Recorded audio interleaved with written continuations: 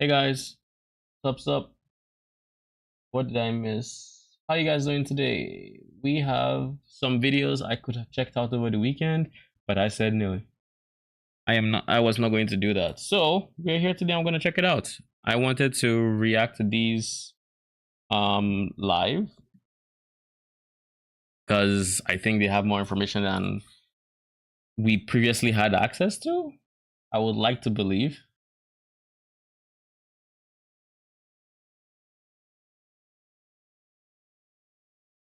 Anyways, let me just make sure because I see people have added me on the Summoners Discord, and I'm not sure which message they are replying to. Oh, there we go.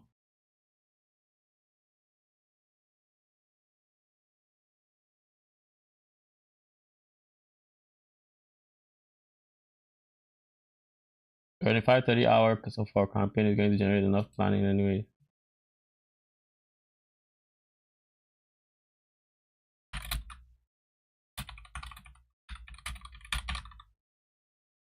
Hmm.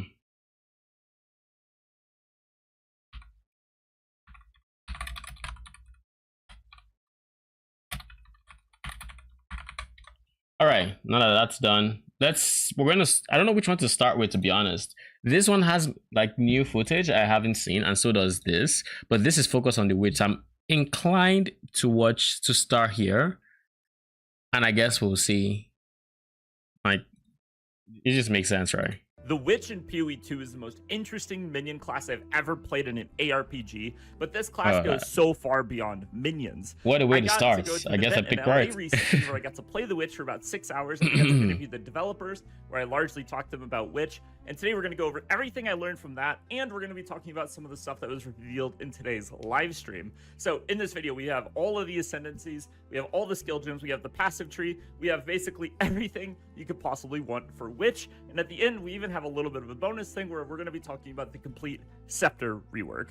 So starting with the ascendancies, we're first going to talk about the Infernalist. This is a fire and demon focused specialization that can shapeshift your character into a demon, which gives you crazy mobility and lots of extra damage, or you can focus more on something like the Hellhound summon, which is more minion focused. And the Hellhound is going to do AoE fire damage, it's going to absorb incoming damage that you take from hits, and overall this is like, you can kind of get the theme of this, right? But what's interesting is when I spoke to developers, they did say that this is going to be the main minion specialization for the Witch. Now we'll see, how that ends up playing out, but that is what they told me. That kind of expected. Is a blood and bone specialization that immediately makes all of your skills cost life as well as mana, but it gives you access to a lot of different healing. So it seems like whenever you kill enemies, they actually like drop blood orbs that you can pick up to heal yourself.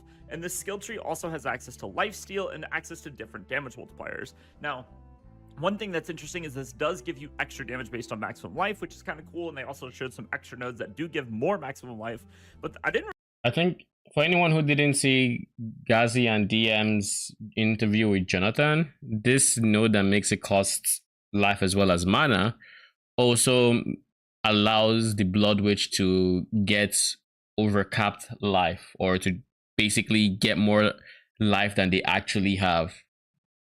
Really see which is pretty big for a life stack, I would say. Anything in the blood and bone tree that really stuck out to me. I have a feeling that we kind of maybe missed some of the major nodes, so we're gonna have to see more of how that plays out when we can see the full tree. But with that being said, we're gonna be jumping into the skill gems now, starting first with the minion skill gems. Now, the way that skills are organized in Path of Exile 2 is essentially, it's effectively by class, but it's sorted by weapon. So what we're going to be looking at is the Scepter skills technically, but they're really like the Witch skills. That's kind of the idea. So for starters, we have the basic Skeletal Warriors. These guys just run around. They seem to taunt like small white mobs, but they don't seem to taunt bosses, and they don't seem to taunt larger mobs.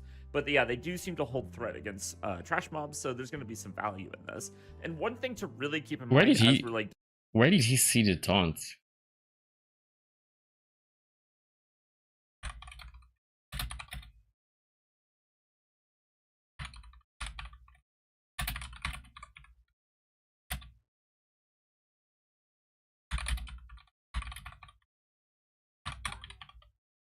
Diving into all this and discuss actually by class, but it's sorted by weapon. So what we're going to be looking at is why did it go back? Minion skill gems. Now, the way that skill to see more of how that plays out when we can see the full tree. But with that being said, we're going to be jumping out the witch skills. That's kind of the idea. They seem to taunt like small white mobs, but they don't seem to taunt bosses, and they don't seem to taunt larger mobs. But yeah, they do seem to hold threat against trash mobs, so there's going to be some value in this. And one thing to really keep in mind as we're like diving into all this and discussing all these different pieces of Witch, this is a class that's designed to have like minion builds where the minion is the core piece of the build. It's also designed to have spellcaster builds where you don't play with minions at all, but it's also designed to play with hybrid builds where you're playing primarily as a spellcaster, but you're using minions for various support. So keep that in mind when you're kind of thinking about these skills. The next minion is the most powerful early game minion, which is the skeletal sniper. This dude gives a I don't know if I agree with that claim. Surely you've seen the tweet. What? I don't think I have. What tweets? Let me see. Let's look at the tweets Arcane is talking about. Malice is an aura skill provided by Scepters. Oh, huh? That aura skills provided by Scepters. Okay, so I'm guessing I guess we probably just want to use this, seeing as it would affect allies. Malice and aura skills provided by Scepters, and this is great for ramping the offense of you and your allies. If you want to boost your allies' defenses instead, Discipline has got them covered. Malice, critical weakness duration. Emits an aura that continuously inflicts critical weakness on enemies in your presence. Critical weakness causes hits against affected targets to have flat crit and can stack. Oh, crit is gonna be huge. Let's try if we can get this quality up, but let's do YouTube. Let me check Discord. PoE game news. There.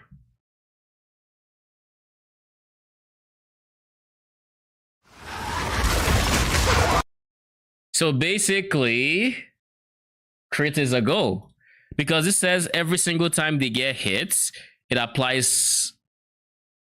Oh no, it just continuously inflicts. I wonder what rate it is. Every 0.66 seconds. So in 6.6 seconds, you have 10 stacks, which is 5% base crit chance. Oh, that is nutty. Oh, that is nutty, and it can get up to 10% base crits. Finally, minions will have crits. Oh, this is huge. No, this is actually huge, though. Maybe I can hope for a better crit situation for PoE 2 and minions. This looks promising. Honestly, I'll take it. There is another video. There are two. Huh? I know there's this one, but what other video? The one I was watching already, or what? They updated the site. Of course, we don't have the actual nodes, sadly. I wish we could see the nodes so much, but we will see them on December the 6th. We'll see them on December the 6th. That is my mantra until we see them on December the 6th.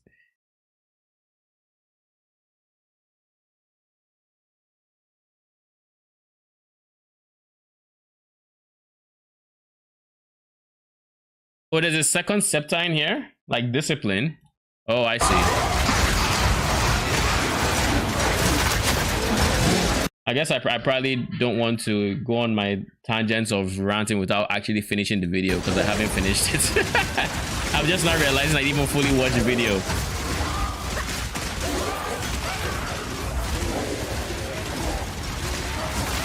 If like here it feels like you have an army, which is nice, but it feels like the army has no wave clear. Is it just me? I mean, granted, you're probably not geared up to blow shit up, but compare this to Mr. Mercenary and his cluster grenades. You know, because I think these are white mobs all the same. but they do have more impact here. Like you do feel them. It's just wave clear wise, it's nothing compared to. Wait till we get the right Spectre. Yo, you already know that I'm going to handicap myself because I know I'm going to just start YOLOing certain Spectres and we only get so many gems. Holy, I think I actually just I take the crap from Act 1 as a Spectre, and I think I don't touch Spectres until endgame when I have a decent supply of like uncut gems. I think that's the play. Alright, let's see discipline. I'm guessing it's ES as well. Allies add 30. Wait. Allies add 30% of your maximum mana to their total maximum ES. Holy! Mana stacking anyone? And you know the beauty of this defense is that mind over matter makes 100% damage go from your mana. 100%. It's gonna drain your mana first. And because we're minion builds, we don't need that much mana. So in theory, we can stack mana instead of life as our main health pool and just give them ES based off of that. So depending on how nutty ES is and how squishy our minions are, this could be pretty decent. That said, I honestly believe minions should have way higher health pools than we have mana pools, so it shouldn't be the greatest thing out there. But I feel like there would be builds kind of like the current Bama where we somehow scale the damage of ES. I think GGG would have seen what we cooked up with Bama, and that would have given them ideas on PoE too. I don't know how strong it will be, but I think there'll be an interaction somewhere, especially if this is an aura that's being given. Aura stacking, ES, mind over matter, minion, and resume answer crits. Yo, just throwing all the buzzwords you can find in there. Just keep chucking them in. But my guy said zoom answer. It is not a zoom answer. It is a minion army. Get your facts right. Put some respect on the minion army's name. Can I just say there's this ice mages, this attack, I don't know if they're hitting anybody or if they're targeting anywhere in particular, but this looks cool. Like, look at this. It looks like there's... Wait. Isn't there a skill that... Isn't there a trap skill in PoE 1 that looks kind of like this? Just shooting... What's the name of... Freezing Pulse, but the actual single target damage one? I forget the name. Ice. You know the one people use for Freezing Pulse totems, but the single target one. Ice Spear? I think it's Ice Spear. Well, it's not Ice Spear, but it kind of looks like it. Eye of Winter? Is that what Eye of Winter looks like? It's kind of like when Ice Spear switches stages. I think that is what this animation reminds me of. Well, let's see. What does Eye of Winter look like in terms of animation? Oh, yeah. Actually, it could be this. It actually probably is that. PoE Eye of Winter.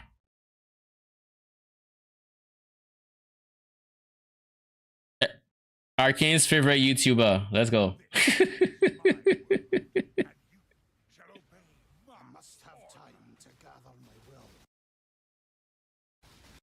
Oh, this is an MTX.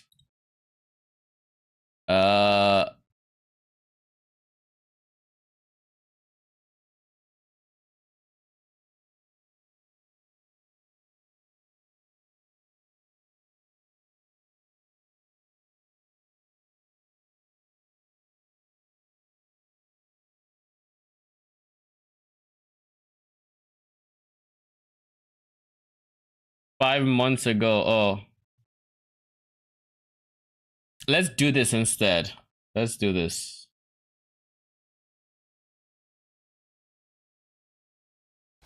Bruh.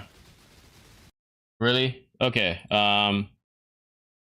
Copy link, self plug. I mean, if it's relevant, I don't really care. Oh, by the way, chat, you know, feel free to give him a follow or a sub. Give me a second.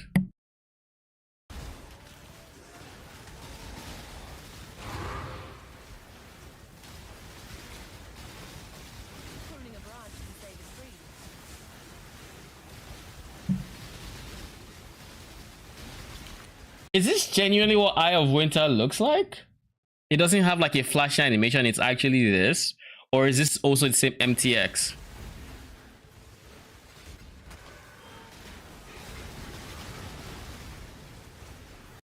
Maybe I'm thinking of something else. Maybe this. Wait, let me just see. It kind of looks like Eye of Winter, but the projectiles aren't shooting. They aren't spreading out. There's a skill.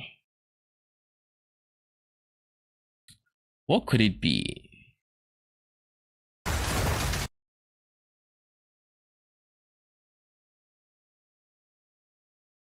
Am I thinking of tornado shot? It's very reminiscent of tornado shot. Oh, am I bugging? Like, it kind of looks like the ice modifier that goes on enemy mobs that shoots that like blue ice thing into the ground, and then after a while it pulses or something. But it's not that. It kind of reminds me of, I think it's tornado shot gameplay that this reminds me of. I think it is actually. It's like a tornado shot. The animation, that's actually what it reminds me of. It's not Eye of Winter, it's tornado shot it reminds me of. But yeah, the overlaps on this look crazy.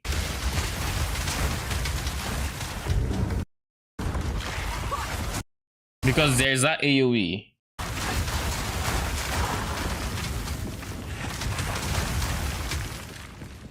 So it looks like our frost mages. It looks like our frost mages are gonna be spicy.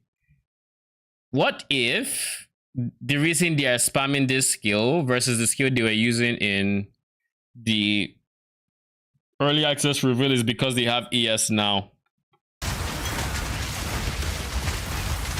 I just suspect they are a different mage entirely from the one in the early access reveal, but it's possible they're the same.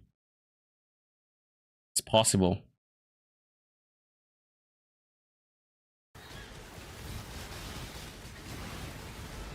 It's not. I think it's tornado shot. It's reminding me of. I genuinely do.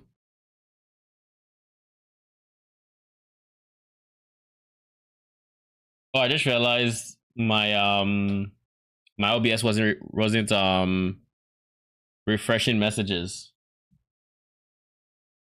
No MTX. Oh, that's no MTX. Cloudburst tornado shot MTX. Oh, is there one that is similar to that, or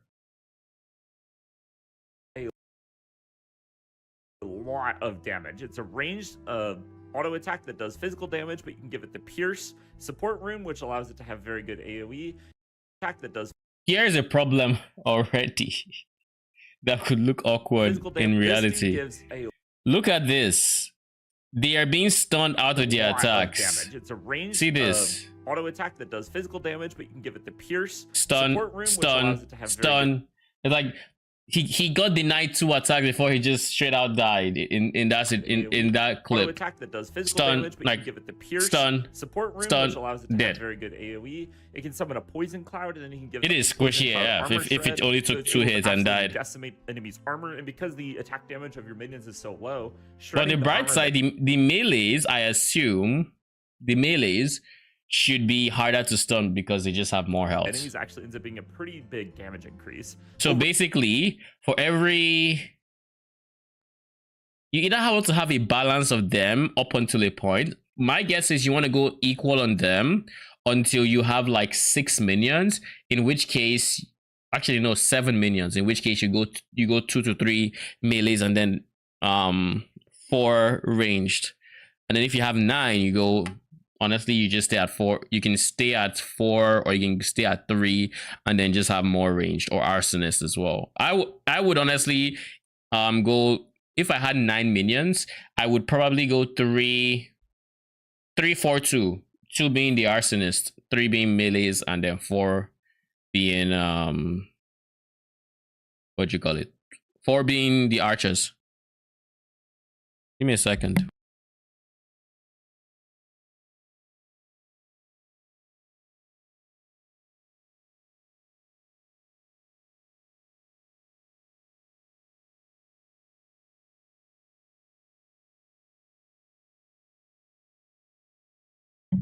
All right, let's continue. Overall, actually, I found snipers to be the best early game minion, and my final composition ended. The mods on the scepter. Did I miss something? I know the mods are giving ally stuff. Let me reopen it. Let's do that.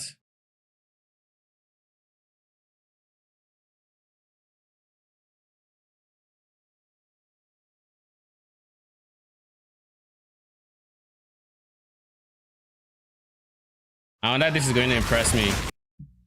This I already know is going to be a thing. This is fine. This is fine. Nothing crazy here. Let's check the second one. Increased spirit, nice. Mana still the same. This is a pretty interesting amount of increased damage. I like it. Didn't I just ban a Ferromi variant last time? Yo, these bots be taking Nigerian names here and there and just adding numbers. Like, this is the second Ferromi I've banned in the past, what, 2-3 streams. It's quite interesting. Why the fuck I did I don't know why. I have zero idea why. The last one was Ferromi 27277. That's why it's 8383. Like, bruh. Anyways, 3 to level of minion skills is quite insane, but we don't know how accessible levels are, so I'm not losing my mind over this. This again, it's fine. I'm not losing my mind over it. Like, here, these are stats I expect to see, so I'm not, it's nothing crazy. Even with the increased spirit, doesn't blow my mind because I know this has a base of 100. Can we have 2 scepters on? I'm not entirely sure. Every clip I have seen of the witch has had wand and scepter on the offhand, or I don't know if I saw dagger and scepter, but I don't think I've seen double scepters. Personally, I would want to do double scepters, but I mean, most people go double scepters starting out. Let me try to see what the witch is actually equipping.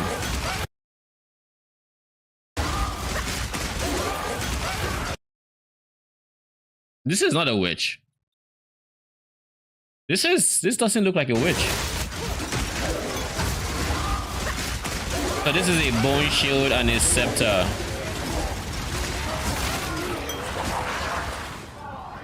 This is a witch. A scepter and a focus. It looks like. By the way, in this game, they're going to be foci. So it's not going to be a no-brainer if we're just going to do. It's either that was a bone shield or it was a focus as well, but it looked like a bone shield. Yeah, they have been confirmed to be foci in this game. So I think we'll have offensive offhands. I think Jonathan mentioned it or something. It was like I heard it recently as well. PoE 2 DB, I think it. Inventory items. Crystal focus giving energy shield, incense trap, woven focus giving ES. I feel like Minion has won that. It's possible. I mean, it depends on how early. Act 1, fresh off the beach. You probably, in Twilight Strike, you probably want to have wand and you probably can't have double scepter. But I think by Act 1 boss, you probably want to have scepters. Like, I think it's a case of by the time you hit Merveil, or not Merveil obviously, but by the time you hit Merveil, you want to have your stuff. But yeah, their focus is here. Actually, it's foci. So yes, they are. It does look like the focus here is just maybe a shield for ES. Now this doesn't say shield, it says focus, so they just always give. Are there shields for ES? This is armor evasion. How about, okay, I do have shield in there. Let's go energy shield. Body armor focus helmet.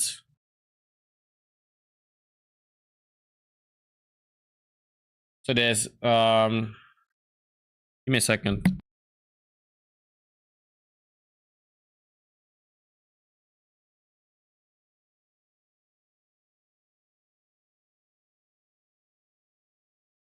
Okay, I'm back. Yeah, it doesn't look like they have shields with energy shield at least. So my guess is if you're going ES stacking, you probably just want to focus. Meanwhile, most I mean, it makes sense because it doesn't, like, for me, I don't picture having a shield that just gives me energy shield, if that makes sense. It's like, okay. Whereas having a focus, you know, it kind of just seems thematically correct, if that makes sense. But yeah, we'll see. I know early on, because of the presence of things like on Earth, we probably do want some damage, but eventually you just use on Earth for I think corpses, and it's no problem. You don't have to kill with it.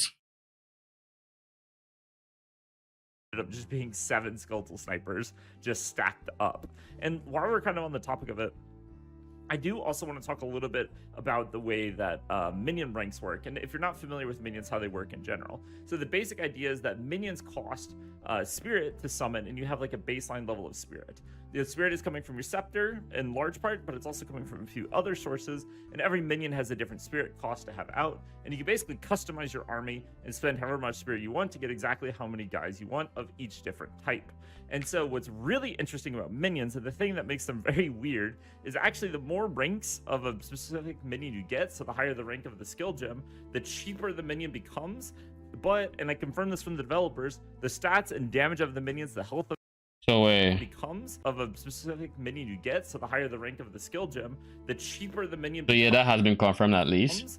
But, and I confirmed this from the developers, the stats and damage of the minions, the health of the minions also scale with levels. So you have a double factor scaling with minion ranks where they're getting more health and they're cheaper to summon, which means you can have more of them. So minion ranks end up being really important. But, you know, if you're looking at the stats, you're seeing this reservation. That's what this is in reference to. It's in reference to the spirit cost to actually summon the minion. The next spell is Unearth. This is a really cool minion spell. Basically, you're going to do a frontal of 15% base crit chance is just insane. I think I'm just looking at this from like PoE 1 eyes, but 15% base crit chance is quite nuts. I don't think this is what the actual minions will have, but this is a very interesting number. Physical damage. Hopefully they make it much easier to cap crits, and because like I think crits, I mean obviously they are putting in a lot of, like, just from the scepter aura alone, there's more support for crits, but I hope it doesn't take an arm and a leg to fully cap on crit to the point where you can barely spec into crit damage, you know, because that's exactly how it is in PoE 1. You're picking between crit chance or crit damage. You're never going, oh, I have 100% crit chance of minions, unless you're going like attack based, and you know this, you know, when you're doing attack based minions you can get to 100% crit chance, but otherwise you're just not. Like in a cone in front of you, and any corpses in that cone will get turned into like little like bone scorpions. Those dudes do loads of damage. This skill is ridiculously powerful for mapping and for, like, you know, general like AoE clearing, but it feels really weak on bosses because you don't have enough corpses to be able to cast spells. Now, I did get confirmation that there will be an aura that you can toggle that costs spirit to reserve and will spawn corpses regularly.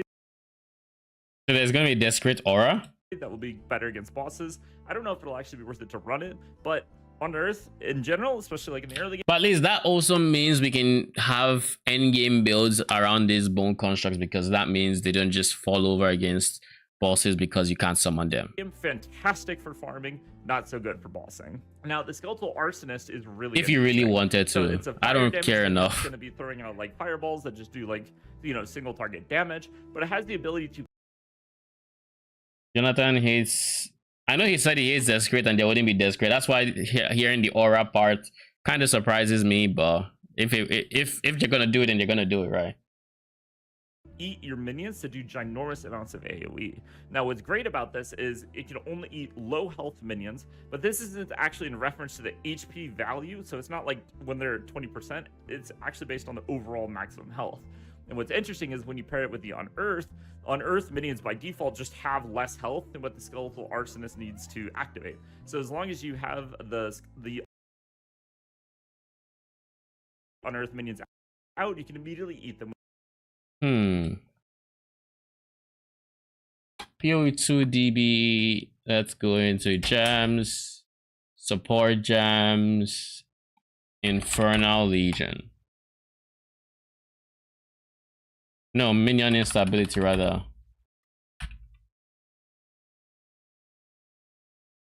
You have to reduce the low life for this.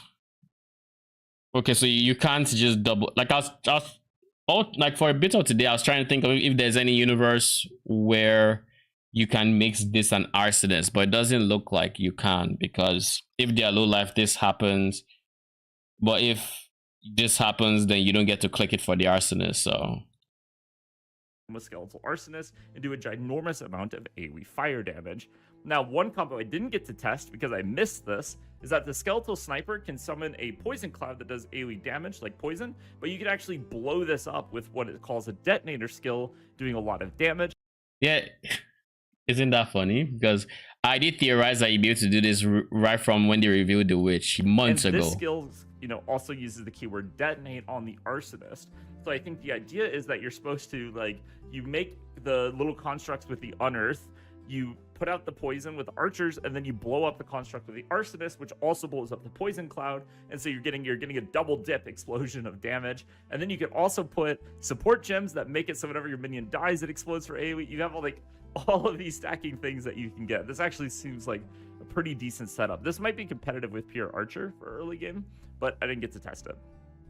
Now, the next piece is very interesting. So this was featured in the Path of Exile like Witch video, which is the Pain Offerings. So what offerings are is that it allows you to sacrifice your skeletal minions, and skeletal minions by default will resummon themselves. You know, one thing I'm actually looking forward to? I'm looking forward to the mages we'll have, the skeletal mages, because there's so much. They look so cool in comparison to like PoE 1 minions just in general. Like, look at, like, just this guy summoning thunder to strike you. You know, calling the gods, Amadioha and everybody. Like, just the animation of him calling thunder. That is cool. I believe it's every 7 seconds, baseline, every 7.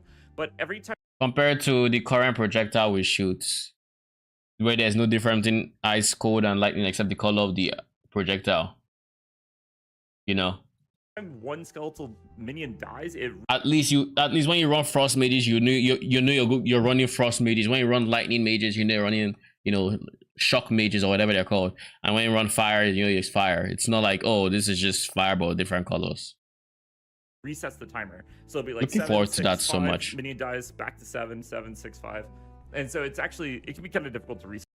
But every time one skeletal minion dies, it resets the timer. So it'll be like 7, 6, 5, minion dies, back to 7, 7, 6, 5.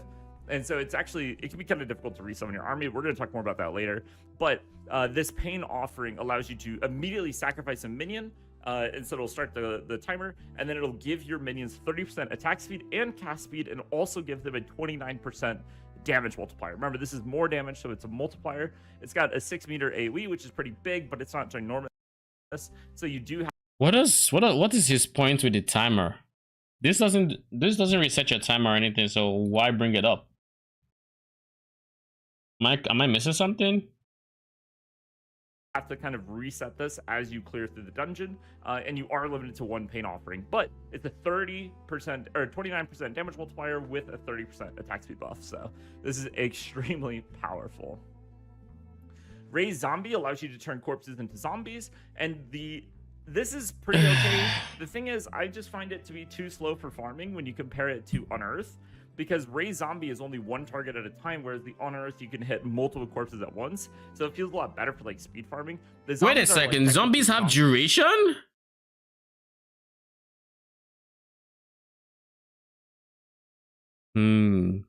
I think this is a skill you only use when you have power charges, in my opinion.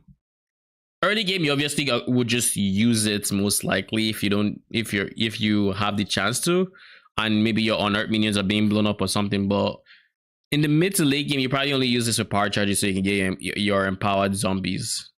At least that's how I see it being used. Though, so like I guess if you were doing slower content, that'd be better. But the problem is that zombies also don't really work on the boss. So you're in a situation where like I feel like it feels like Unearth is like always better than Ray Zombie, but there is one cool thing about Ray Zombie, which is that you can use power charges to summon them without having a corpse. So if you aren't familiar, in PoE 2, power charges are completely reworked. So power charges are now you gain them, you store them. You gain the power charge from consuming a corpse, then use that to summon your zombie. And they don't do anything. So it's kind of like having a stored corpse for the zombie. If you cast a spell that can consume power charges, it will consume them and empower the skill. So with the zombie, they take 30% less damage when you cast it while you have a power charge. He does 100% more damage with his hits, which is insane, by the way. More movement speed. He just does double damage really because you use a power charge. You don't need a corpse to summon it if you have a power charge. So in theory, against boss fights, right, you should be able to raise zombies and resummon them without using power charges. And one other thing I want to mention, by the way, these zombies and the Unearth minions do not cost spirit to summon.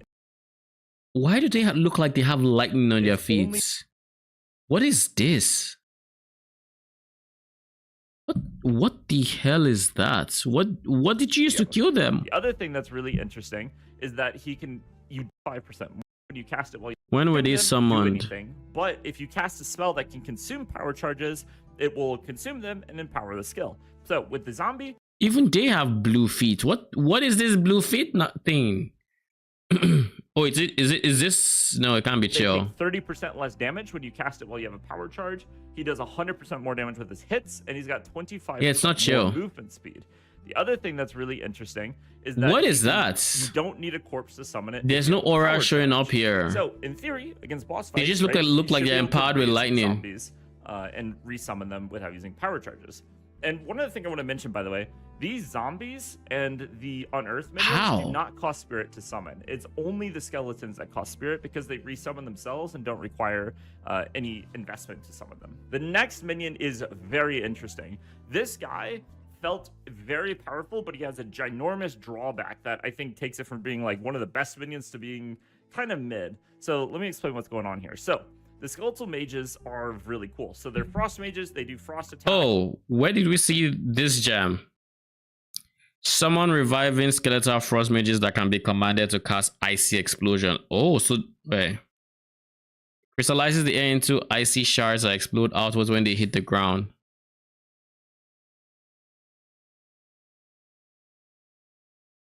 They chill enemies, you stack up enough chill, they get frozen, and then they have a ginormous AoE active that they just drop like an ice bolt on the ground and it explodes. And you need 2 ice bolts to stun enemies. So as long as you have 2 mages, you can go tap, 2 ice bolts, stun everything, and then they just shoot everything down, right? In theory, frost mages are very powerful. They actually feel amazing. The problem is when you kill frozen enemies, they don't drop corpses, which means you don't have fuel for Unearth. The other problem is like CCing bosses takes forever. Like to freeze a boss with frost mages takes ages. So against boss fights, they feel kind of weak. And in AoE, they deny your corpse generation, which means you can't make use of Unearth, which feels like one of the best like mapping spells. So I don't see myself using Unearth forever. CC, they just have that really rough drawback of not generating corpses. We'll see. So I know Unearth is going to carry us through Act 1. Now, I don't know how long. The rest of the minions here, I did not get to play with. So the list, everything you saw above, I got to play with, I got to test, and that's kind of my thoughts. But for the rest of the minions, I'm going to give you the thoughts that I got from the developers when I spoke to them about it. So the Reavers are supposedly the highest damage minions in the game. Yeah. according to the developers. And this is because you're able to enrage them through their active, which allows them to generate rage on hit, which rage is just a stacking damage multiplier. So they're going to attack really So you fast, just you put rage and then use your cleric to heal them as long as possible through like HP regen or something, which you can get on your scepter. You can get it a few different ways, and you want to try to keep these guys alive so that they can stack this up. And if you can pull this off successfully, apparently they absolutely destroy bosses. So this is a fantastic minion. I didn't get to play with it myself. I imagine it probably struggles a little bit in AoE, but we'll see. It seems pretty good overall. Now, the Storm Mage sounds very compelling. It has a ginormous... Oh, so we have the thing here. Storm Mages can call down lightning on dead skeletons on command. Lightning bolts strike all fallen skeletons in an area, causing shock ground around them. AoE, it applies shock, which gives you a multiplier. It doesn't have the same drawback as the Frost Mages, where the enemies are frozen. So you're gonna need a whole bunch of dead skeletons, which means you need arsonists to blow up other skellies to then take advantage of them. They have no source of producing dead skeletons, so what the fuck? Am I bugging? Or is the expectation that you're always going to have dead skeletons? Like, because that's kind of a worried expectation. Like, I get it, they're squishy, but like, that's kind of worried if you ask me. So what is the source of, because like both sides say fallen skeletons, where it's like, oh, you can call that on command, but it's like, okay, then this is the skill that does that, I guess. But it's like, I don't know. Why fallen skeletons? Why not just around an area or around your current minions or something? I guess you just have to figure out a source of killing your skeletons, or sending them to self-delete, so that's probably arsonists, because like what he said, it's if they have a life pool below a certain amount, not a percent of their health, and therefore you can probably just get the arsonist to the point where you can just blow up your skeletal warriors at any point, and then you can use the mages to create the shock ground and whatnot. I'm guessing that is what is going to happen. And overall, I'm kind of optimistic to try out Storm Mages for mapping, because they have a giant AoE. They don't cause they allow enemies to generate corpses, so you can still use Unearth. Pretty excited to try them out. Bone Offering is like the next offering that we're going to talk about. Very interesting. It's basically going to allow damage reduction. Offer up a minion, so same as the other one where you sacrifice a skeleton, and it's going to give all of your minions a shield. And that shield only absorbs like 1 hit worth of damage, but it's going to mitigate like an entire hit. So in theory, you can time it for like a boss mechanic, right? Because one of the problems you run into with minions is minions get eaten alive by boss mechanics. So this is effectively like a 1-hit immunity. Say hello to Sirius, who does 1,000,000 hits in a second with his storm.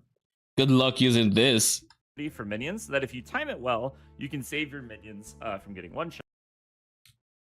There are very few situations in PoE, except maybe what you call those things? Those exploding orbs again, the one that everybody hates. Magma orb? No. Whatever the T17 mod is that people hate, for that forms those orbs that chase you around. Everyone hates them. It's like, that's the only situation. Just get banned real quick.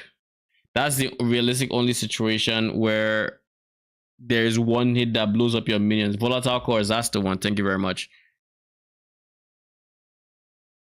My enemy. Yeah, like maybe in that situation, bone offer would be good, but like there aren't too many one-hit situations, because like GGG actually make bosses to do less damage to minions because of the fact that they shouldn't get one shot by those mechanics.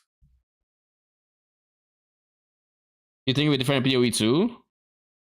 You think they're not gonna have the damage reductions? Because I think in general, bosses and their unavoidable mechanics are kind of I mean, granted, you can kind of command your minions, but they're not going to just stand still. You can move them to the right, but then they move to the right and then proceed to attack again, if they even move to the right, or they're not trying to attack the thing that's closest to where you clicked. So they're gonna still have to implement damage reduction for minions, 100%. Every minion boss fight I've seen, the minions chain dying. I mean, they will die. They're designed to die here on in PoE 1. So it will happen, but I still think they would have even if you can't have a situation where the required gameplay loop is you're going to lose every skeleton, every minion. They're going to gain them back. They're going to lose it because this has a like 6-second timer base. Now, even if you scale this and you get it down to like 3 seconds, it's still, you know, 3 seconds is quite decent, honestly. But like, it's still 3 seconds of no damage, if that makes sense. I don't know. I have no idea what the landscape is going to be like. I think that'd be kind of weird. This is more of like a bossing skill than anything, but it's definitely interesting. The next offering is a power offering. So far, pain offering looks like the best. Extracting a power chart over a short duration.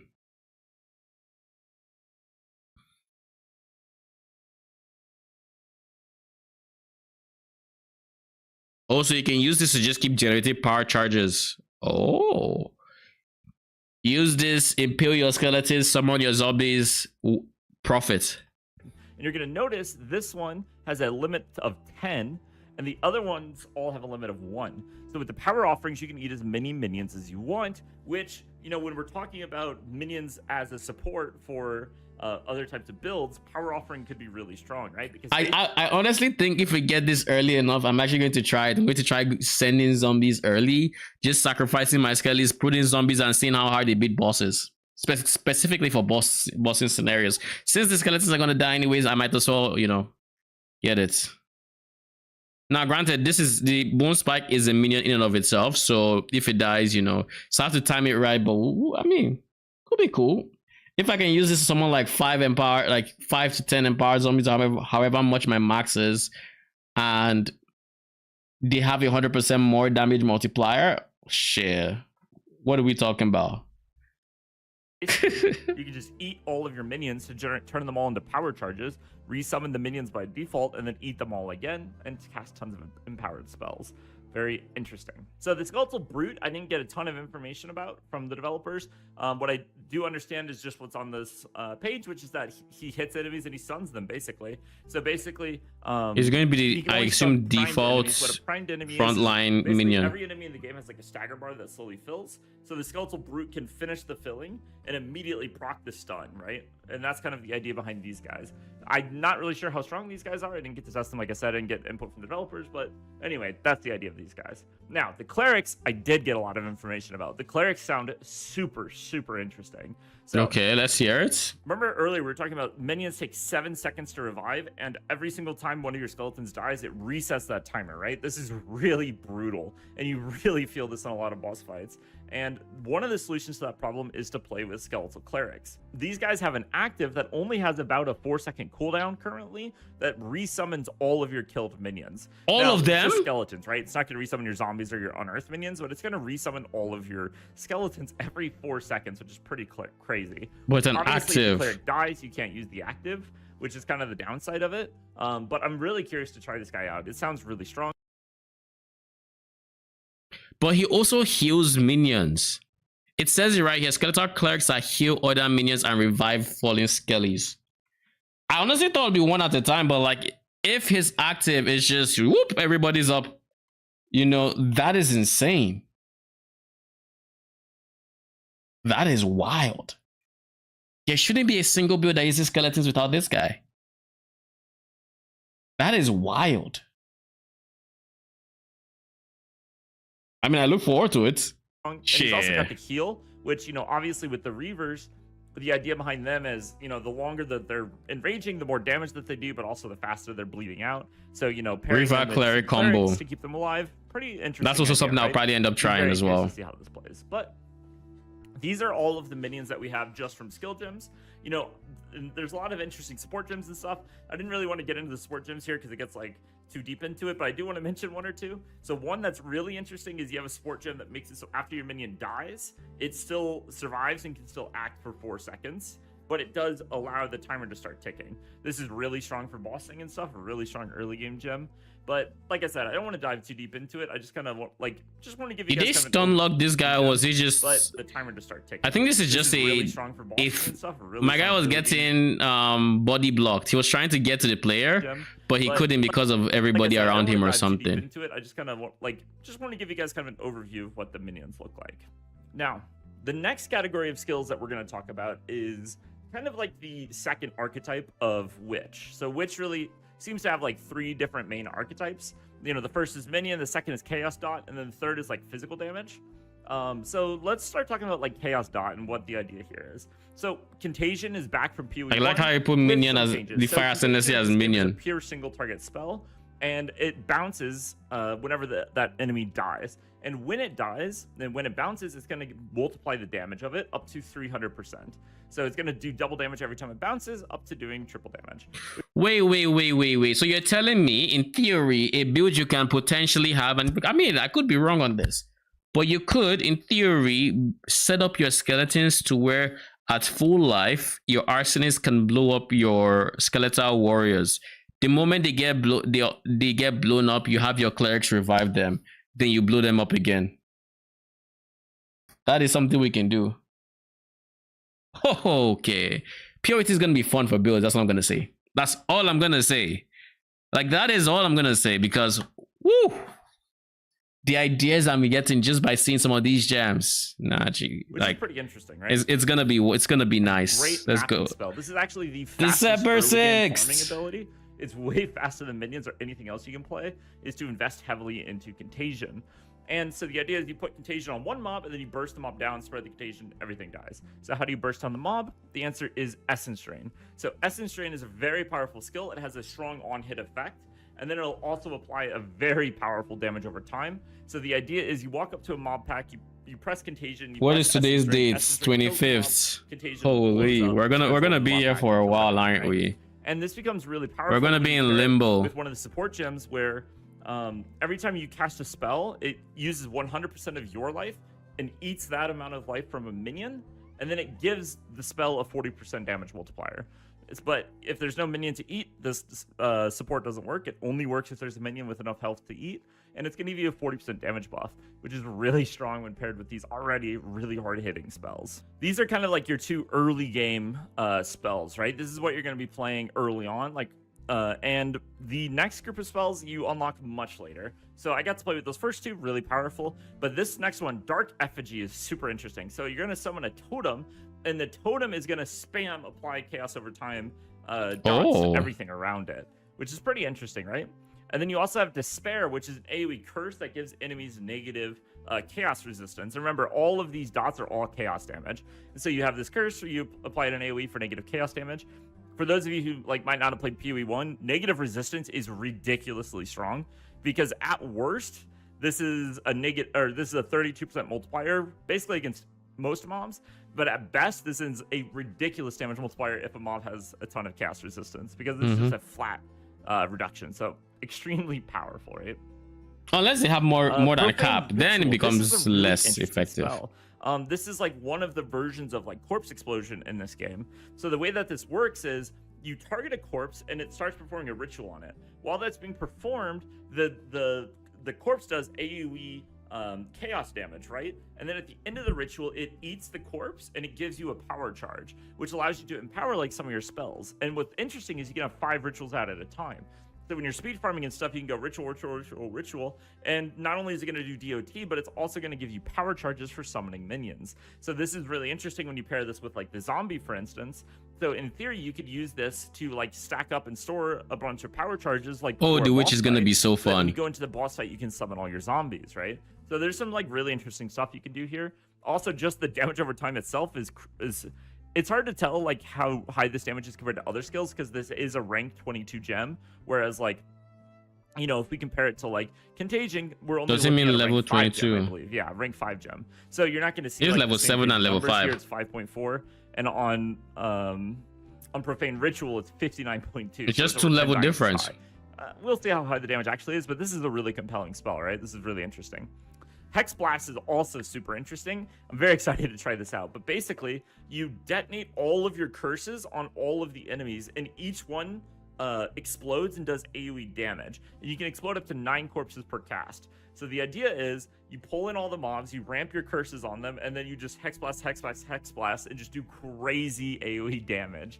This sounds really fun to play. Yeah, it just sounds like a cool spell, honestly.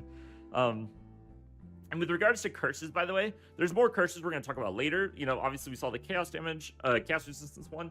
There's one for all early curses on like the occultist spell gem tree.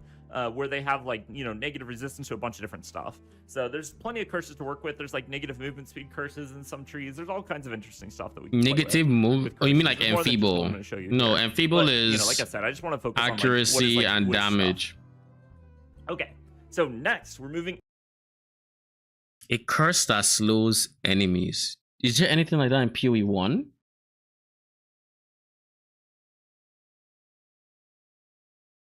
Enfeeble doesn't do that. Or does it? There's one that temporal change reduces action speed. There's that.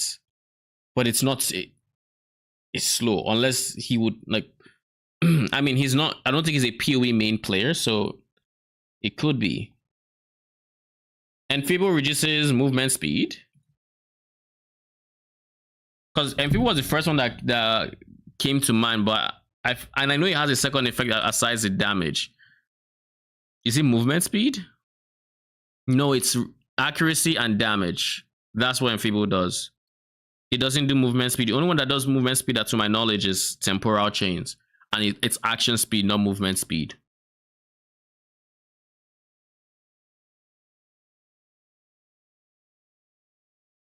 Right? I'm pretty sure it's action speed. Yeah, it's less action speed.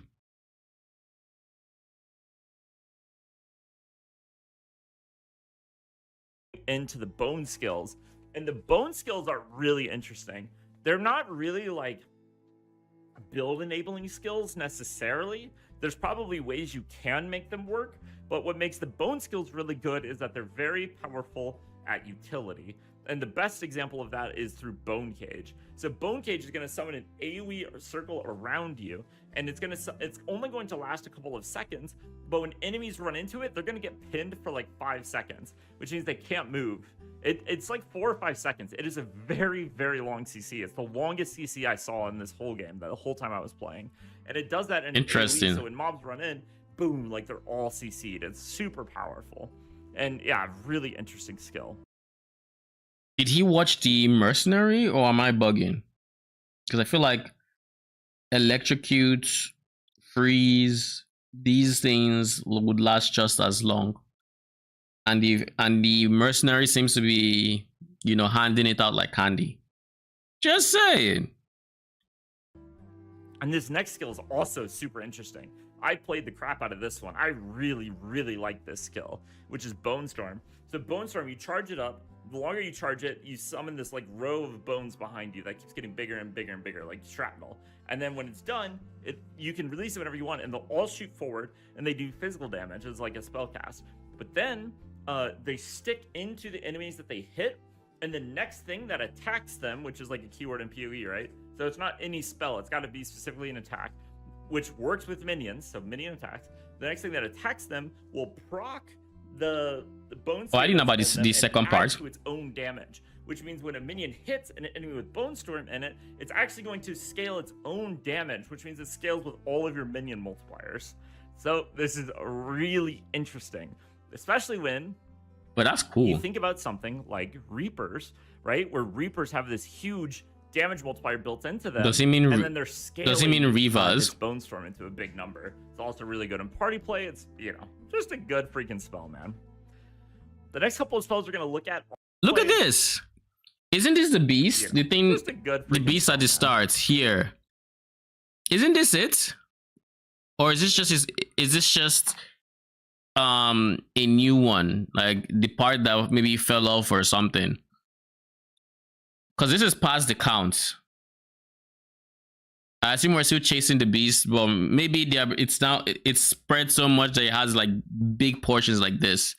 But like, look at this. Like, it is it. The next couple of spells we're gonna look at are the kind of like utility spells that don't really fit in anywhere else, but have like really in different zones. Yeah, it looks like, because like I was expecting one main body, but its corruption has spread. But it looks like maybe there are some portions in other zones as well that have accumulated so much that it actually has a body. So like now there are multiple beasts instead of just the one, you know. Because like from the cinematic, it dropped, like a piece of it fell off and then infected the land, but it didn't grow into a separate entity as far as we know, at least. But that's cool. Unless it's one giant body that's going through the earth and spawning at different places, then it is what it is. Really high value. So you fucked around and found out. That you didn't fuck around, you went and found out. Make enemies do reduced. Why are your feet glowing? Why? What is this? Is this a buff? Damage. Quite a bit of reduced damage, right at 30%. This is a huge damage. And on bosses, it's still going to give you 16%. It's quite a bit. We've also got vulnerability, which is going to make enemies lose armor, which is also really strong because the Vaughn is armor, not PDR now. So reducing the armor can actually end up being very effective.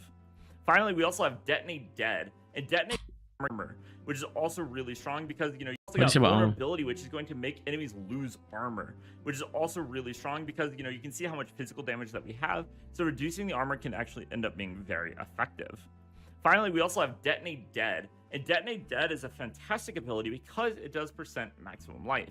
It does have its own base value of damage, but the fact that it does percent damage of the maximum life means that you can basically slot this into like any build, and it'll be pretty decent, right?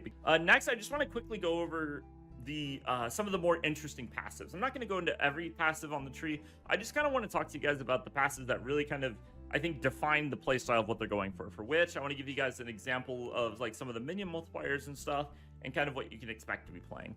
So for starters, one thing that's very different than other games is that your starting spell nodes and a lot of your minion nodes all throughout the tree are going to read like this one, where it says 8% increased spell damage and minions do 8% more damage. This allows you to spec into minions while still being able to do damage with your own spells. Now, as an example, Power of the Dead here, giving them attack speed and damage, this is only hitting minions, right? So it's not every single node that's going to be hitting both minions and you, but a good percentage of them do.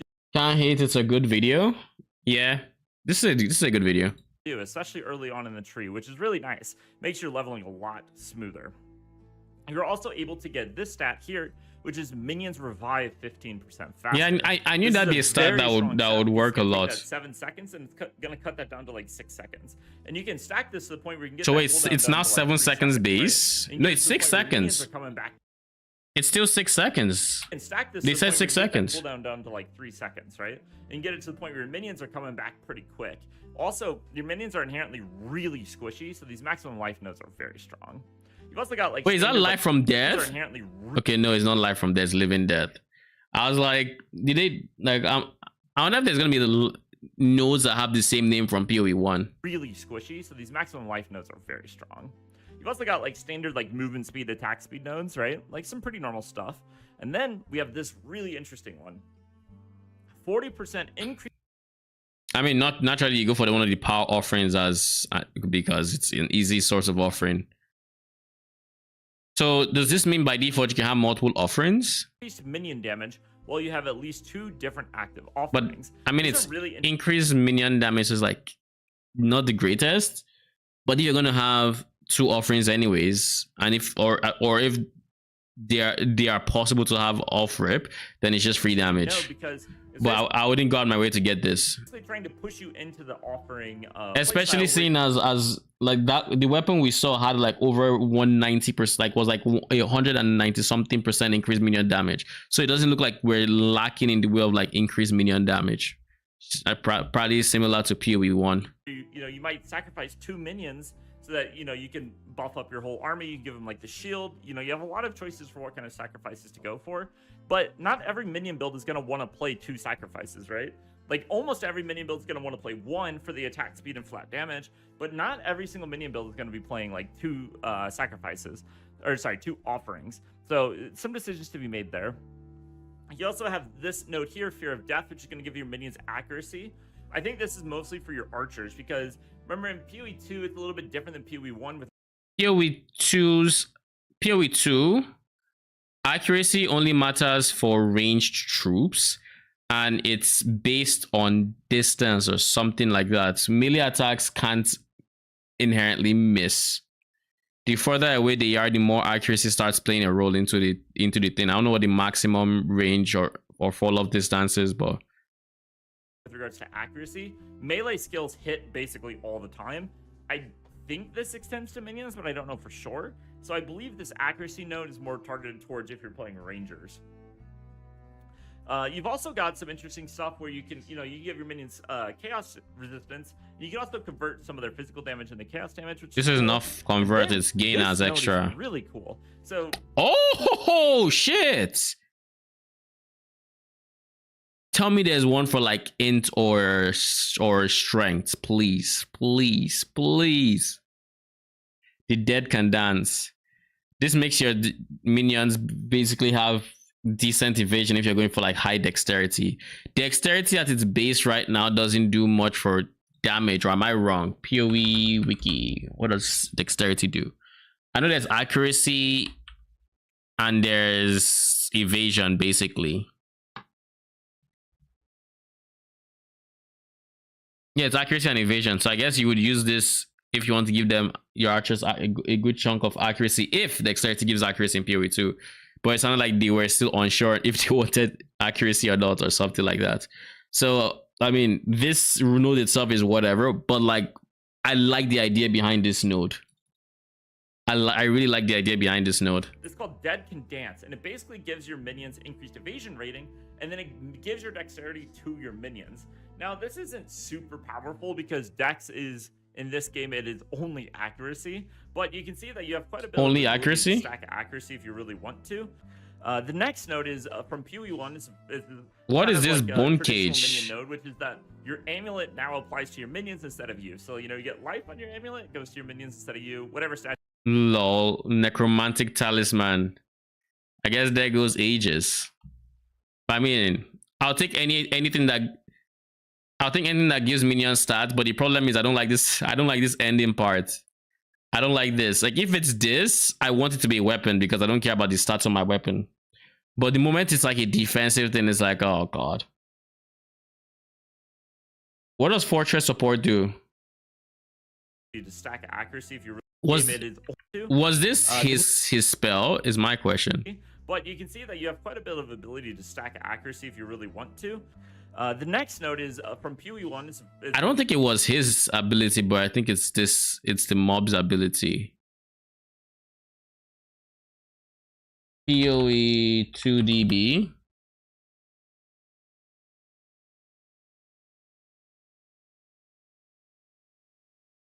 Walls from supported skills are created in a circle instead. I mean, by default, the cage is created in a circle, but it's just huge, man. Like, it's typically not this big when he uses bone cage, and it doesn't look like it should be from him. Node, which is that your amulet now applies to your minions instead of you. So, you get life on your amulet, it goes to your minions instead of you. Whatever stats you get on your amulet goes to them, which is pretty interesting. How would I use this if I'm going double talisman from the passive tree? So there's definitely some very funny. Oh shit, that's true actually. Because of annoyance, you can potentially give them a node, in theory. There's also nodes like Lord of Horrors, which is going to reduce the reservation cost of your minions. I mean, you can have a lot more of them. You got like elemental resistance, max elemental resistance, all kinds of cool stuff. You got crit chance, like elemental. Isn't this the same name as the other guy? This is Living Death, but the other one was Living Death as well, and the other Living Death. What was the other Living Death again? It wasn't Res. It was not Res.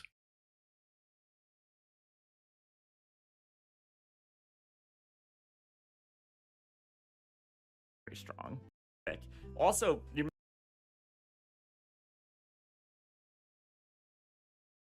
huh? Yeah, it is Living Death. Minions revive faster. Minions are inherently.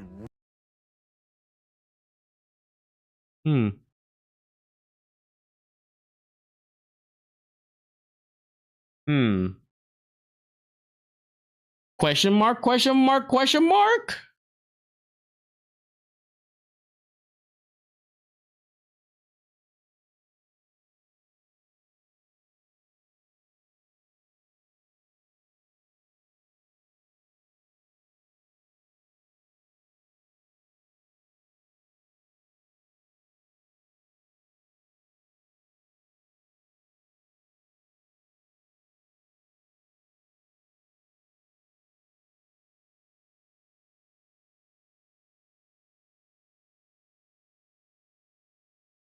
Not really looking for that.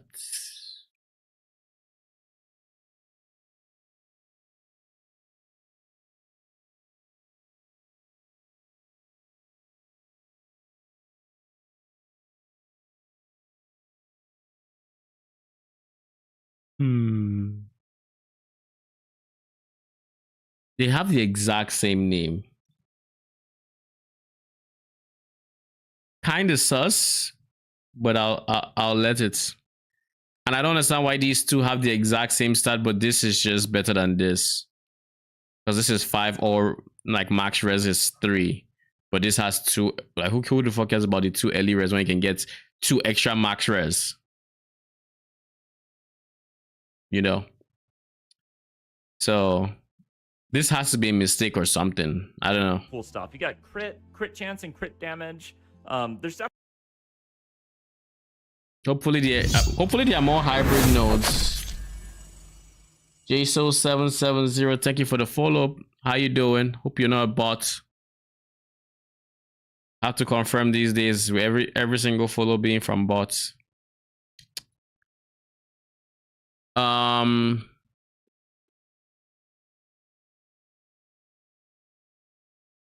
I like this node if it's not out of the way, because it just allows us to spec into crit as well as still take minion damage if our minion crit chance is not the highest, which I think is a problem that current crit doesn't like solve, where you either go all in on crit or you have no crit whatsoever on minion builds. Definitely like different ways you can build their damage, right? Like you can build them very crit heavy. If you come down here, they have chance to apply Wither, which is chaos resistance reduction.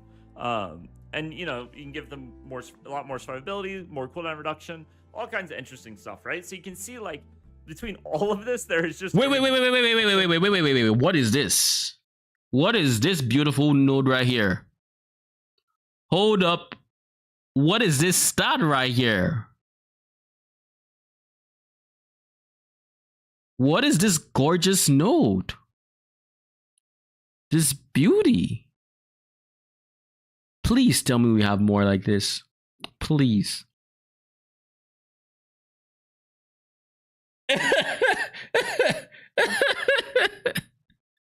What is this? Skip the most insane note. I'm like, bro, what? I saw in the corner, but I'm like, hold up, let's go back real quick. Did I see what I think I saw? What is this? Holy. Okay.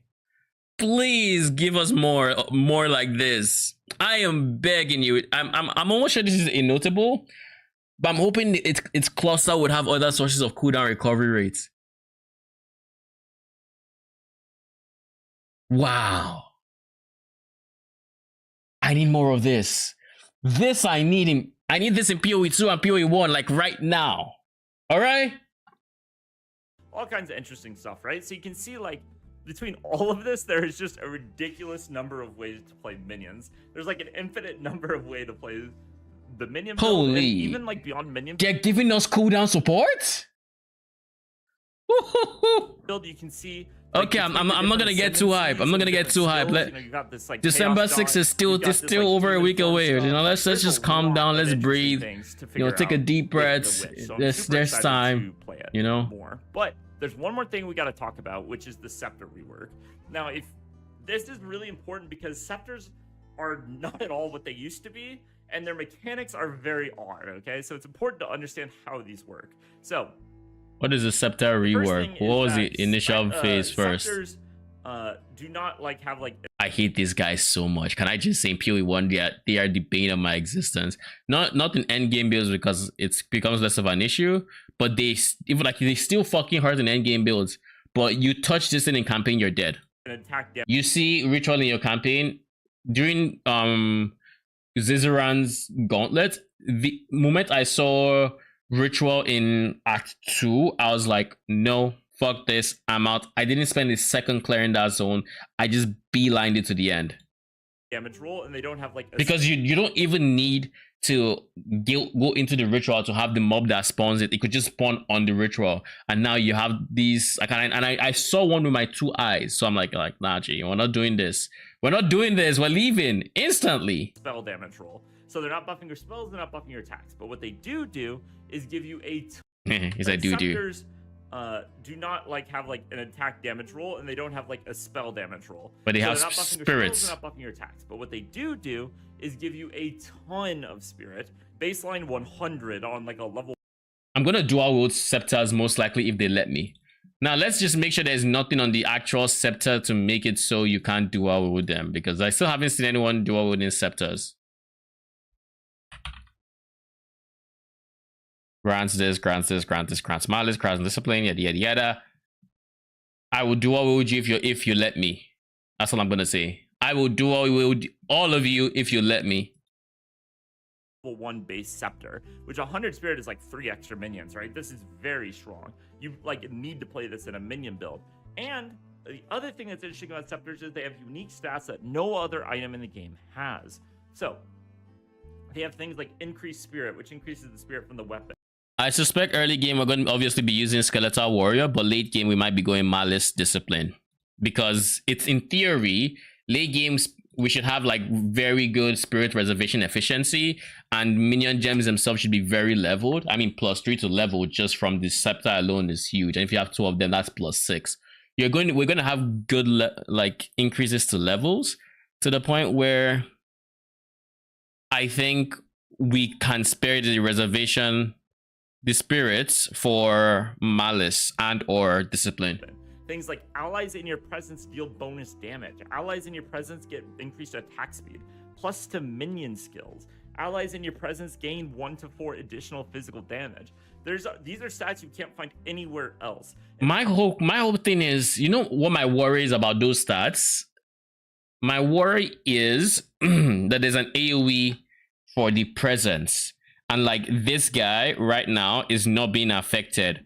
Or if you break line of sight, so if I'm here and it's here, they would not be affected by said stats, and that would be BS. But that's kind of how the nodes, the PoE wiki, it's how the PoE 1 nodes act. So it's how is it Commander of Darkness? It's how Commander of it's how Commander of Darkness works. It's like you and nearby allies have.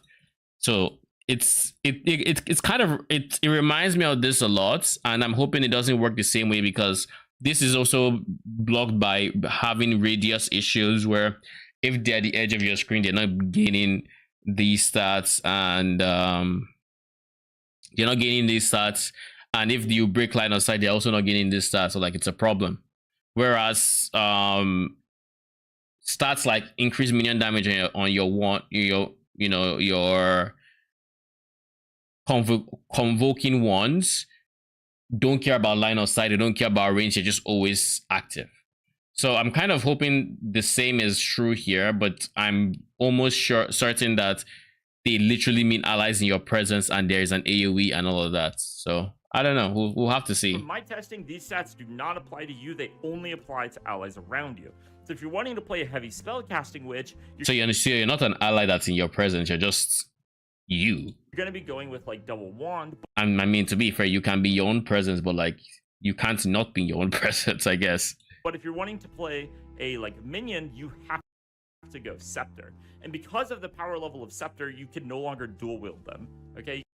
Oh, so there it is. You can't dual wield them. You can only have 1 scepter.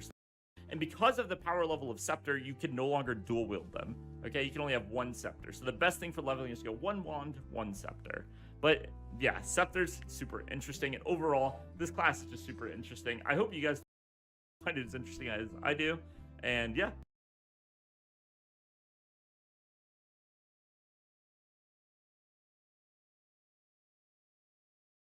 I swear this is needed. This is very needed. We need to know how far the range of allies in your presence. Having only 1 scepter Scepter obviously reduces how much spirits we can stack, but I mean, we can have up to, I assume we can have up to 100% increased spirit, in which case we can get up to 200 spirit from one scepter, which would make it not nearly as bad. And odds are what we're going to actually shoot for is going to be a scepter and a focus or something along those lines. Or if not a focus, then we go like wand, but I think, or even a shield. Like we might end up going shields again. I don't know yet. Obviously there's no way to know, but that is what I genuinely think we would end up going for. Not a wand, because I don't know what stats wands can have, but I don't think there'll be stats that benefit minions all that much. So it'll probably end up being, let's get tanky through our offhand so that we can maybe give our minions our amulets, you know, through the necromantic talisman and work from there. Or like I said, I don't know, but we'll see. We'll have to see. It's something we're gonna all play together, right? And we have this second video. This is a long one as well, but this was definitely the better video to start with. I think we got a lot of good information from there.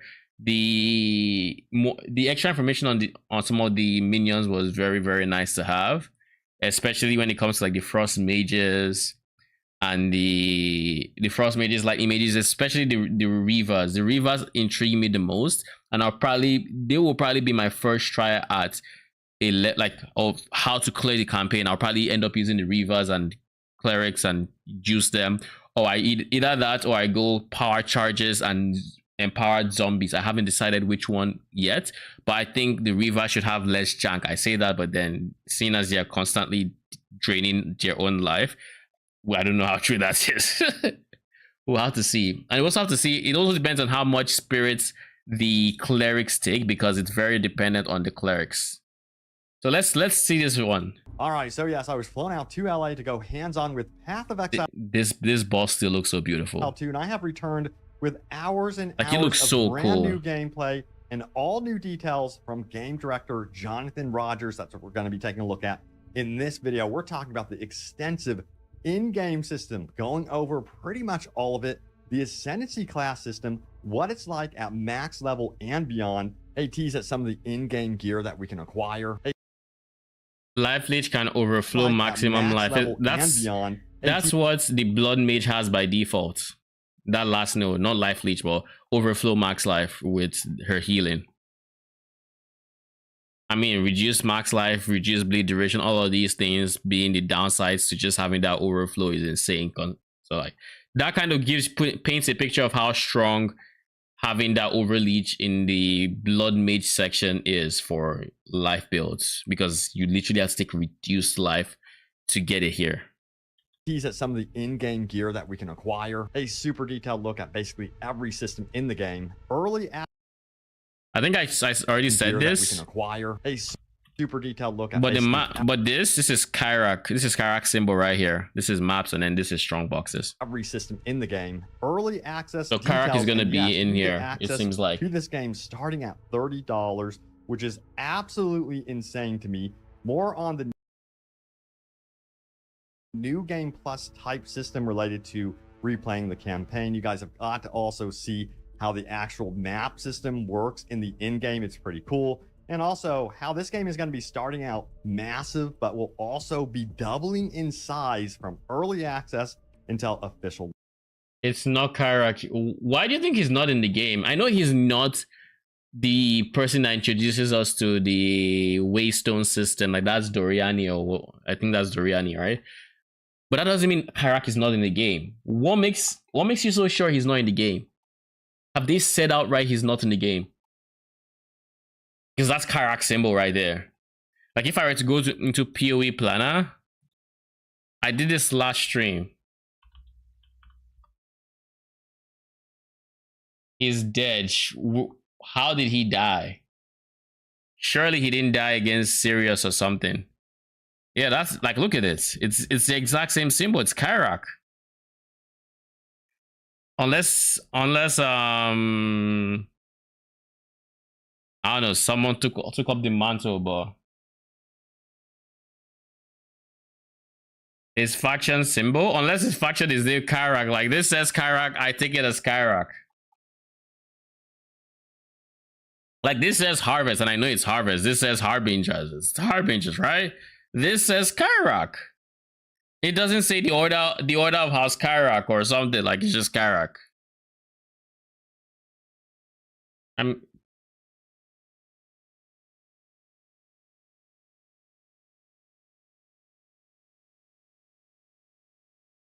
launch. We're taking a look at some cool boss battles, classes, so much stuff. But by the way, I am doing a Path of Exile 2 giveaway. So for a chance to win early access, see the link in the In what format giveaway is illegal in PoE 1? You can't give away in-game things. But I think this is fine. I think it's fine. Could be wrong, but I think it's fine. pinned top comment. Check it out. But we're gonna go ahead. When did what killed Kyrak? Did he actually die? Ahead and see what Jonathan Rogers has to say. This is a very big presentation. By the way, a very special thank you The animation on this. The animation goes out to Grinding Gear Games for their professionalism and providing me with all of this footage, the full-blown presentation for you guys. And remember, I have returned with my own recorded gameplay, so look out for that in the very near future. So yeah, here we go. This is super impressive. Enjoy. Now what we're going to do here is we're going to go through the character classes that you're going to be playing in early access. And while we're doing that, we're going to explain the different ways that you have to develop your character. Look at these. I guess this is why we saw a foot just dangling at the end of the cinematic, but that one moved. But I guess that's them signifying the dead coming back to life. What is this accent? What accents? That you can Super Jonathan's impressive accent? gameplay, so Or look out his? for that in the very near future. So yeah, here we go. This is super What accent does he have? Let me think. impressive footage, the full-blown presentation for you guys. And remember, I have returned with my own recorded gameplay, so look out for that in the very near future. So yeah, here we go. This is super impressive. Enjoy. Now what we're going to do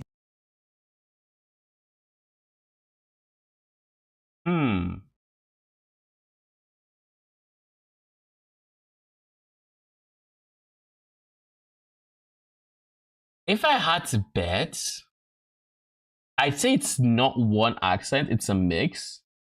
And one of those accents might be Australian.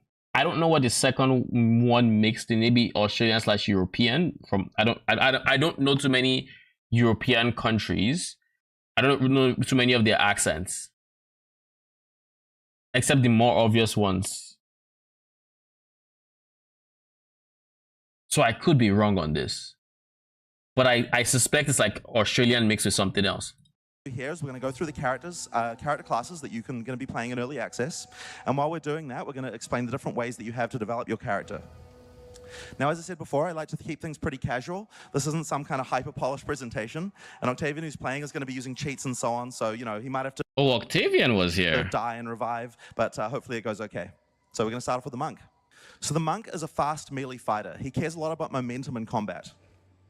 Now he does a lot of damage, but he isn't necessarily. I could like when I heard that I was like, was that the crowd? But it's actually him, I guess, through the speakers on the microphone or something. That strong physically in terms of defenses. So you're going to want to stay back and you know, go into and out of combat very quickly. Now, like all classes, the monk was going to want to mix and match a few different combos. And one of the things we really like to do with our skills is make sure that we've got a lot of things that can take advantage of different situations. In this particular case, Octavian is freezing monsters with this wave of frost, and then he's using Glacial Cascade to kill them if he hits the thing. If the end of the Glacial Cascade hits the monster and it's frozen, then it will do a AoE damage and do a lot of damage.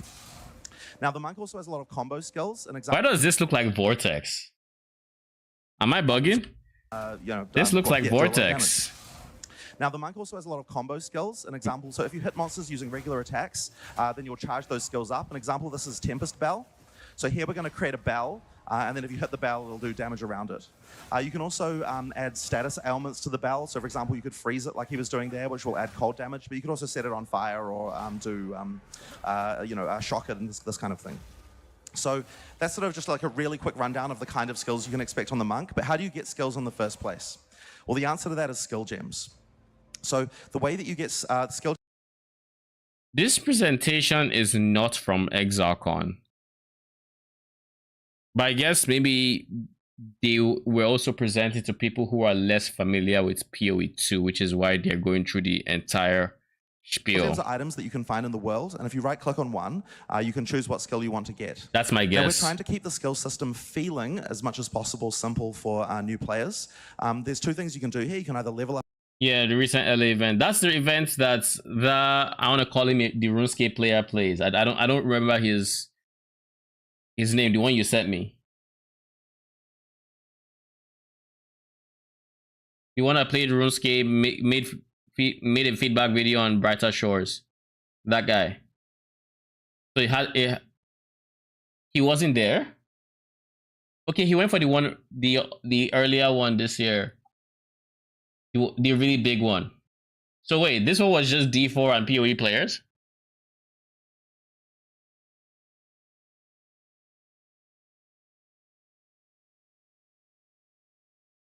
Okay.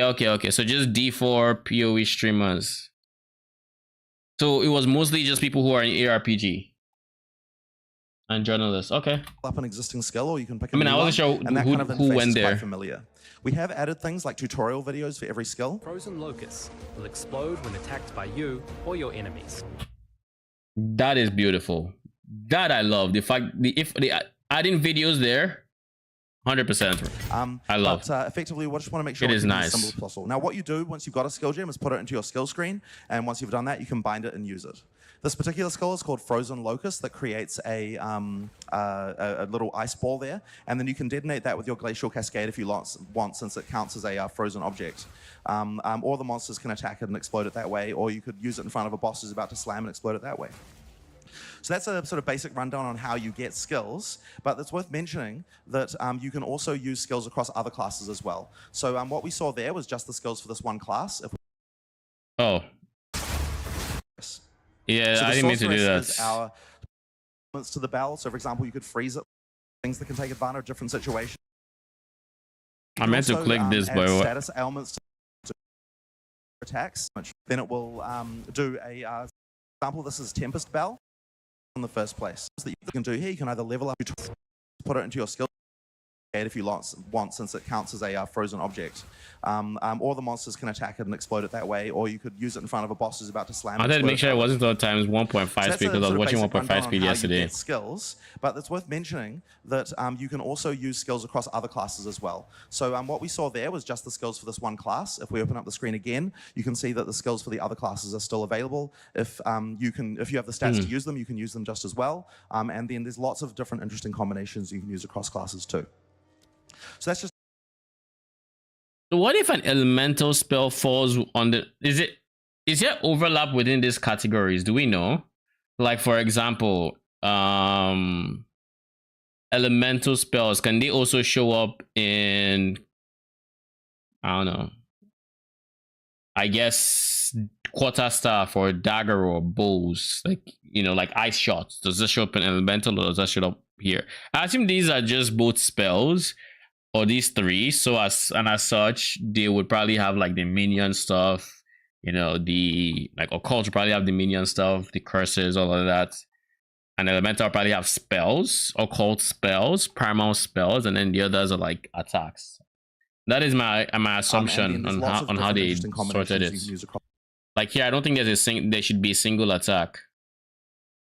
This is rank 9, so it's gonna be a while before we get Skeletal Reavers. It's gonna be quite a while. So we're gonna be mostly working with these for a while. Eventually we get these, but nobody cares about them. We get these. This guy's gonna be good. This guy's gonna be a big DPS increase. We get these, maybe vulnerability, depending on what I'm going for. Then we get these. The beautiful Reavers are there, but we don't get clerics until 13. We don't get clerics until 13. So you would be hard to keep alive till then. Okay. Duly noted. Duly noted. Cross classes too. So that's just a quick rundown on what you can expect for the monk. Now we're going to move on to the sorceress. So the sorceress is our primary elemental spellcaster. She's going to attack mostly from range. She has high damage but low survivability. The area we're entering here is in Act 3 called the Forge. This is an area like an ancient Vaal forge where they were making various, forging various gold things.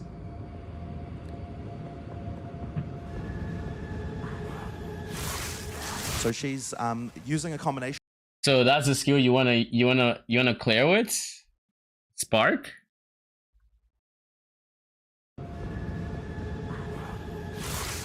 So she's. Keep in mind, it even killed the white mobs. Now, granted, it didn't bounce around as much as it could have, but just say it. Using a combination of lightning and fire here. Once again, there's lots of interesting combos that we want to do, but one of the things that I'd really like to kind of show you to get a taste for one of the other character development areas we have in PoE 2 is support gems. So support gems are, in PoE 2, you get them by finding an uncut support. And when you open this by default, what you're going to see is just a few recommendations. If you go through the different skills that you have on the left, there's different recommended skill gems for each and you can turn it off down here. So what we're trying to do... It doesn't kill mobs that fast in campaign in PoE 1. So are you saying it's going to be your end game skill? Like, are you not going to use it until end game? Are you going to use it in campaign all the same and just continue using it through to end game? Is just make sure that for new players, it's very easy for them to pick something that's just going to work. In this case, what we might do for Spark is pick Pierce. The reason why that's good is because Spark is a skill that creates a lot of projectiles that run around the ground and then bounce off walls. If we're able to pierce through monsters, it means that they can bounce off a wall and potentially hit a monster again. So that can make it a lot more powerful when you are filling up areas with things like that. I do say, honestly, I prefer the new animation for Spark over the old one by quite a bit.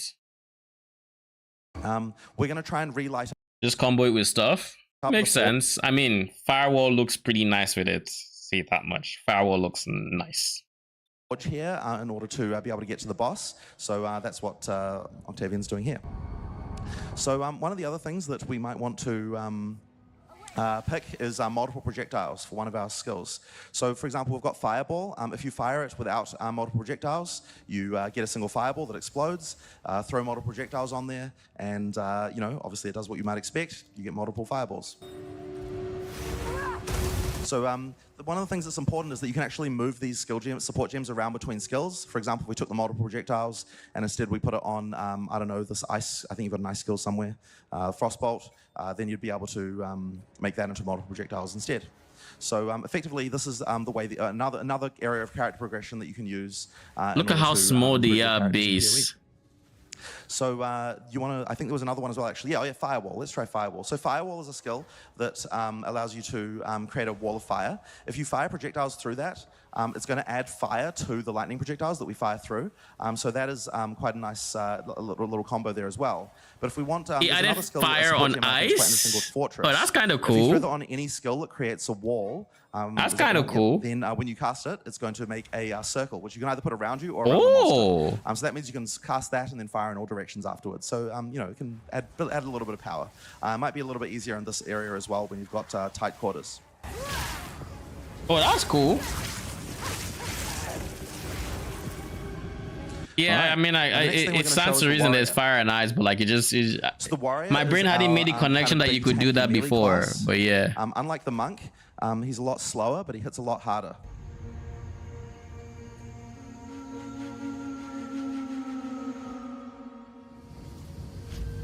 It does. He's just going to change to WASD, which works a bit better on this class. Right, so here's the warrior. Now at the moment he's using a two-hand weapon, so he's going to be hitting very slow, but very hard. But there's also something else you can do as well in PoE 2, which we didn't have in PoE 1, which is that if you switch to a shield and a one-hand item, then you've also got active block. So this is something that actually comes in handy. It's not so useful for just regular trash monsters unless they've got some special ability, but it can be quite nice against bosses. So let's have a quick look at that. So this is a big boss here, and the thing with bosses, they have large telegraphed attacks. So if you use active block here, you can use that to avoid all damage from the front, which is quite nice. Now there are attacks that have a little red flash that you can't block, but for the most part you can. I need more time. I need more time.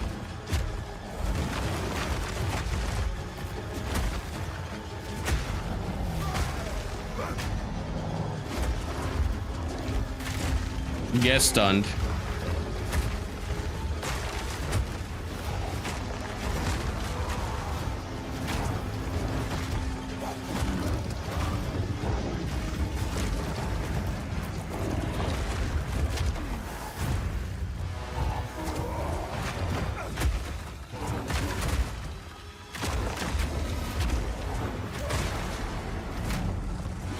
Can I just say I really appreciate the feeling of impact that the warrior actually gets with his attacks.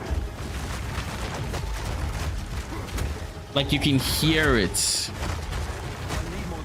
And this is coming from speakers into the, I assume it's not a direct source from the game. The way this was recorded. Maybe it is. I don't know. It doesn't sound as clear as I would expect if it was coming straight from the game.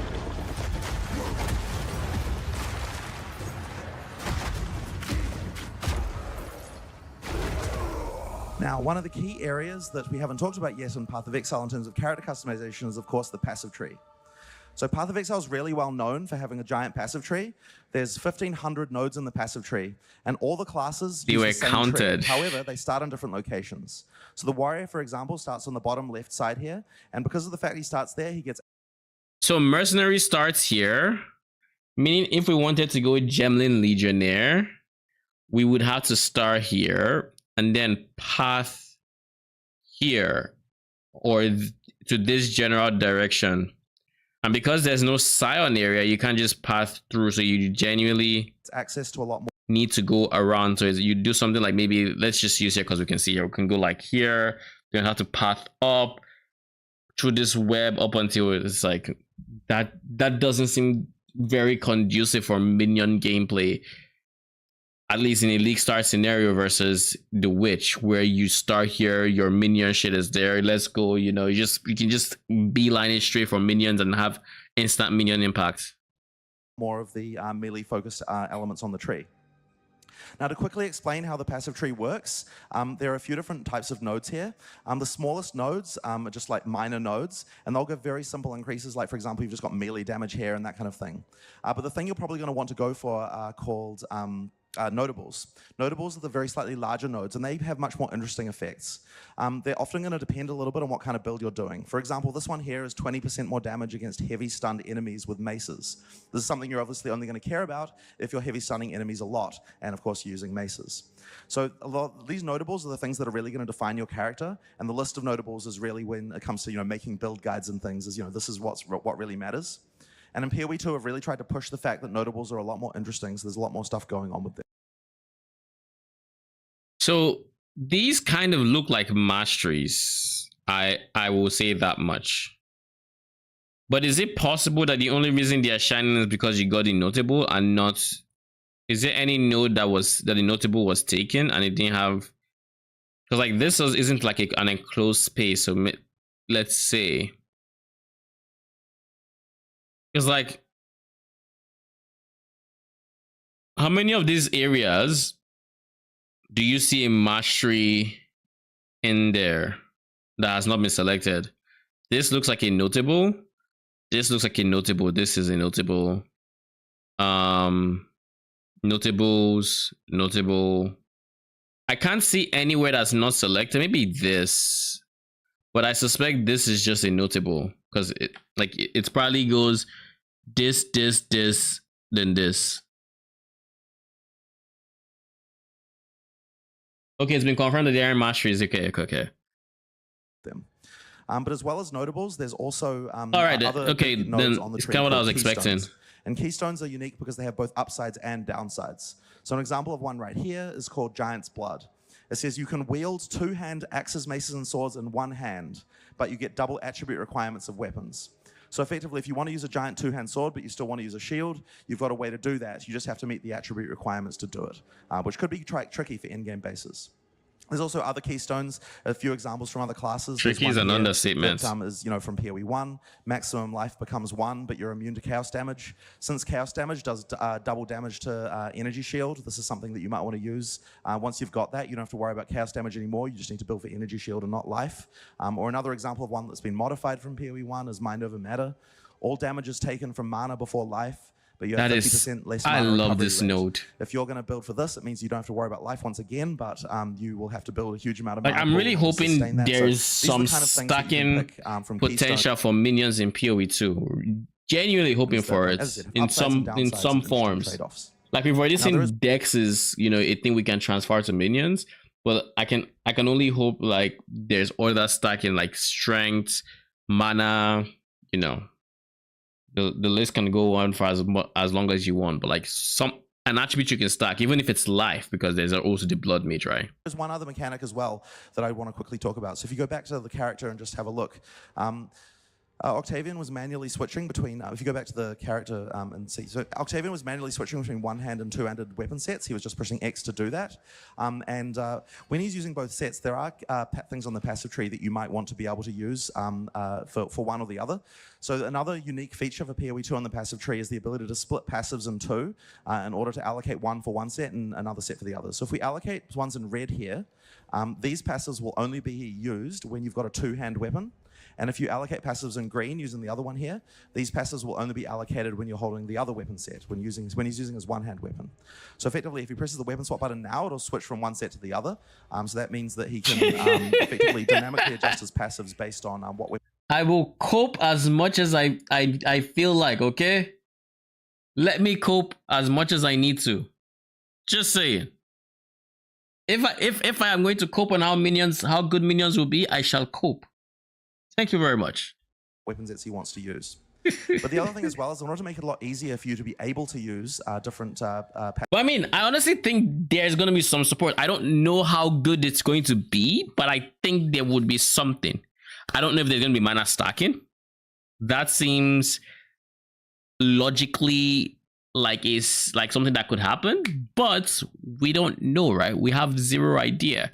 And even if there is, there's no telling if it's good. In the last epoch, the mana stacking for minions is meh.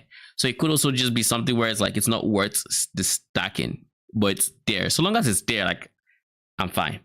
If it's not there, then I mean we'll still play the game. It's not like we have a choice, but it'll be slightly a tad bit disappointing. A tad bit. Passives. Nothing too crazy. Different passives and different weapons for different skills. At least starting out, then later on it gets more weapon set you want to use it with. So for example, the Stampede more skill unfortunate, here, let's see. If you've got a shield, then when you use the skill, it will be blocking the entire time. If you just demonstrate that quickly. So if you use a Stampede, because you hold your shield in front of you, you're blocking the entire time you're charging. And using the one-hand weapon will also be a lot faster because it's got higher attack speed. So that's something we'd much rather use with our one-hand weapon. But when, for example, we're doing our Earthquake or our Double Slam, this is something that we probably only want to use with our two-hand weapon because we want to do the most damage. So that means we can turn it off with the other weapon set. And now when you use your two-hand, when you use that, it'll switch to your two-hand weapon automatically. So effectively, this allows you to... What if you try to active block with your two-handed weapon? Does it auto switch? That I want to know. Have multiple weapon sets and do a lot of different things. It's also very good because if it doesn't, then that's unintuitive. But if it does, then that's big. She can have two different staffs, one that's geared for one that's geared for the other, as well as spec a passive tree out as well. So that's another character development feature that we have in PoE 2. Next up, we want to talk about the Ranger. So the Ranger is our... So if you try to use active block it to switch to the shield, is this confirmed? Primary bow cast, bow user, and she's all about range and mobility. So this is the Val area. When we were developing the Ranger, is we wanted to make sure that everything you do can be done while moving. So this just makes the game feel a lot more fluid. So she's just a lot more mobile even from that. But she also has a lot of vaulting skills that allow her to jump up. For example, okay. That, that's good. Monsters, she jumps up and she can jump over monsters and freeze them. So this kind of thing allows you to, as I said, feel a lot more mobile in combat. Make sure you can get away from the monsters, which you need to do since, she isn't necessarily... So biggest selling point for swaps? Yeah, the biggest selling point is that you can auto switch for the skills themselves. But what I'm saying is active block has its own button. And as far as I know, it only works with shield. So is it a feature that if you're on your two-handed sets, because your last skill was a two-handed skill, would active block switch to your sword and board? Or, you know, it's a different niche, it's a different case than if you used a one-handed weapon skill, you know. The most tanky character. Because active block is just you press a button, you raise your shield. One player is the bottom left of the screen there. There's only two I guess that is not entirely true. I think, to my understanding, active block is a skill because the shields themselves grant the skill raise block, and I assume that's active block, which means by using said skill, it would auto swap.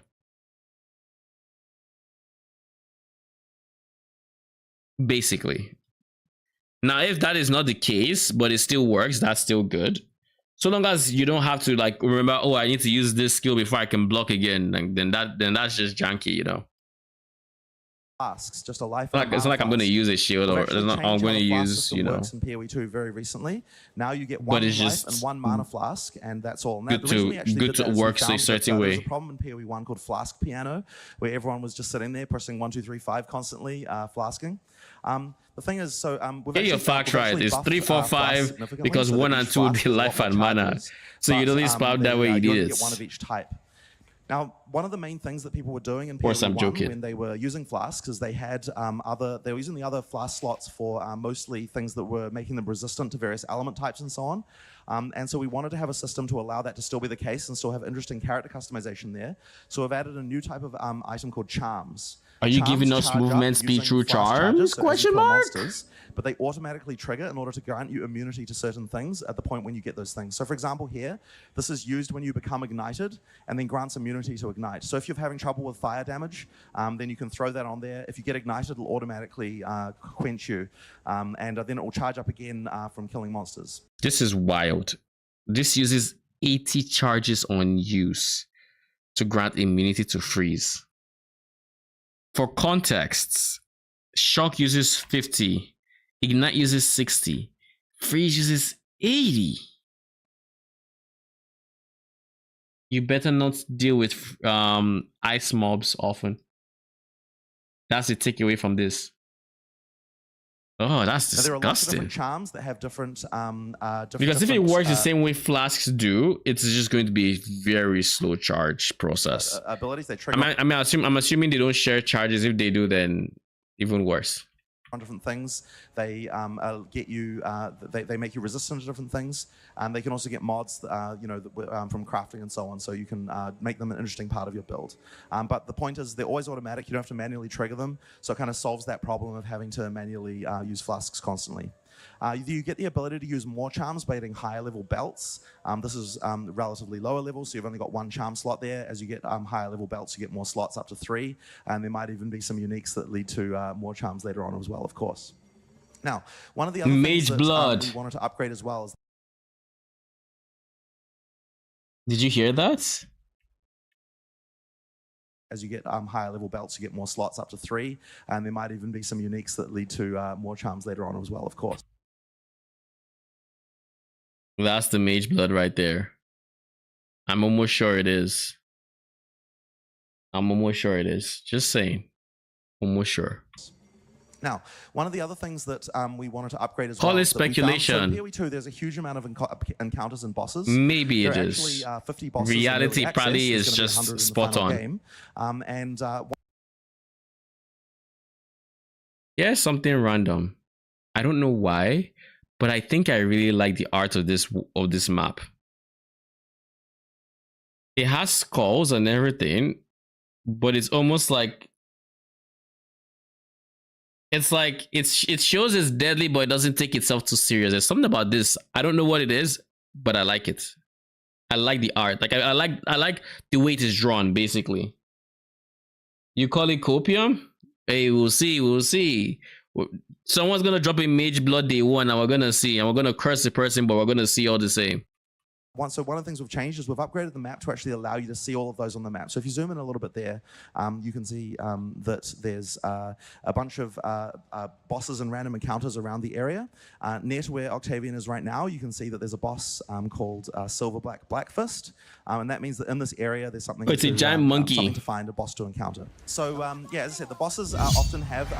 See, it actually is. To increase your character power as well. So it's important to kill them.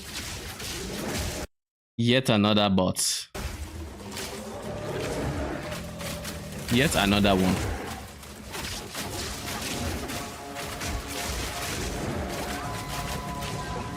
You know, the only reason I knew it was a gorilla was because of the silver back in its name.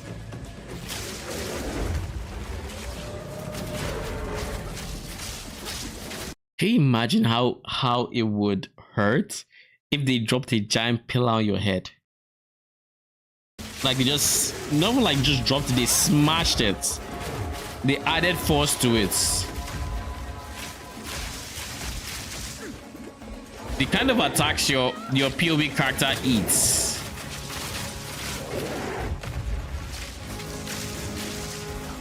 I mean, it's entirely possible that it's a one-shot, but it doesn't look like a one-shot. It looks like, hey, okay. I get close to dying, but not quite.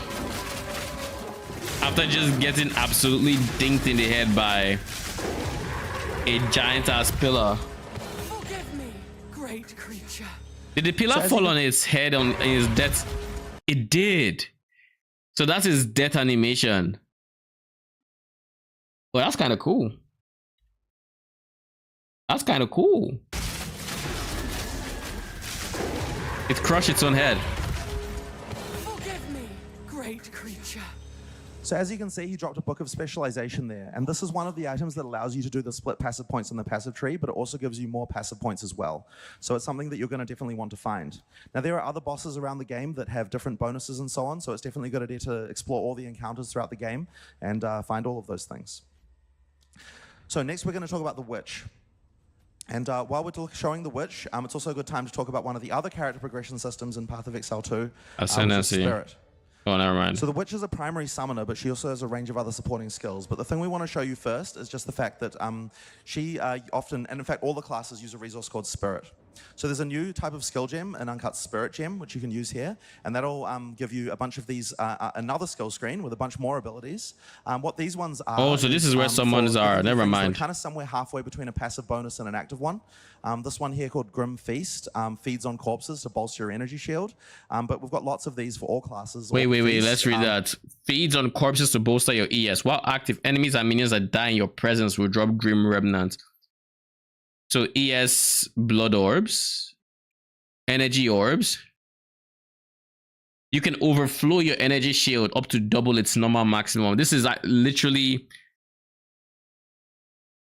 That kind of means, I don't want to call it bad, but the Ascendancy does the same thing for life, but it increases the cost to cast spells, whereas this just doesn't.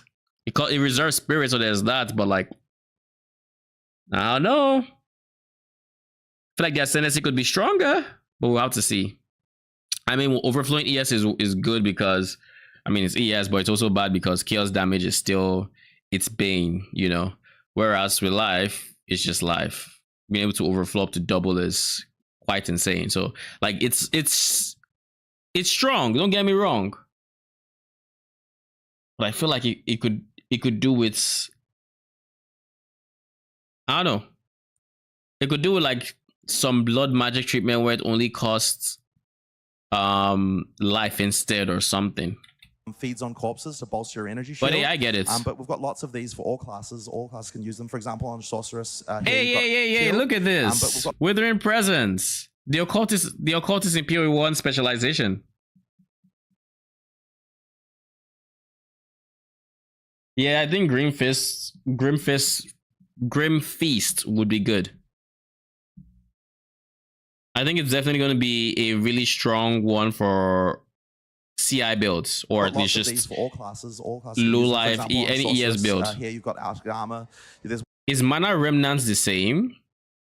one here called Raging Spirits, which means that every time you use a fire skill, it summons a Raging I like how he's avoiding anything they didn't actively talk about. Oh, raging spirits. I'm gonna just go up and around.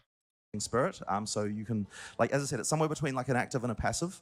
What's mana remnants? For the I don't think it's the same for mana though. I think this one is you pick it up and it creates a spell or something. I don't remember what it is, but I think we've seen it. Characters in particular, they're going to want to get a lot of spirit because all minions are paid for with the same resource. So what we're going to do here is, in order to use spirit, effectively what you do is you go to the skill screen, and if you've got minions there, you can just click the little plus button, get some extra minions, and there you go. Now, these are permanent minions, which means that if they die, they're going to respawn again automatically. You don't have to spawn them constantly. And that means that that's during boss fights and things like that. It makes it a lot easier. You don't have to worry about having to have corpses every time, that kind of thing.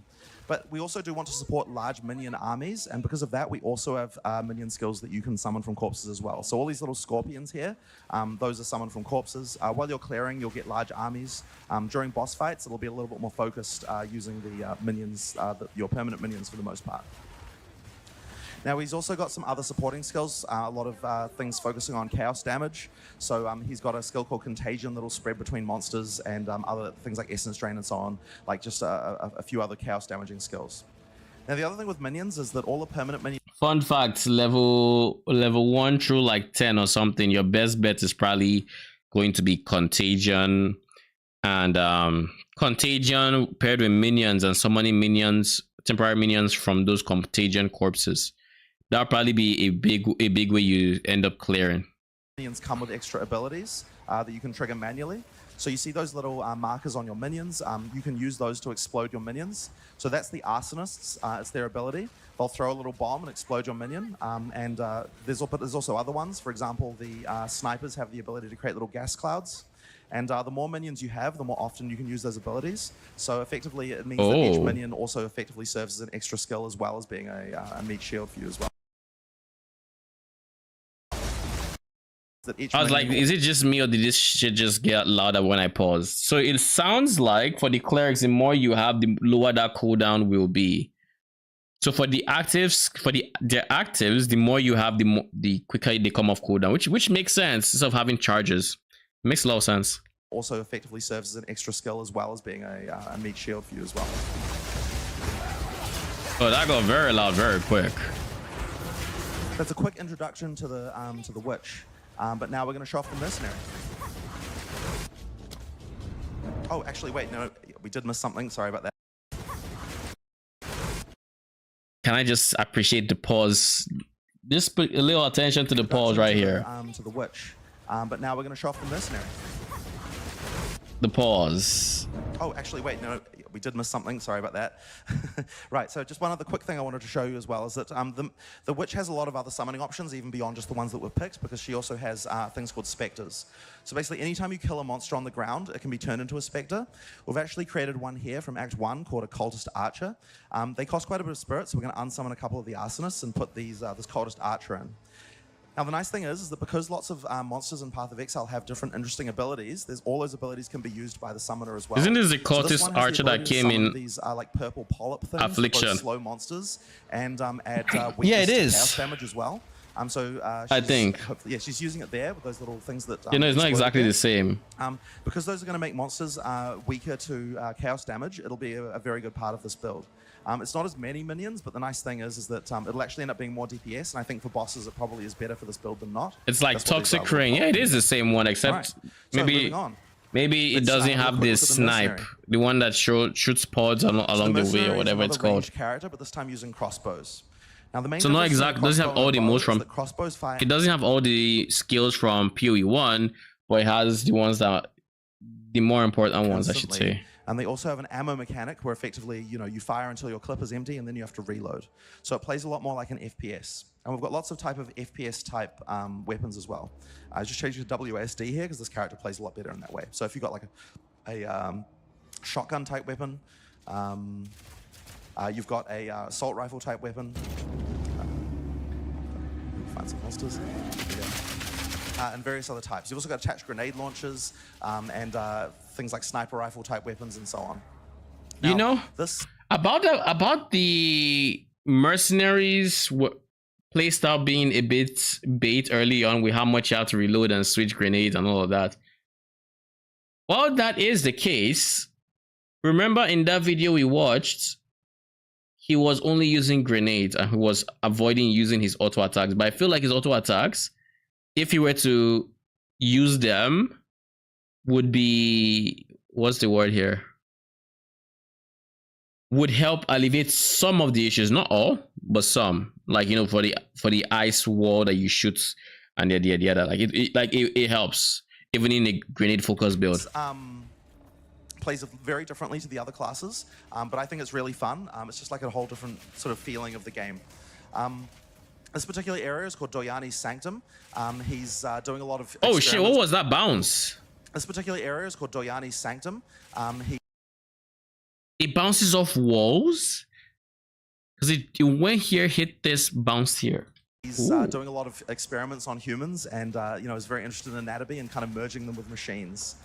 So basically, Doriani is a bad guy until he becomes a good guy. So there's a cadaver on the wall and it like slices up and drops some items. So that's kind of fun. We actually originally just had half a person there, but it really just looked like an anatomy diagram. So we needed to do something to show the fact that it was actually a modeled human there. So yeah, that was fun. So yeah. So I'm basing that in the cinematic and thinking, what the fuck? Development system in Path of Exile is of course items. I mean, it's cool. So now, but it's one of those what the fuck moments. Many other action RPGs, but I think that we do a particularly good job of having you know, interesting affixes and suffixes. If you have a look at the items on the character, you know, like they generate. We have normal, magic, rare, and uniques. Magic items can have up to 2 mods. Rare items can have up to 6. And effectively, each of the different slots has a pool of mods that's unique to it. But one of the other things that's sort of really important about PoE is crafting items. So here we have different crafting items that allow you to add affixes to items. If you use an Orb of Transmutation, it'll turn this magic item to a 1 mod magic. If you use an Orb of Augmentation, it'll add an extra mod to make it into a 2 mod magic. You've also got Regal Orbs that will turn it into a 3 mod rare, which is normally that have 4, but if you do it this way, you get 3. And then you can use Exalted Orbs to add more mods than that to make up to 6 mods. Now, something in Path of Exile 2 that's very different than PoE 1 is that these currency items to add mods to items are much, much more common than they were before, and you're really going to be expected to use them throughout the campaign. It's like a really important element of player. I really appreciate the fact that they did this on like Torchlights, that did a full 180 on their crafting currencies and said, no, you don't deserve them. Now, we've actually changed the way the scaling works in quite a lot of elements to kind of try and make it so that picking up like new blue items is going to actually be an interesting choice for you. Using regals and exalts on them are pretty interesting, and also you get regals by selling by disenchanting. Also, here's a fun thing I have noticed. They don't talk about chaos orbs nearly as much, and I suspect they're going to be not much rarer, but like decently more rare than exalted orbs, basically. Like if I had to put it in modern PoE standards, chaos orbs would be like current regal orbs, maybe slightly more common than that because they want things to be dropping a whole lot more frequently. But like in terms of how much less common it is compared to, let's say, the other orbs, so chaos orbs, exalted orbs are the same as regals to chaos in PoE 1. Rares as well, so effectively you can get quite a lot of regals in order to upgrade items to rares relatively easily. So now these crafting items, the other thing that's important about them is you can use them on any base type, not just items you can equip. They're used throughout the game for many different purposes, for the end game as well, and many other things. So you could use them on flasks and charms. There's all sorts of places where you can use them. So it's definitely something that you're going to want to master and play around with. Now, the other items, of course, that we have is lots and lots of unique items. There are hundreds of them in PoE 2. There'll be hundreds and hundreds more as we go along. Is that corpse weed? Some of them are pretty interesting. They all do things. They aren't just the one that explodes corpses when you walk around. They all do something kind of interesting. So, for example, here we have a boots called Corpse Wade. Oh, it is Wade. You put that on there, and then you walk through a corpse. It'll make them explode and turn into little puffs of green chaos damage there. You can then blow it up. Get on a rare item. Another one here is called Sands of Silk. If you put this one on, what it's going to do is change your dodge roll into a teleport, into a blip that can blink through monsters. Once again, not something you get on a rare, but there's, you know, a few others here that are kind of interesting. Next one here is called Couture of Crimson. It makes life leech overflow maximum life. So as you attack monsters, you can get like over health above your normal maximum if you're using life leech. Another one here, for example, pretty simple in some ways. Quill Rain. This thing here just has ridiculous attack speed, but low damage. If you want to make an interesting bow build where you're just making, where you want to hit huge amounts of times, don't necessarily care about the damage dealt, Quill Rain is going to be something for you. Or another one here called the Wailing Wall. This one here disables shield skills, but makes you able to block damage from all hits without having to raise your shield. So effectively, if you want to be able to block a lot of damage, but you don't care about being able to use other shield skills, this could be a good one. So all of these are what we call build enabling. You can block damage from all hits without the use of shield skills, without raising your shield, is what he said.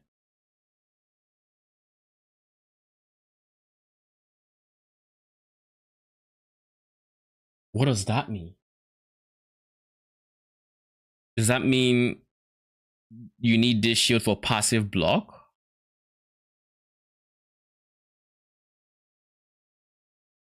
That might be the case. You might need this shield for passive block.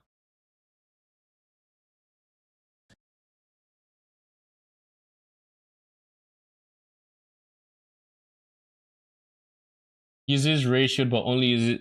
I get that. But listen to what Jonathan says. So effectively, if you want to be able to block a lot of damage, but you don't care about being able to use other shield skills, this could be a good one. So all of these are the Wailing Wall. Necessarily care about the damage dealt, Quill Rain is going to be something for you. Or another one here called the Wailing Wall. Listen. This one here disables shield skills, but makes you able to block damage from all hits without having to raise your shield. Without having to raise your shield. That is what I'm talking about. He says without having to raise your shield. That is, it's, I know you can use this one, but he said without having to raise your shield. And if that is true, that means it either enables passive block, or it gives you a stupid amount of passive block, or it means maybe if you raise your shield, or maybe it just means if you raise your shield, instead of like only from the front, it's from everywhere, or even unblockable hits can be blocked, or like.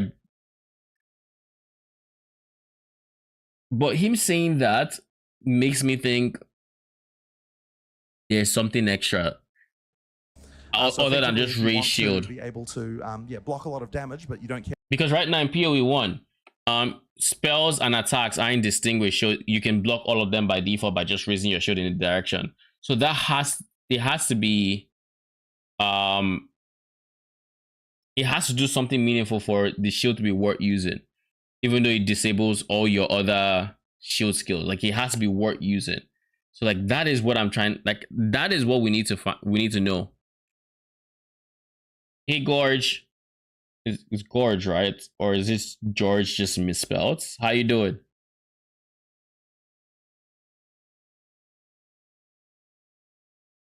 Care about being able to use other shield skills, this could be a good one. So all of these are what we call build enabling. They're interesting things that you might be able to build a character around, do something interesting with, and they're a big part of how the in-game. Or maybe what it means is passive block for attacks. No, it can't be, because there's no spell block. Because it doesn't matter. You just block all the same. Or does it mean like the slam skills? Like what? What could it mean? Things that you can find at in-game, things that you're going to be sort of going throughout the game, things that I guess it's something we have to just either see in a Q&A or wait for more information. Has finally come for me. Oh, so we do face Doriani. I bear the. Is this this could be Act 6's fight? I doubt. I think we're actually gonna have this in early access, and therefore it has to probably be like Act 2 or Act 3. Of our future. I love the color of this explosion. The dual color yellow blue from like yellow fire, blue thunder. It just looks cool.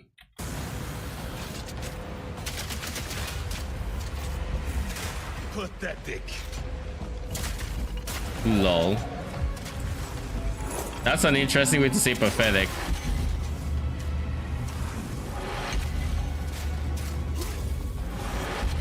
It's an interesting way to say it. So this is where the clip is from.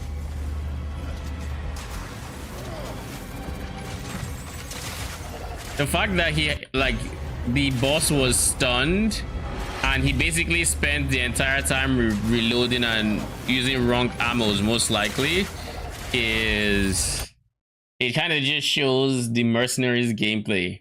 Like he used it the entirety of the stun phase to misclick what he wanted to do, i.e. he wanted to switch ammo, but he accidentally used reload instead. So when he shot, he's like, oh, that's not what I wanted to do. So then he actually switched and then he shot one round and then the stun was over. Like that's what happens here. Stun happens, he needs to he shoots ice, he needs to switch, but he reloads. He's probably trying to pop the ice, but he reloads instead of switching. So he shoots another ice wall, like, okay. Then he switches from the ice wall. This is the switch. This is probably the switch animation right here to the armor pierce one, which I'm never entirely sure is the correct one because he had no interaction with the ice wall. You know, so like he probably wanted the shotgun. All right. I don't know which one has interaction with the ice wall, but probably not that one. This one has interaction with armor break. He hasn't broken any armor as far as I can tell. So.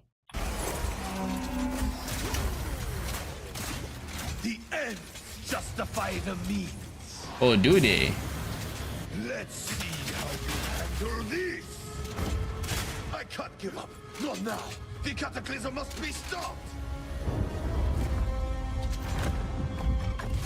Oh, this is when he puts together the spider. My guy has telekinesis. I like how our character literally takes the time to watch him. Like this is an episode of Power Rangers and we just need to wait for the villain to transform. Like he's just like, okay, just finish what you're doing. I'm just gonna chill here, run around, you know, take a deep breath, you know, rest. Whenever you're ready, just let me know. When you're done with your transformation, we can fight.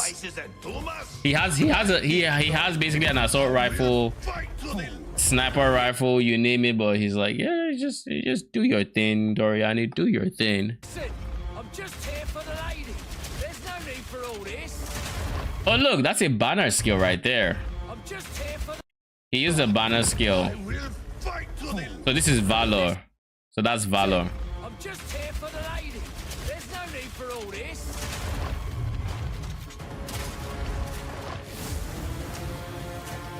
It's charging up every second, so maybe minions can use banner skills as well.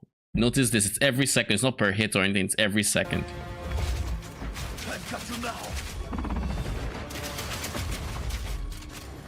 So he's just passively gaining Valor.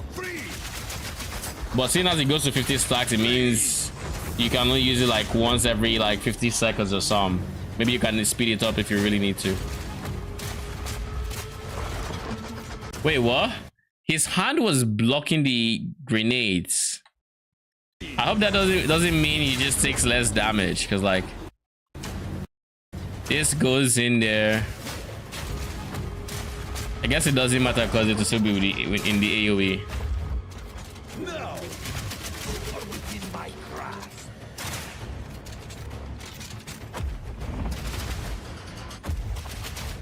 Activate the beam.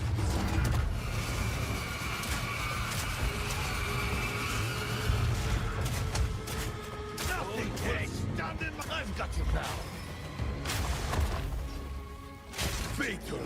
I assume this is the ignite magnitude they're talking about, where there's an ignite that's going through, and if you keep hitting with ignites, it keeps increasing the almost effectiveness of that one up to an amount. Oh shit! It's also switches form. Never mind, it didn't. He just decided to remotely work on with this fight. Give me a second.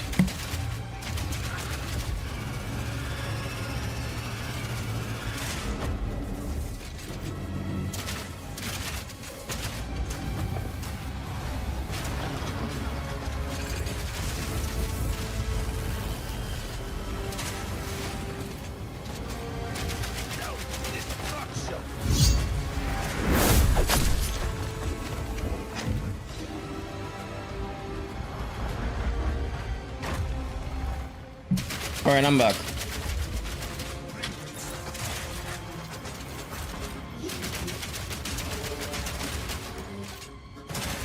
Another bot. There's so many of them on the Path of Exile 2 category on Twitch, like Jesus. This is an amazing fight. Yeah, it is. There's so many different wait. Here's something. Was that Doriani's mechanic? Was that his? Okay, I guess this is Doriani's team. He didn't do anything, right? Yeah, he didn't do anything. Okay. I just wanted to be sure.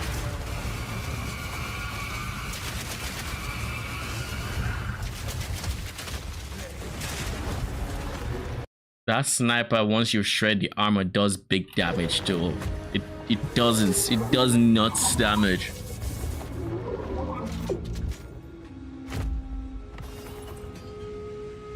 All right. So far we've been showing you footage.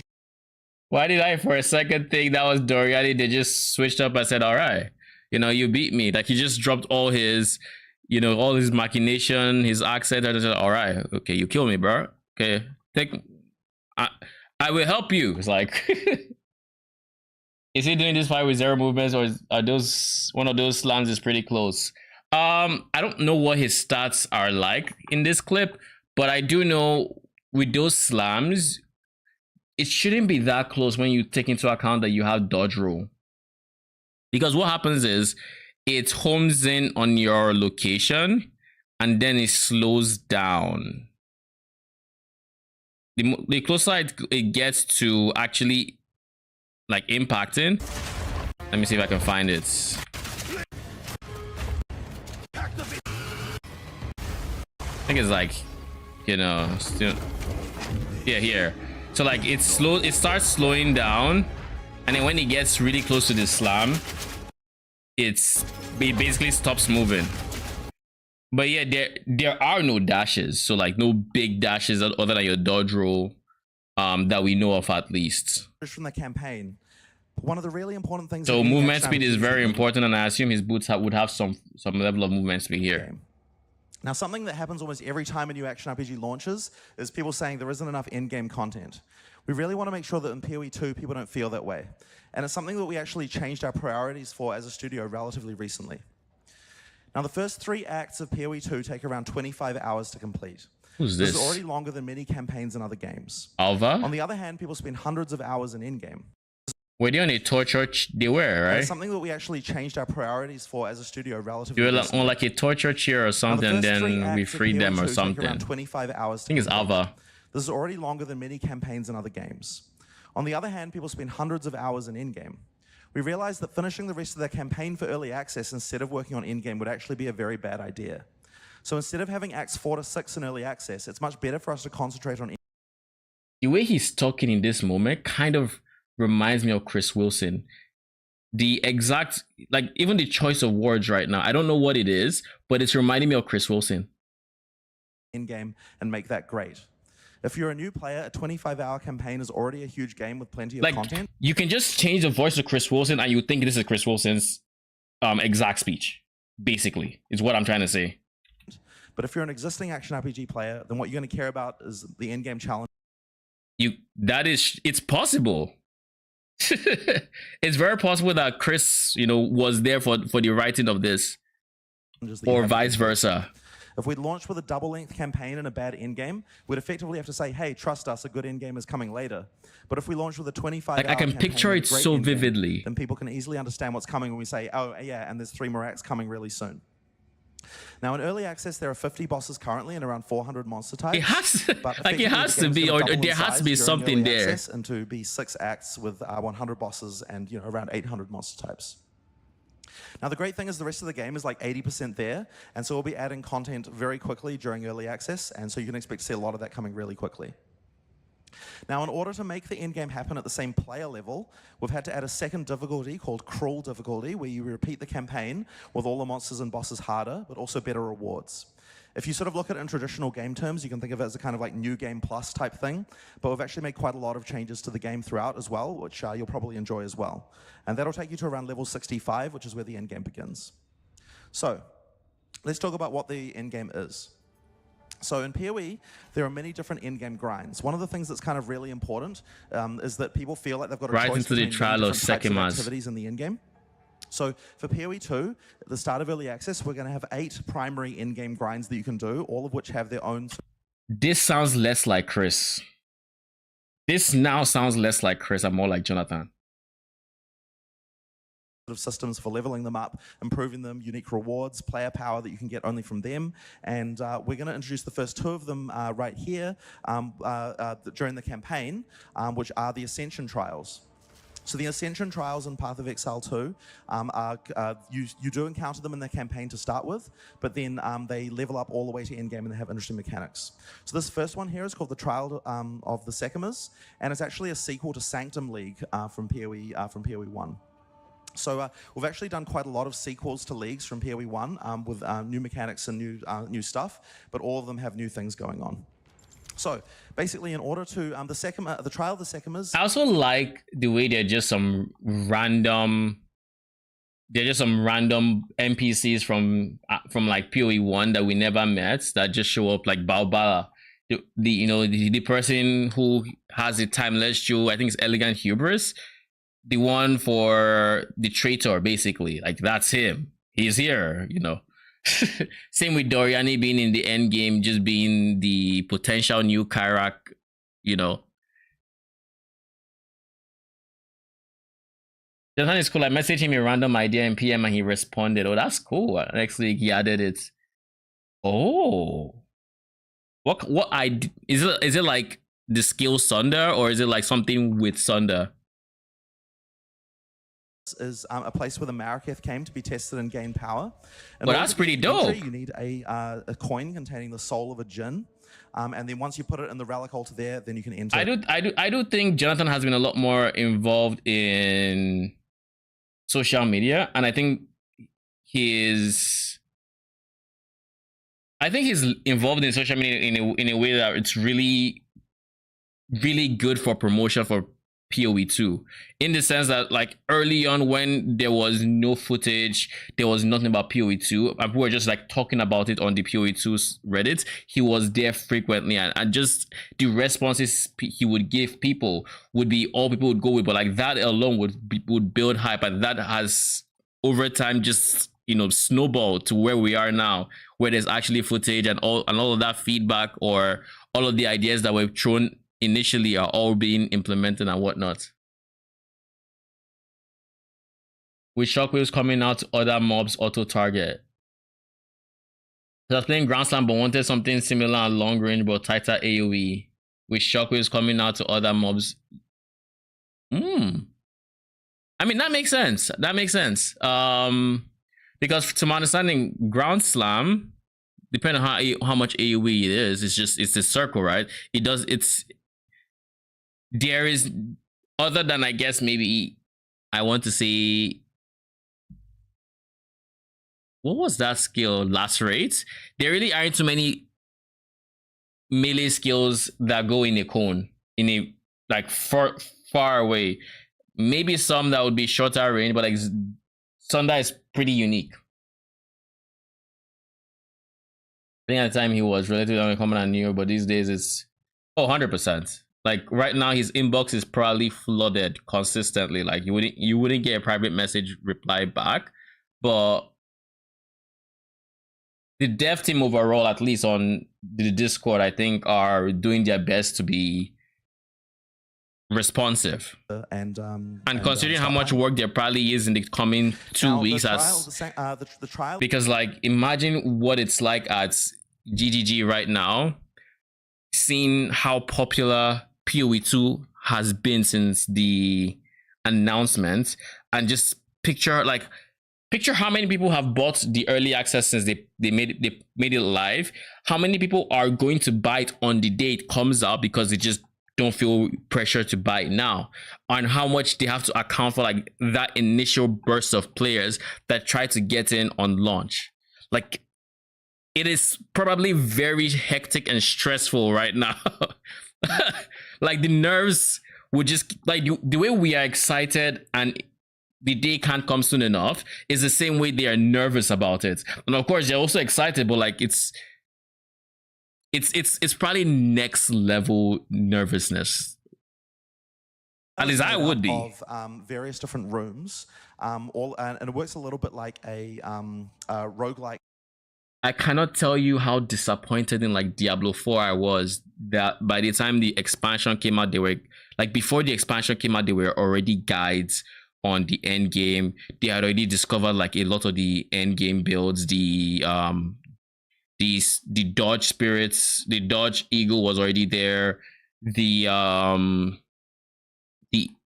lot of the I think Touch of Death was kind of there. Was the theory was already in place. Like there was even what's it called? The defensive poison one. Like there are so many things that had already been tested, so to say, even before the general public had access to the game. And for me, it felt like we were just robbed of the discovery phase. And of course, there are some people that will not be named that will say it wasn't figured out.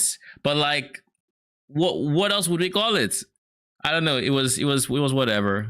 Like that was something that I was just like, just not a fan of at all. It rubbed me in so many wrong ways. It should be on some watch list somewhere. It's like, nah. But yeah, like, I am very appreciative of the fact that GGG are doing their best to maintain that. Now, granted, they did let some people play test it, but they didn't play test for too long. It wasn't a case of they had it at their disposal for weeks or whatever. It was a case of, this is what we have. Let's gauge the feedback. Let's try to, it's a marketing thing. It's we're going to do this so that we build more hype. There's more gameplay footage. People are more excited to, have their hands on it and whatnot. It's going to drive sales and everything. It's gonna be a rough Friday. We need more stock. Yes, we do. D4 was in on arrival. As soon as I saw the beta and it was pretty much D3 engine with new tech on top, I knew it was gonna be shit. Team absolutely out of touch. What makes a good ARPG? It blows my mind how,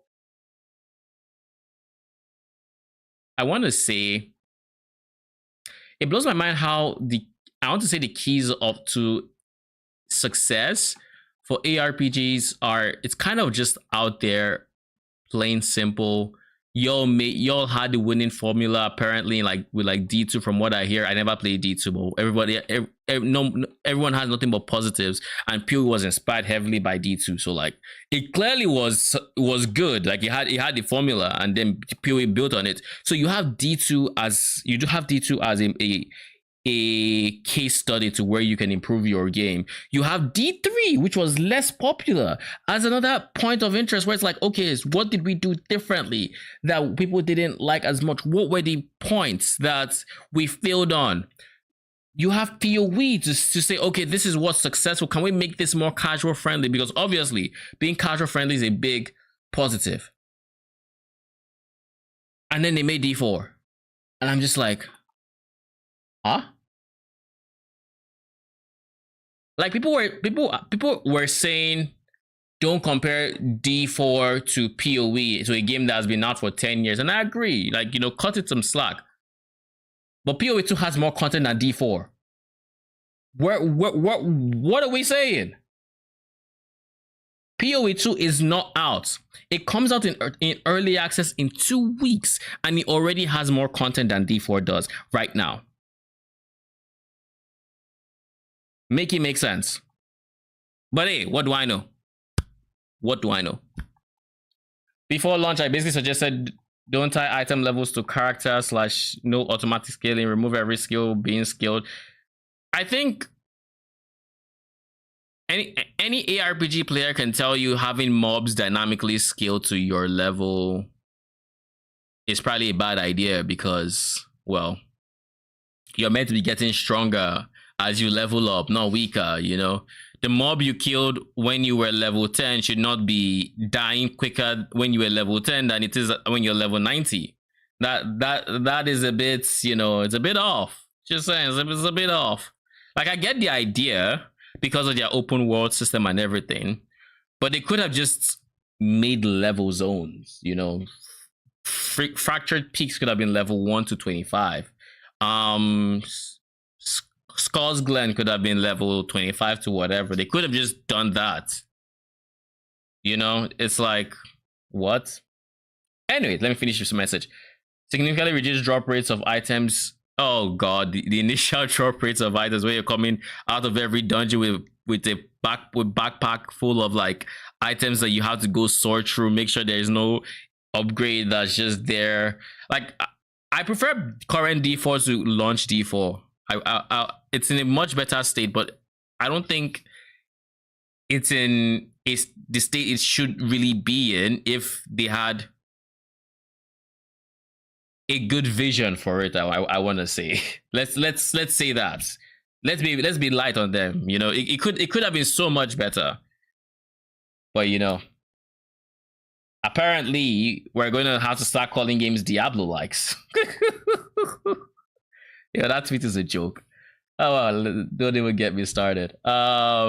Flesh out skill trees for every skill much deeper. It's so basic and boring. Size themselves on items are so boring. Just basic conditional BS. Everyone builds basically the same. So my thing with, I agree with fleshing out the skill tree, but at the same time, I understand why it's simple. I understand that the reason it's simple is because it's for a casual audience. I think it has room to be more complex, and the casual audience is not floating. But at the same time, obviously, I am biased to where I make builds in PoE 1. So I'm already accustomed to the most complex skill tree imaginable. So compare that to someone who has never touched an ARPG, it's a bit rough. But that said, I think it's a bit off when, I mean, all your skills are in the tree, so you can't have new skills, you can have unique interactions, whatever. But then your unique items are just number increases. That's okay. Like not unique items, but your legendary aspects are just number increases for the most part. Or you have more damage reduction when this is happening. Oh, your skeletons deal X amount more damage if they've been alive for 10 seconds. Oh, this does this more damage or increased damage. Oh, this does this increased damage. It's like that is the extent of your creativity when it comes to aspects. I really think they've failed aspects on launch, and I think they are starting to do more of the interesting aspects. I know one that comes to mind in the more interesting ones is, I think, making your conjuration shoots was this lightning spears or whatever. They make your conjuration shoot lightning, it was frozen orbs. Your conjuration shoot frozen orbs, and then you shoot frozen orbs, and the more frozen orbs you shoot, the more they shoot frozen orbs. Like, that is a more interesting aspect, but like, I think that is something they should have had from launch. Just the fact that your skill tree is as simple as it is means you have to add some layer of customization elsewhere, and they failed at that. They made this simple skill tree, and then they made the simple aspects, and it's like, bro, you're making a game for casuals, not 2-year-olds. Can we get something that would actually be an entertaining way to alter this skill? But no, it's like right now, I don't feel like I'm a Minion Andy. I love playing Minions in every single game I play. I don't feel like I want to touch D4 Minions because I play them the first 3 seasons. They haven't changed in the slightest. It's the exact same thing. everything is the same with them basically. Basically they just changed numbers since then. Nothing interesting has really been added to it or altered or whatever. It's the exact same BS. So I don't want to touch D4 minions right now. So it's like, I don't know. They could have done so much more than they did. And by the way, Lowhammer, thank you for the follow. Appreciate it. That is the first follow today that hasn't been the bots. So I really appreciate it. PoE2 Twitch is littered, and I mean littered with bots. Holy, there are so many. Current D4 is too much like D3. Yeah, they lean more towards D3, which I found very interesting, instead of like leaning more towards the D2 that people still praise to this day. Like I don't understand that choice, but hey, you know, kudos to them. They need the actual fans to cater to casual audience who are by definition casual. They come and go. They'll probably follow a guide anyways, and if they don't, they probably don't care. I think it was foolish. I don't think it was foolish to go for the casual audience, because while the casual audience, you know, they come and go, but it's a game you buy. So to come and go, you need to have bought it, and that already is the investment they're looking for. And it broadens the scope of the people that will be interested in buying said game. So I don't think it was a bad idea. I just think they either underestimated the casual audience, or I don't know. They oversimplified it. It's like it was in a spot where there was barely any thought. With like the biggest, I guess, choice moment you would have in D4 is what goes on your amulet / two-handed weapon. It's not if you're using it to. Frederick, thank you for the follow. I assume you're not a bot. Please don't be one. Anyways, what was I saying? I lost my train of thought completely. Like completely.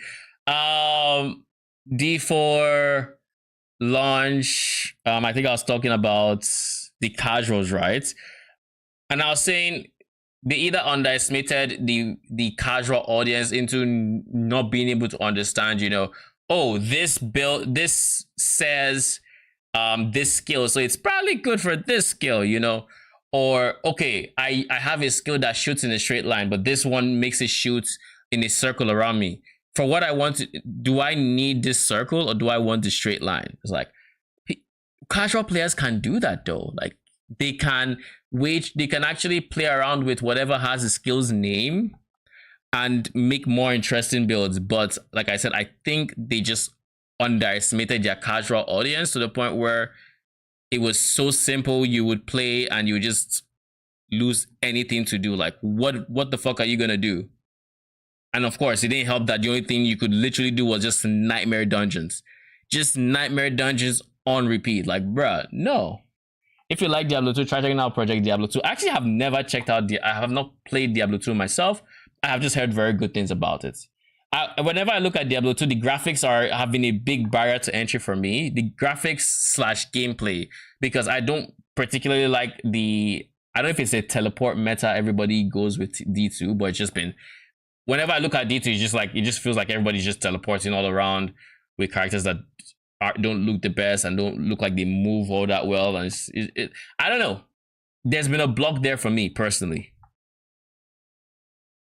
The other big thing I really hated from the start was the numbers were just so huge compared to numbers in D2. So much more compressed and scaling was out of control. D4 has a brand that it wouldn't have alienated casuals, in my opinion. I mean, currently they have the brand, but they had to do something to get the brand. The problem is, I don't know how, like, I guess the problem is they refuse to add things that would make it like more interesting. Like right now, if you look at the current D4 loop, the way the expansion goes in terms of power, is you are very strong from minute 1. You know, level 1, you're in whatever the torment level is. You're not in torment here. You're like in no, World Tier 2 or whatever. It's very easy. You're a god, whatever. Then you finish. You get to level 60. You unlock Torment 1, and the difficulty just hikes. And then you get 1 or 2 upgrades, and then it just flatlines.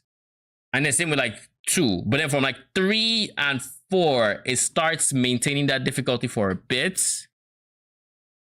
Then eventually it's just flatlines. Now this is my experience. Granted, I was playing Spiritborn, but I was playing Spiritborn that was underpowered. That was like, it was, my build was, it wasn't the 10 trillion one. It was one that was being hampered by bugs. But anyways, that I assume is the general experience for like regular builds. What up, Gnome? He's cooked, chat. Would you like to play Diablo 2 Arcane? Because I don't know, it's been a major barrier for me. Like every time I look at it and I think maybe, and I heard Project Diablo 2 is really good. I think I saw Arcane pointing out someone who was playing a Minion build, and you know, but even that character was still teleporting around and just like, you know, there isn't much walking. It's just mostly everyone is teleporting, because I think that's the fastest way to move around. And there's just something jarring about the gameplay through that, the movement is kind of what I'm trying to say. If that was the goal to get them to purchase, I think to this moment, what I think is the solution for Diablo 4 is they don't need to become PoE. They don't need to become the most complex game on the market or anything, but they need to have complexity to the point where there's choice on the playstyle you want. And of course, the different playstyles have to be viable, not that there are 2 different options, but then one is just so dog shit, there's really only one way to go. But like, you need to have ways to alter skills. Like, for example, I'll give you just PoE. Just in PoE, you would have Bone Spear. You throw LMP on it, it feels very different already. Just something as baseline as that. You throw Bone Spear, LMP, feels different. Put in Pierce, different again. You know, you replace LMP with Volley, different again. It's like, so they don't need to take the gem system or anything, but they need to add ways to alter the skill to where you can see what you just changed. You need to be able to see it. Because right now, they have been improving, but like a lot of it is still just number go up. And because of the fact, and you know, a problem they actually have is because of the fact they have number go up, they don't have the freedom to make those uniques that would really alter it, because there's already quite a few. Like they're probably thinking there's already quite a few legendaries here. If we put too many, the casual play, it becomes less casual. They be discouraged. New players would see this mountain of like different aspects they could use. They'd be overwhelmed and they quit the game. And it's like, what do you want to do? Like, just the simple fact that y'all haven't even added a single minion or like, how many skills have they added to the game since launch? And launch was just what, almost. Launch was last year June, right? Like June, July. So it's been a year and a half at this point.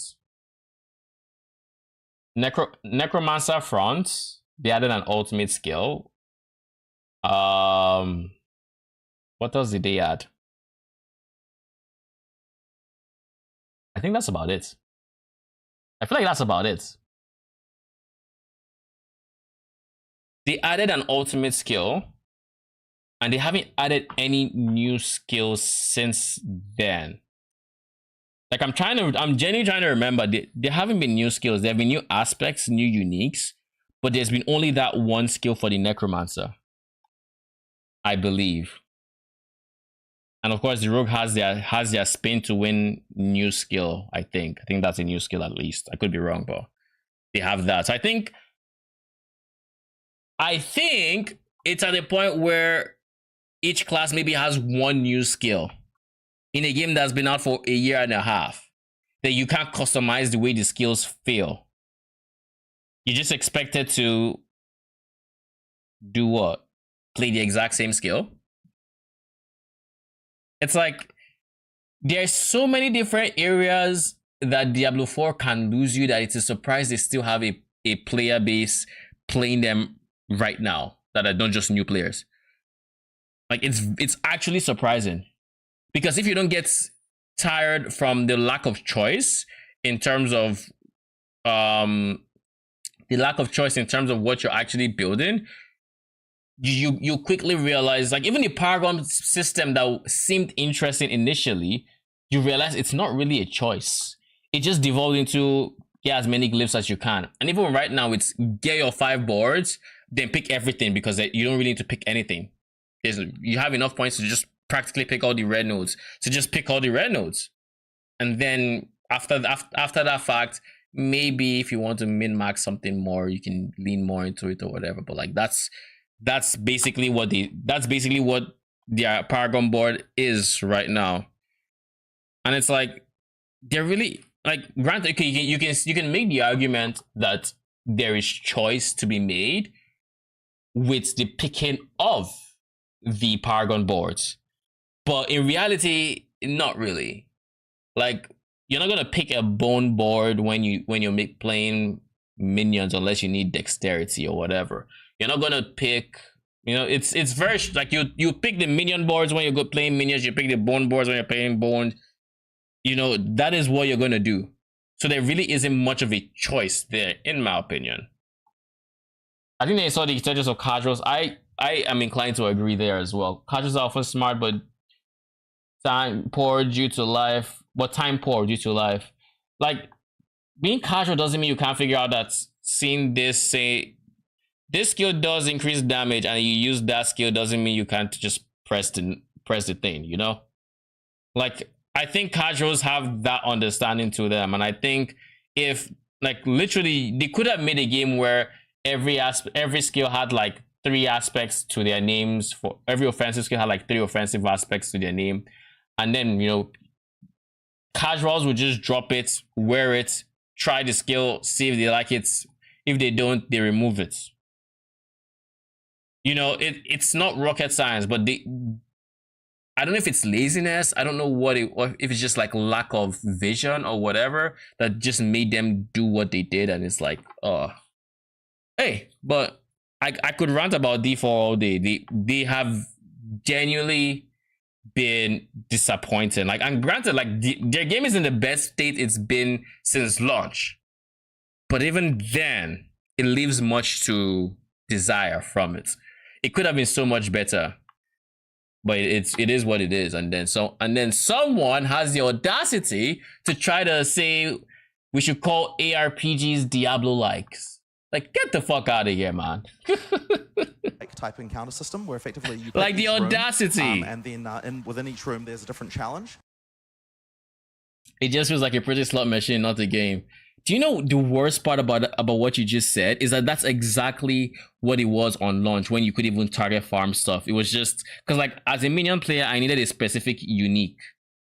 I need a specific, like, this unique, there's no way to target farm it. I need this one. Without this one, minions are trash. With this one, minions are decent. And I kid you not, I played this game for weeks on end and I didn't drop this thing. And it just blew my mind that I don't even want to remember Diablo 4 on launch, because that thing brings back memories. It brings back feelings I don't like feeling. Diablo ever since D3 can be summed up after what the dev team said. But look at the graphics. Anyway, let's go back to PoE 2 also. Exactly. Let's return to PoE 2. This is what an ARPG should feel like. This is what a real ARPG is. Not that thing that we talk about once for a week every 4 months, or however long their seasons are. One is a ritual trial, I think, which has these monster summoners. So they're effectively summoning monsters, and you want to be able to kill those as fast as you can to complete the room. Where is the honor Because I know this is Sanctum, right? So so it should be somewhere. I don't see it. Unless this is it here. No, that's That your one is relatively spirits. easy. So once that's you've not completed it. The room, you can go into the next room to get your reward.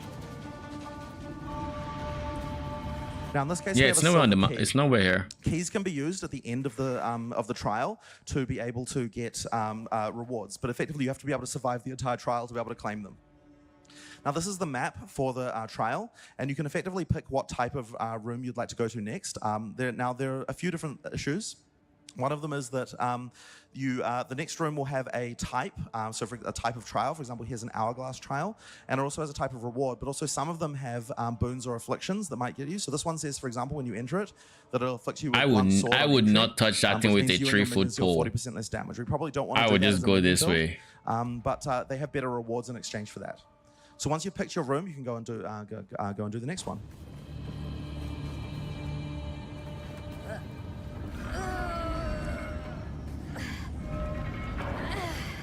Now this one's a time trial. You have to survive and kill all the monsters. Now one thing that I didn't mention at the start of this is that unlike in the normal game, if you take hits in this mode, then you're going to lose a resource called honor. If you run out of honor, then you have to leave the trial. So effectively, you want to really try and play these runs as hitless as possible. And that means that all the monsters we've selected usually have to be avoidable in some way, have dodgeable mechanics. And that's sort of why Octavian is playing as safely as he possibly can here. He doesn't want to get too close to the boss. Where is the honor, though? Like, I'm looking for it.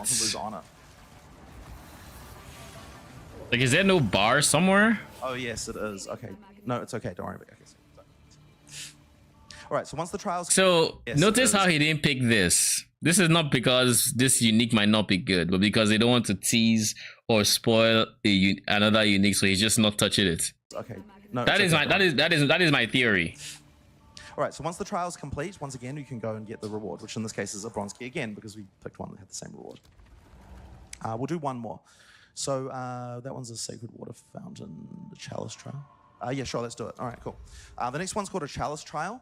Effectively, there's a blood chalice here, which you need to fill with blood by killing rare monsters in this area. Once you've killed all the rare monsters, you can continue. Far left above the skill bar. The thing is, this is sacred water or something. It's the currency you use. These are the keys. It's just something I'm missing. This is spirit here, and then your mana, of course.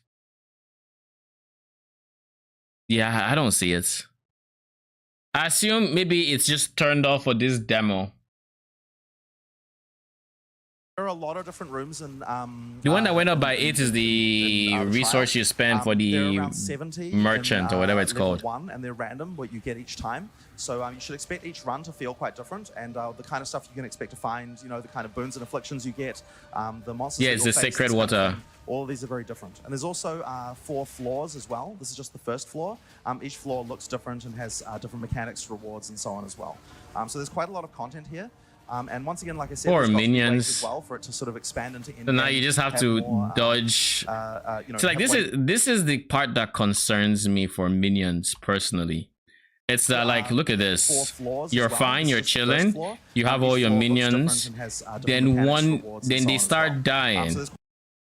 And whenever an extra one dies, and they will die, the timer just, resets. Now, of course, clerics solve this entirely, but until clerics, because as we saw, clerics are not, they are gem level 13. So we're not going to have clerics for a good bit of the game, like a long bit of the game. We're not going to have clerics. So we're going to have to deal with this mechanic for a while, And if your clerics die, you still have to deal with it.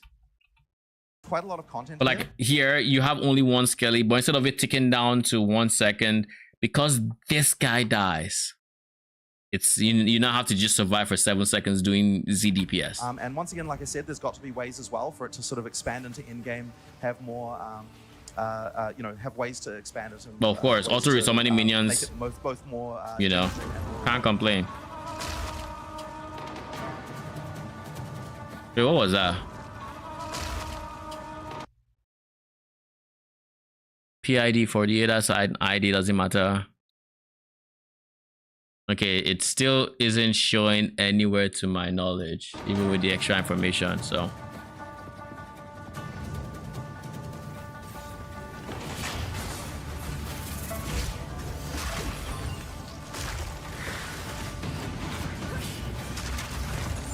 Where's that other rare? There he is.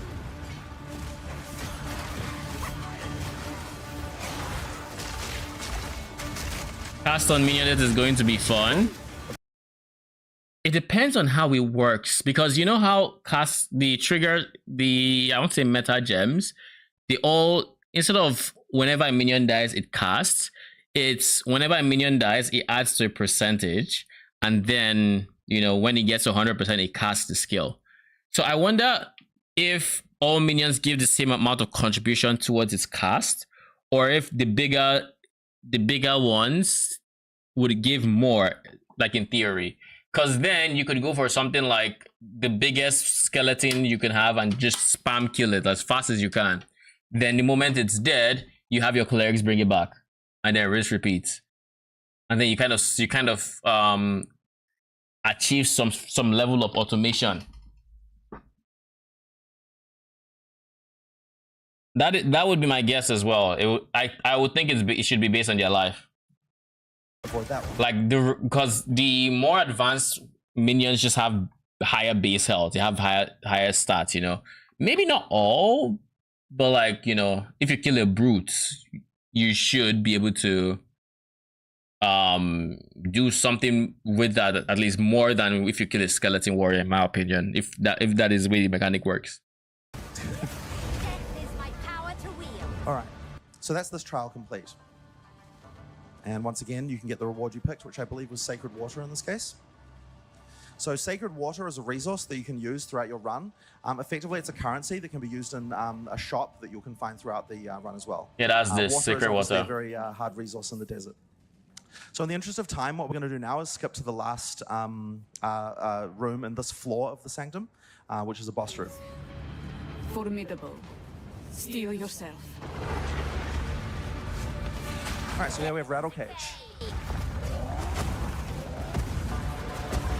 Do we still have honor in this boss fight? Like, can we still die from getting hits? Or do we not have to worry about it? Kind of like how is it Lycia is in Sanctum right now? I would hope you don't have to worry about honor anymore. But I couldn't find honor before, so I still can't find it now.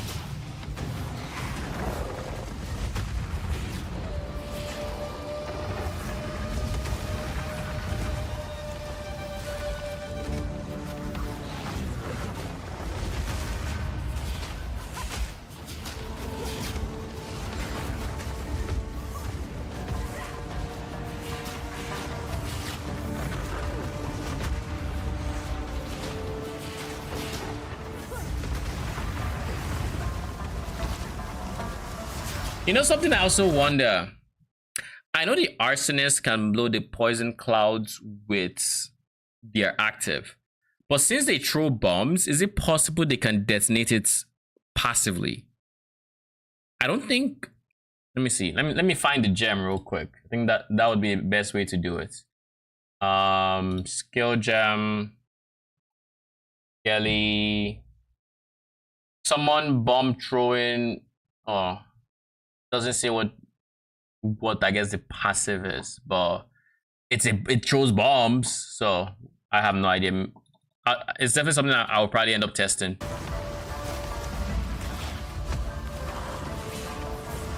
I suspect it doesn't, by the way.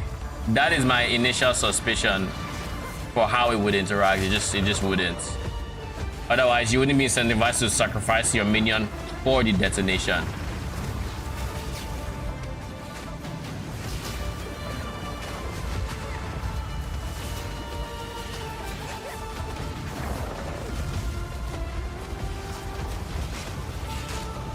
I wonder how long I'll end up spending on this campaign, because this fight is taking a while, and I imagine this is how most boss fights, unless you're like over geared, will feel like.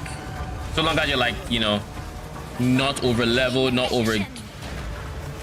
The fuck did she say? Huh? Infection.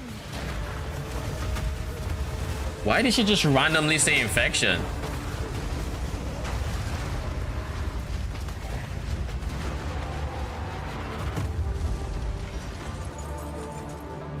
Yeah, they said 25 hours, but So that's they the said boss of the end of they said for completely new players. So I assume for more experienced players, it's gonna be quicker. So I don't know how much quicker, if it's gonna be 20 hours or 23 hours. I have no idea, but I do think it's gonna be quicker for the vast majority of people that have spent a lot of time playing PoE 1. That said, it's still a the first floor of the challenge. Sanctum, but there's lots more bosses in Sanctum to find. As I said, there's multiple floors. Probably 5. Oh, it wouldn't be 5 first time. Maybe it would be like, after like people have had their turn racing and whatnot, you see the racers hit 5 potentially. But what was the time the game show said that Jonathan uses? The videos? No. It was here somewhere. I'm trying to remember. The game show.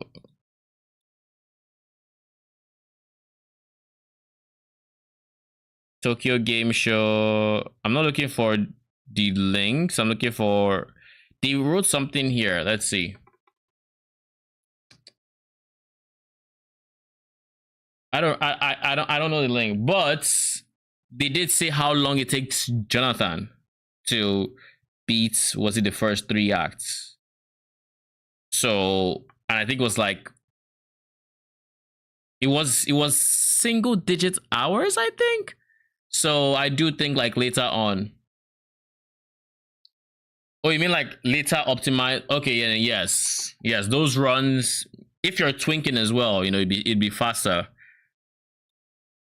But I think on average, it probably still take longer than PoE 1 campaign with like twink gear and whatnot. Like if you twink on both sides, PoE 2 would still be longer.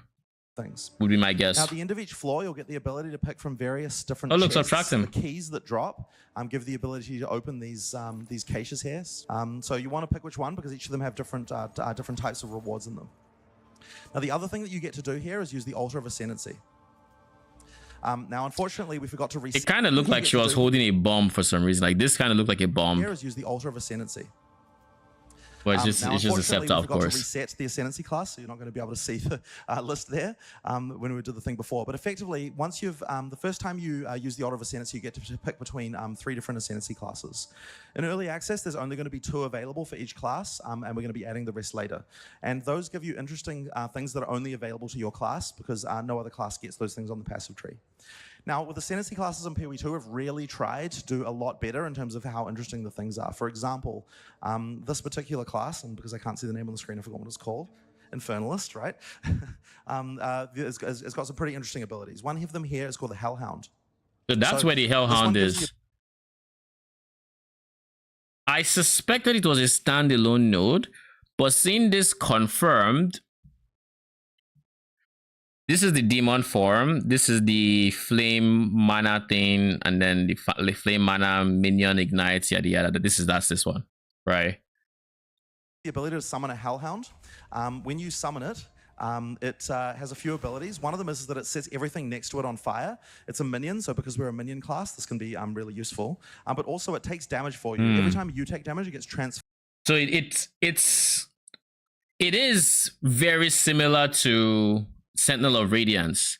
We don't know how much damage it does or how or if the damage scales on max life like with the Sentinel of Radiance, but you know what we do know? It is supportable. We can get this 6 linked. I don't know how we would get it 6 linked if we have to use like I think we would probably have to use like an uncut skill gem of like maybe level 20 or whatever on it, but we can get it 6 linked is the important part. Transferred to the Hellhound. Unlike the Sentinel of Radiance, like you can't add anything to it. So, he's a really good boy. Another one that's really interesting is that if we just respec quickly away from that, is turning into a called Demon Form. What was that first? What was that node leading up to it?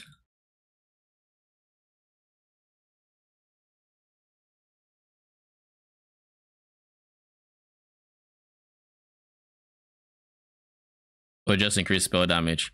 What about the one leading up to here? So just increase. If it's giving us increased life, I have reason to believe that the damage of the Hellhound would be based off minion life. Because why else would they give us just minion life, no minion damage here? That would be weird if it wasn't scaling off of minion life. Now, of course, this is very speculative, but I assume it's actually just basically the Sentinel of Radiance. Maybe different numbers, but it's basically the Sentinel of Radiance. Because taking 20% of damage from you, I mean, yes, but I don't see this as being a defensive node. If it was just defensive, they wouldn't bother adding the fire damage, because he did say it does fire damage to enemies around you, around it rather. So I have to assume that damage also scales with life. Otherwise, this would be hybrid minion life, minion damage. Maybe a lower number for life if it was that case, but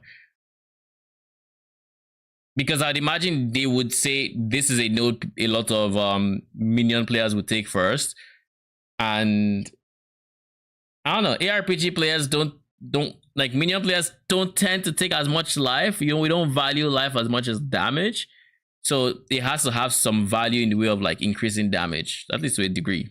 That's the way I see it. From that is turning, especially as a compulsory node. Into a, because if you're going like SRS, for example, you're not going like popcorn or something, you don't care about their life, but you might still want the damage reduction, you know. And I mean, with SRS, your permanent minions still auto resummon, so you don't care about keeping him alive all the time, so long as either the time it takes for him to revive is short, or you have a skeletal cleric there to revive him if he dies. Like, you can do either or, you know. There are ways to where you can ignore the minion life. So for them to make him like mandatory to take the minion life, I suspect there's a reason damage wise for it. Other node seems more offensive in nature.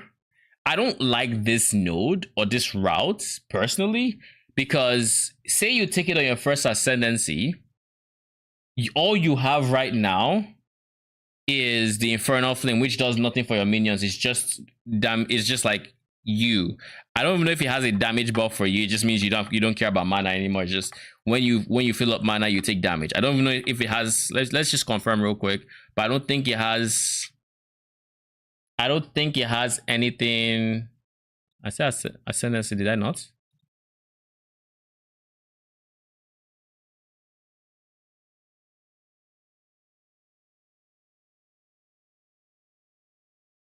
Bruh.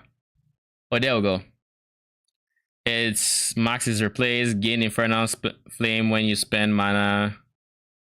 Take this when you reach maximum. Lose this. 10% loss per second. So it's like, it just replaces mana. So, and for a minion build where you're probably not using all that much mana to begin with, I don't see this as being an impactful node. Now, granted, like, this is what it leads to, and this is obviously more offensive. This you can actually work with if you're going for Ignite minions specifically. But I wouldn't say this is the offensive route if this is defensive, if this is the defensive route. Simply because, well, if not for anything, just by having one more minion, you do more damage. Whereas with this guy, your first ascendancy would be basically nothing. You just got nothing for your time, except maybe now you just don't have to worry about mana. That's it. So like, and even demon form, from the interview with Ghazi and DM and Jonathan, what it sounded like was demon form was also going to be beneficial in some way to minions. He obviously didn't say how. So, and of course, we don't know what this node it leads to is. So I assume it's kind of like the same here, where the first node is doing nothing for minions, and then the second node has its advantages or spreads its advantages to minions. I think that is probably going to what this is. So overall, I would say the way this is designed, it is designed to where Hellhound, unless this is really good, unless this one right here is really good, the way this one is designed is so you get your Hellhound first, and that gives you enough power to where you can then take the hit on one of those nodes that does not affect minions, to then buy time for when you get your third ascendancy and you get the extra damage. Because like, if you're just going for this, you basically just did trials to get not even a little bit stronger. So again, it depends on how strong this extra node is, because right now, just looking at the first nodes, your first trial was going to give you the most power. I would suspect it's this guy, and I suspect that life also adds the damage. I hope that is the case, because I'm a bit biased because I like Sentinel of Radiance. I think he's a very cool minion, and I think just having that RF aura I like it a lot, right? So having that here, of course, I kind of just want that. But other than that, I also like the idea of being able to focus heavily on this one minion, really scale minion life, still go MI, like kind of go for the Sentinel of Radiance build I had in PoE 1, and have this giant RF aura. Now, what I don't know is if the burn damage he does is like RF, like the one like Sentinel of Radiance. We don't know that. It's also possible, and this is of course just a hypothesis, but it's possible that instead of like just doing burning damage around like the Sentinel of Radiance does, it's similar to this node right here, where he contributes to ignite damage, to where now there's one flaw in this, and I will point it out, but he contributes to ignite damage, or he because the way ignites work here is it works on a magnitude system where the hit that applies the ignite, like 25% of his base damage is taken for the ignite damage, and then as you increase the magnitude, it does more damage, something like that. And that's why this is a decent node for magnitude, because I assume it's still just max of 1 ignite, and then all your minions contribute to that to the magnitude of the strongest ignite on the enemy, or the strongest active ignite, I should say, on the enemy. Anyways, it's entirely possible that his aura does something similar, where it's increasing the magnitude of said ignite and not necessarily an RF burn. But this is I think I can pull up the second video, which is the reveal stream, which kind of disproves the ignite theory. PoE 2 reveal. It's actually in the reveal. Where is PoE 2 reveal? There we go. It's here. Sir, It's in the ascendancy portion when they show the infernalists. So it's earlier. Classes. Okay, so it is here. I thought Ascension was just them talking about Sanctum, like here. I think it's after this, after the Pathfinder. There we go. So if you watch the Demon Dog here, watch what happens when he starts walking. I think I'll slow it down now. I think it's like, watch these two enemies right here. All he does is he walks by, and this, you know, catches fire. It's now where the ignite theory falls short is that ignites require a hit, and I don't see them removing this behavior in PoE 2. It is probably still going to require a hit. They added some, you know, they changed its logic, but at a baseline, I suspect it is still the same. And if it is still the same, then this cannot be ignite. Which would give more merit to the kind of RF-like Sentinel of Radiance aura that we already have in PoE 1, and this is just a different minion form for it, but it's the same thing. Now, one thing though is you would notice it looks like its base radius is very shit. Like, it's here, these guys are not on fire. And I assume this is its base. It's not supported by like increased AoE and stuff like that. But you would very quickly notice they are not on fire right now. And he is here. They are here. You know? So it's not nearly as oppressive as Sentinel of Radiance is, where if the Sentinel of Radiance is here, everything like in this big ass radius on your screen is, you know, burning. It's nothing as egregious as that. But it could even be on contact, to be honest, because it's only this guy that catches fire. Maybe I don't know why this one lights up. This is an anomaly because it's also purple. Like, I don't get it. See, this one caught, like, this one entered its range slightly further. So let's watch this guy. This one is up. There, like, his foot is like, he is feeling the burn. So this is like what I would say is the base radius, which is very small, by the way. Very, very small. Well, we can assume because we can support it, there'd be multiple ways to increase AoE just by increased AoE support. There's probably some ways on the tree to do that, to increase the AoE. I do know there was a hybrid node with one of my favorite node right now on the tree that I have seen is hybrid minion AoE minion cooldown recovery. That node, oh, it's gonna be such a good node. But anyways, that there are also sources of minion AoE on the tree. Anyways, so I do think he's kind of like an RF. I don't think he's more RF basically. Called demon form. So when you use demon form, you turn into a demon. While you're a demon, you lose life constantly, but you also have much higher spell damage. You do? And much faster cast speed. The longer you survive, the higher those numbers get. Stacking. So but you're going to continuously take damage. So you're probably, if you're going to use this, you probably want to do a build that involves getting high life regeneration in some manner, so you can survive as long as possible and do a large amount of damage. So that's an example, just 2 nodes from the Infernalist. But of course, there's lots of interesting nodes there, and you're going to want to ascend, get more points by doing more ascension trials, and continue to get more player power. Now in PoE 2, you actually all of the ascension trials. Oh, that's right. Sorry, we haven't even finished this one yet. All right, hang on. Where was I? All right, that's right. Okay, so let's talk about how this extends into endgame. So effectively, as you go through this trial, you might find items called relics.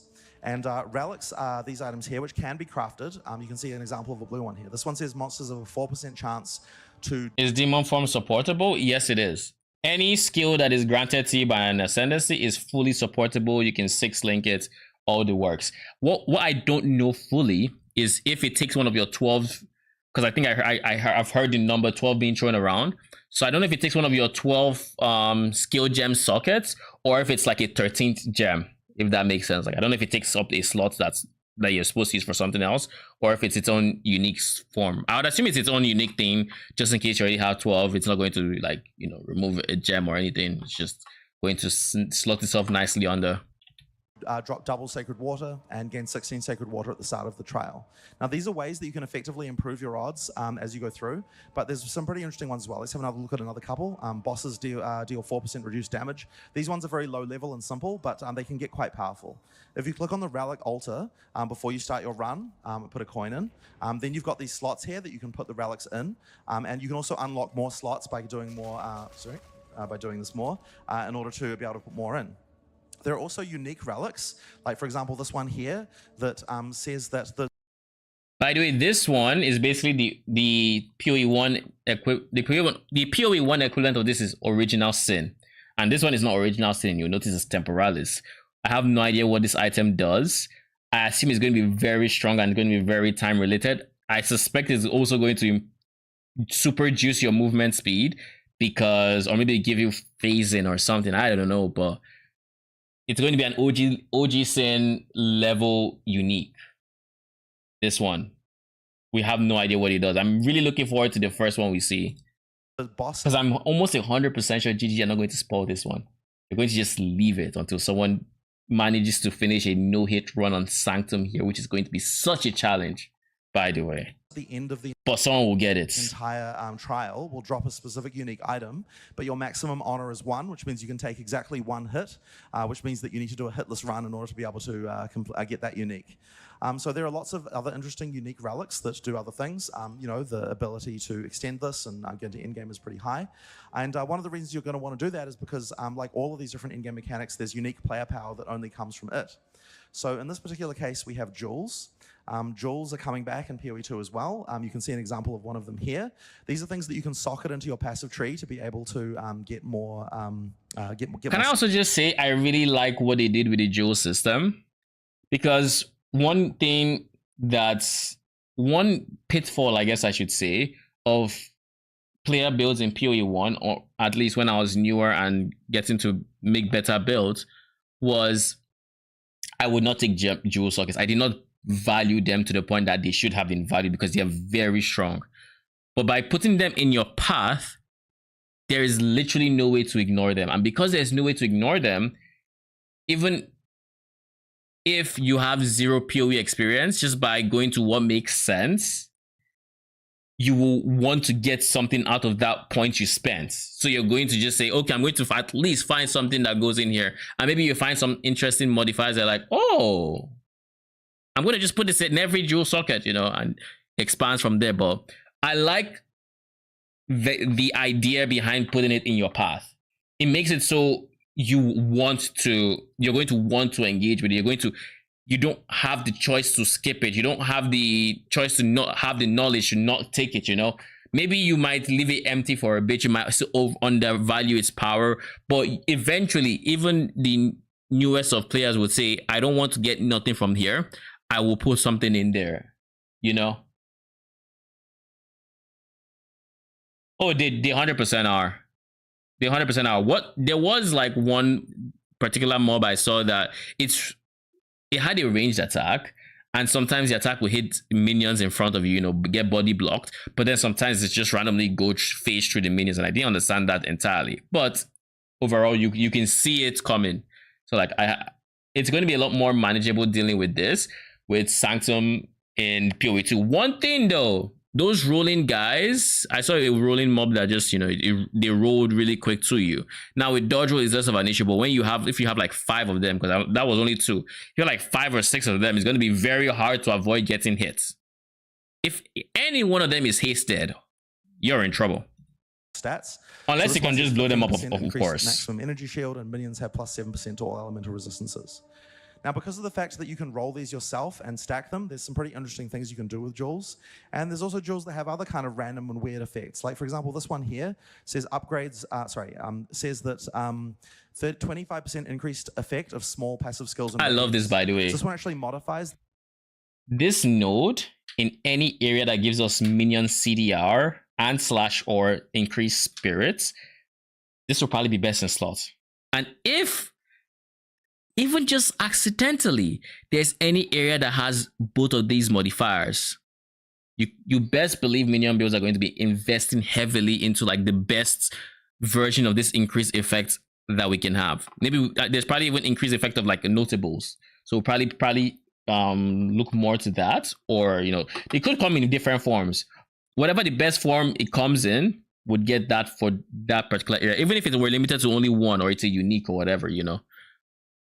Those, and I'm almost sure there's going to be one area that this is true for, at least one area where there's like spirit and cooldown recovery. And even if there isn't, there'll be an area that just especially specs into minion cooldown recovery. Froggy, what up? Welcome. The other skills on the passive tree to improve them, you know, with some interesting things and some interesting overlaps, you can do some pretty cool stuff with those as well. There are of course unique jewels and other things going on, and I won't go too much into it, but effectively. And by the way, it has like I saw a note in the other video we watched earlier today that minion cooldown recovery is coming as a start in PoE. Like, it's already a start in PoE 1, but you just can't get it on the tree. In this one, it's a node on the passive tree. Now, because it's a node, I assume its will would have other sources of it. And I don't know how far the support goes, but if it goes far enough, that would potentially open up so many specters. Because the way they have designed specters in PoE 1 to limit their power, and why they aren't that much in like why the choices for end game like really powerful specters in PoE 1 are not that many is because most of the ones that look promising or have a really interesting effect are limited or hampered by the fact that they give them very long cooldowns. Caldera Ravagers are an example. We all experienced them if you played the Necro Settlers recently. The gorillas that do cremation, they could be really strong, but they have an 8-second cooldown on that cremation. Storm Conduits, I think is what they're called. They have this huge beam, big shocks. You get like 50% shocks on a lot of like rare enemies. Unique enemies, you're getting up to 40 something. Pinnacle bosses, you're still getting over 30% shock. Has a 12-second cooldown, and it's very dodgeable. So like, by being able to spec just by having it on the tree means even if there isn't too much support, there will probably be something, a jewel, a unique jewel, something that you can use to double down on it and just get slightly more of it, you know? Now, what I'm hoping it is not is I'm hoping it is not something like, okay, your minion actives have a lower cooldown, because it's not worded in that way. So I have no reason to believe that is it, but it could be. But it is not worded in the way where I would suggest that. I think it's just your minions have reduced cooldowns, and that's big. 25 hours for 3 hours can make me go to the hospital. I mean, I'll say it again. He said for new players. We aren't new players. Now, it could still take us 20 hours. It could. And it's entirely possible. But it's also possible it doesn't take us that long. You know, it's very possible it doesn't take us a full day to finish the first 3 acts. And I would like to believe it's not going to take us that long. So I think my goal for PoE 2 is I want to see how far I've gone, because I plan on streaming over 20. Like, I plan on streaming as long as I can, which will be over 24 hours. And in that time, I want to see where I am at the 24-hour mark. I think that is what I would like to see, basically. On my 24th hour of the game, have I beaten Act 3? That is my goal. I want to beat Act 3 before then. I want to be like Act 5 by then. If, you know, his timing is very accurate for even more experienced players, you know. Storm Conduit one-shot half the map bosses. Exactly. And it applies both. Very good as shock sources, but they were terrible impacts because they overlap those long CD beams. Exactly. So if we actually get the much needed cooldown recovery we've been asking for on minions, we get, let's say, even a support gem that gives us cooldown, or we get like Ray Spectre having a quality of cooldown recovery, like we get some support, or even like unique items that give minion cooldown recovery. Like, there are different ways they could do it, and the fact that it's on the tree means they are more open to it, and that I think is nothing but positives. Them being more open to minion cooldown recovery, and just like it. Can you tell I'm excited for that one, just that one stat? Because it would have been so strong in PoE 1, so strong. Like, imagine if Ray Spectre's quality was not res, but rather cooldown recovery. Do you know how many Spectres we'll be able to use? Just saying. So, looking promising. This does scale all the way in game, has uniques, has ways to scale it, and a lot of interesting things you can do. The next trial we're going to talk about is the trial of the Chaos God. Now, unlike in PoE 1, every time you want to get more ascendancy points, there's a new trial that you have to do to do that. So this is the second trial that you can do, and once again, it's also an in-game mechanic that that can be expanded upon. So we're going to use the Mercenary for this one. Now, this is the one you're going to encounter in Act 3 for the first time, but as I said, it extends to in-game as well. Finishing the Ascension trial was kind of an ancient rite for the Vaal that conveyed power and respect. Entry requires a token from a strange entity called the Trial Master. And this is actually a sequel to a league from PoE 1 called Ultimatum, but it works very differently. So to start with, he's going to offer the trial, make the offering to the trial, and then he can walk in. Now, before you enter each room in the trial of the Chaos God, you're going to have to pick from one of the downsides that's going to affect you for the entire rest of the trial. So the Trial Master is here, and he's going to offer you an item to start with. Here's the item that you're going to get. I was saying, complete this. I was saying about Ultimatum. I like the idea of Ultimatum being a trial. You know what I don't like?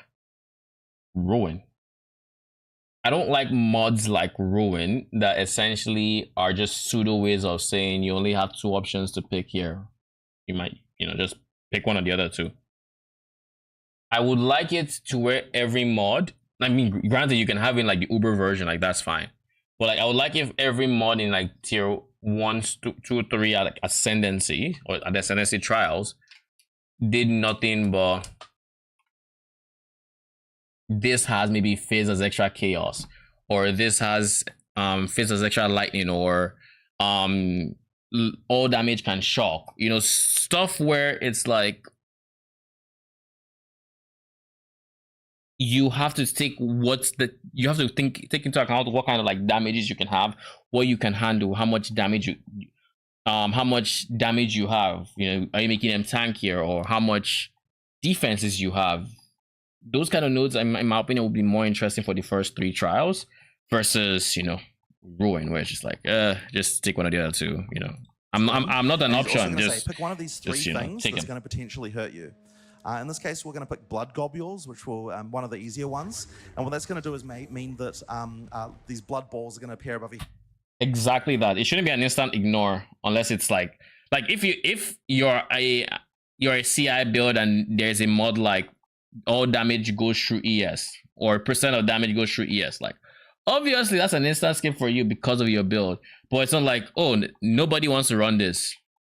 Like genuinely, even people who can run Ruin don't run Ruin, and the people that can run Ruin are people that have like let's say Svalin, because Ruin can apparently be blocked, so high percent chance block builds can run it, but they still wouldn't because you're not about to gamble their run on if they succeed in every block check or not. Hit and slam down periodically. Are you ready, challenger? As you walk into the room, he's going to summon a bunch of these monsters. Now, each of the rooms has different mechanics. This one's very simple. You just have to kill all the monsters. Not today. What is this skill? Rain of Ice? That's that blood globule I talked about earlier.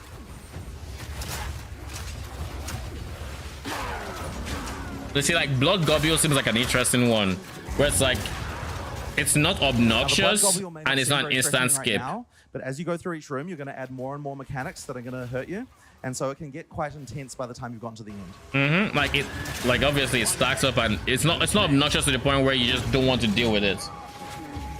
I love that ultimatum isn't just a tiny circle. There we go. Agree there too.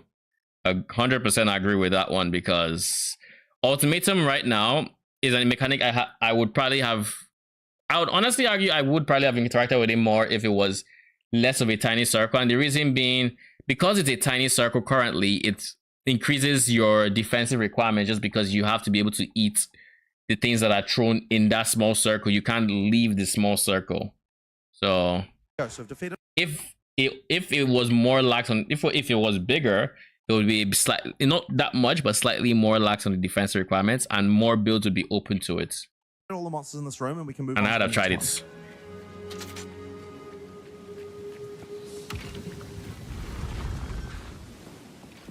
So as we move to the next room, once again, the Trial Master is going to give us a choice. Basically, sort of double or nothing. Do you want to take another reward and make the game harder again, or do you want to take the rewards you've already received so far and leave with your ill-gotten gains? If you leave right now, will you ascend? That is my question.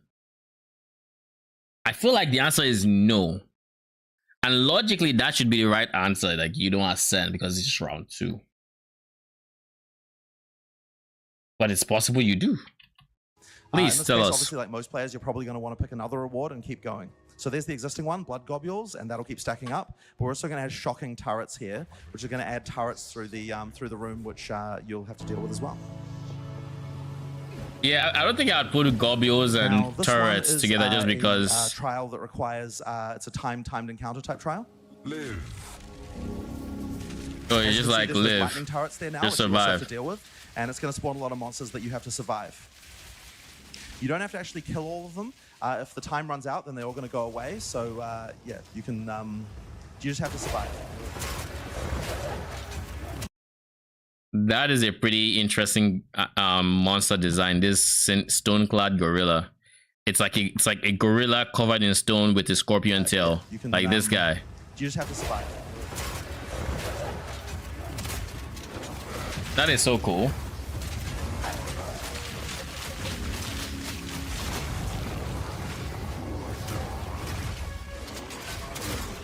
And the Vaal had a culture of risk-taking, so all these kind of risk versus reward mechanics very much work for them. The way they crafted and a bunch of other things like that all sort of relate to this kind of risk-taking behavior.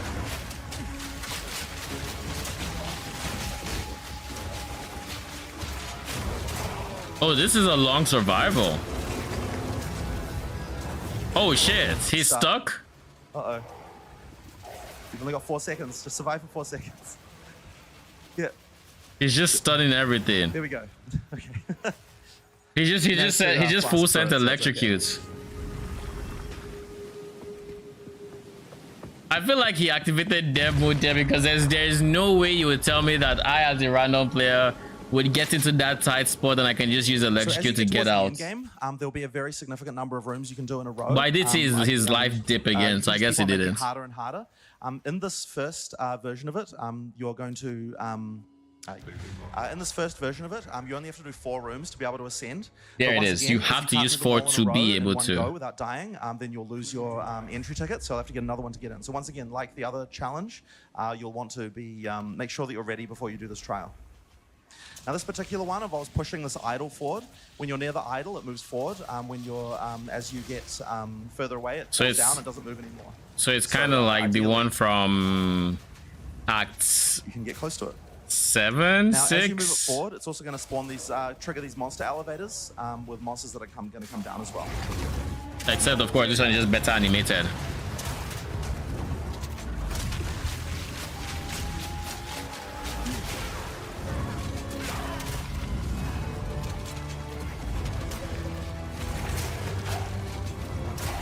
Little bit of appreciation for the sound.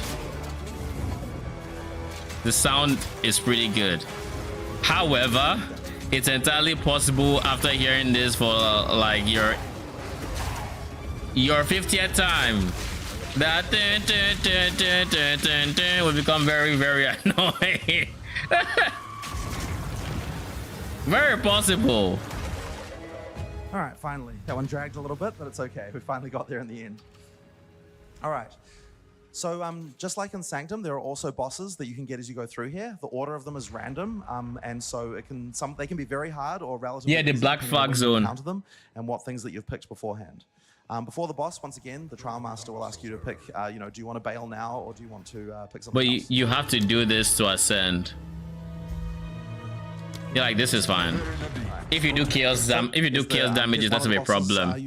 You know, it doesn't go. If you do poison as well, not a problem. Bleeding could be an issue. You might not.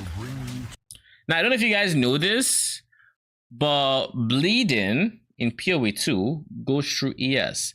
However, it's not as free as you think, because for bleeding to happen by default, it has to be damage to life. You cannot bleed an enemy that has ES by default. Now, there's probably going to be like uniques that can alter this behavior and yada yada, but that is the baseline behavior of bleeding and ES. So this node could actually potentially break your build, life as ES, or just, you know, ES in general. To your end. If you're going like heavy bleed, no other damage source.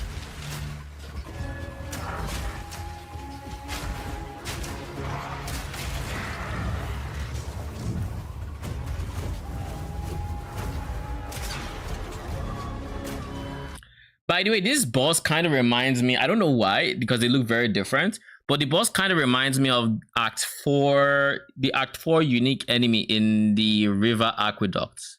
So in the Not Blood Aqueducts, you know, the bird that flies down, and, you know, that wind attack for some reason reminded me of it. I don't know why. It's very different. This one is obviously more mobile, yada yada, but like, I just remembered it for no reason.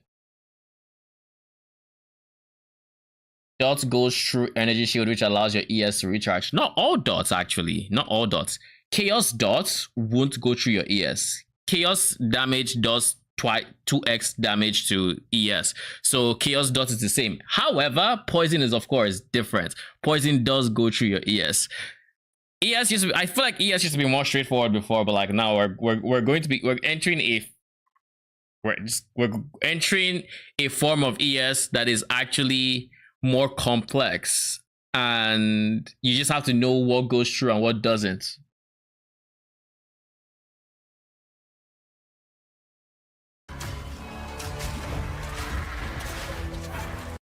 I don't know if Ignite goes through. I don't know about Ignite.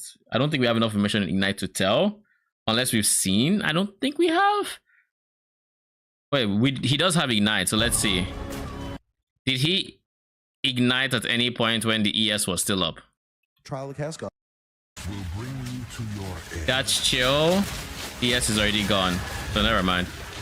He didn't use ignites. Oh, I know. Oh, he phases. So he was air, now he's lightning? No, he's still the same. What the hell is that?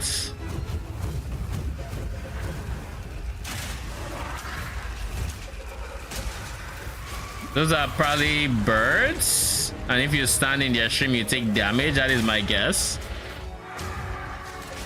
And it's not an air. Oh shit! That tornado is killed him the most times in practices, by the way. It's lethal. The tornado from Act 9, I want to say. Yeah, Act 9. In one of these side areas. One of the side bosses that gives you points. Is the bird avatar. Basically. I mean, because the lightning coming from the sky is it. It has fire, or is this... Was that the mercenary, or was that his fire? Was that the birds? Oh shit, oh.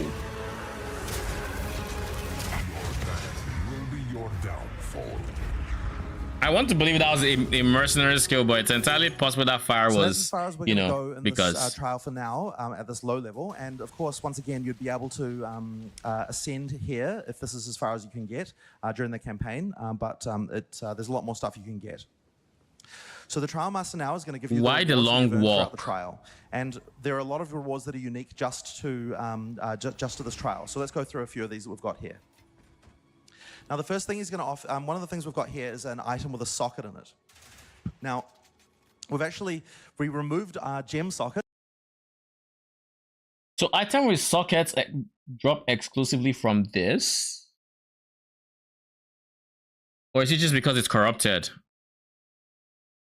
that it gained the +1 sockets? Because I have to assume that you're going to get items with sockets from everywhere, and then you can corrupt it for +1 sockets. From PoE 2, but we've actually re-added back sockets in a much more traditional way as things that you can put items in to get extra mods. So if you have a look down the left there, you can see a thing called a soul core. This is. So here's the question I have, and this is pay attention. Do you see this line?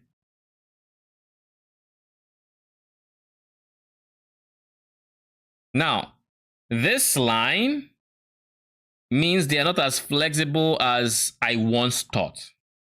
When I first saw the socket, like, oh cool, it's like benchcraft. You're just throwing the thing, and you have your fire res, and you when you need it, you know, take it out, but you can take it out. Now, it's possible that we can replace it. That is a possibility. We might be able to replace it when we can't take it out, but we can change what it is, so we are not stuck with like fire res if we now need lightning res. But if we are to believe the verbatim, you know, wording of this, it says place into an empty soul core socket on corrupted equipment items. Now, emphasis on empty, because wait, does this mean it has to be corrupted? Interesting. Anyways, this says empty. So if it already has a soul core, it is possible it can't get another. So I don't know. It might not be how I'm saying it, and it could be a lot more flexible. And if it is, that'd be nice. Then it really fulfills the purpose of being able to plug defenses in your defenses and whatnot. But if it isn't replaceable and you can't replace it, you can't remove it, nothing, then what is going to happen is when people get into the end game, what is essentially going to happen is people are just going to just leave their sockets open, because they could put lightning res, but lightning res is not important, when they could potentially have something insane drop later and they'll regret it. So they just, you know, you just don't put anything unless you really deem it worthy.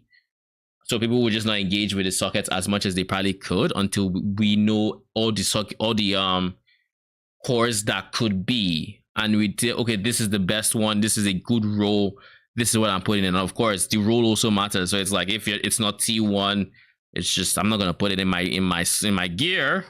If I'm not gonna do that, I could find something better. Now it's just like you see what I mean. It's like I hope it can at least be replaced. Even if we can't get it back, that's fine. So long as we can change what bonuses we are getting from it, I think that'd be good. Now, if we can't, that is going to be a problem. A soul core of like sockets in Diablo 2, probably. I have no idea, but not like sockets in Diablo 4, because those guys, you can put whatever you want, remove, doesn't matter. If you put it in a weapon, you get lightning damage. If you put it in a shield, then but yeah, it's like you're get... for anyone that plays RuneScape 3 here, it's like perks. I would hope that because with perks, you put out gear on gear you've done invention on, and there's a tool you can use to, and these are different rarities, but these are like not really different rarities, but they are to convert this to PoE. I'll say they're different rarities. There are different forms of it. There's one that you use on gear that has the perks, and it destroys the gear but leaves the perks, or in this case, it's gems, right? There's one that destroys the gem and leaves the gear, and then there's one that separates the two. Of course, one that separates the two is the rarest. It's the one that requires the most grinding to get. So I would hope there's something similar here, to where I can, just destroy the gem. Maybe because it needs the empty socket, you just have to destroy the gem. That is possible. Or, destroy the item, get your gem back. Also not bad. Or even if it's a premium fee, separate the two.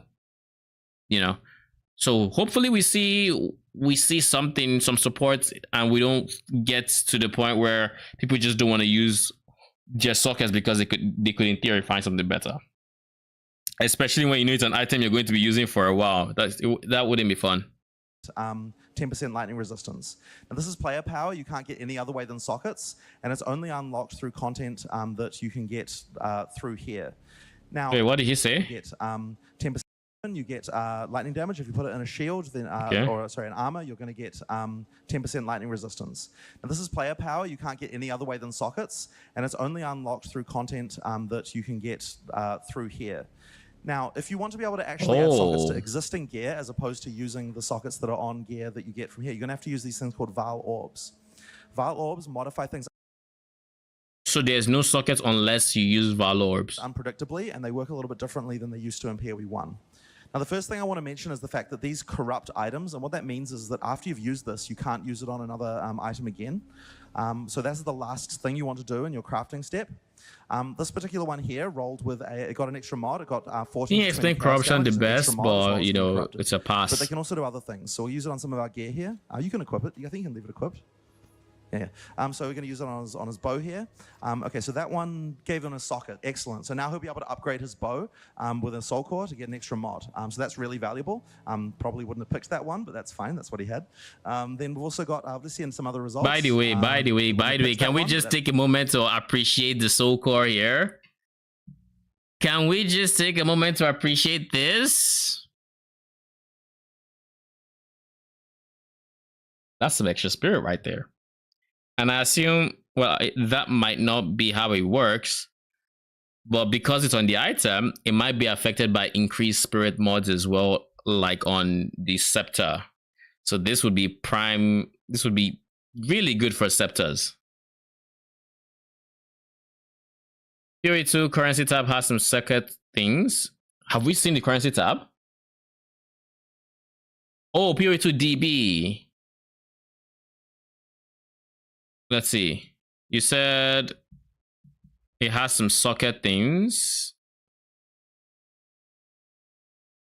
Where would it be? Mechanisms. None of this. It's probably here. Or inventory. We'll go items. core, not items. Okay. Currency. I don't think it's currency. Oh, but it is on that currency, so I guess we'll just leave it at that. But yeah, this is nice.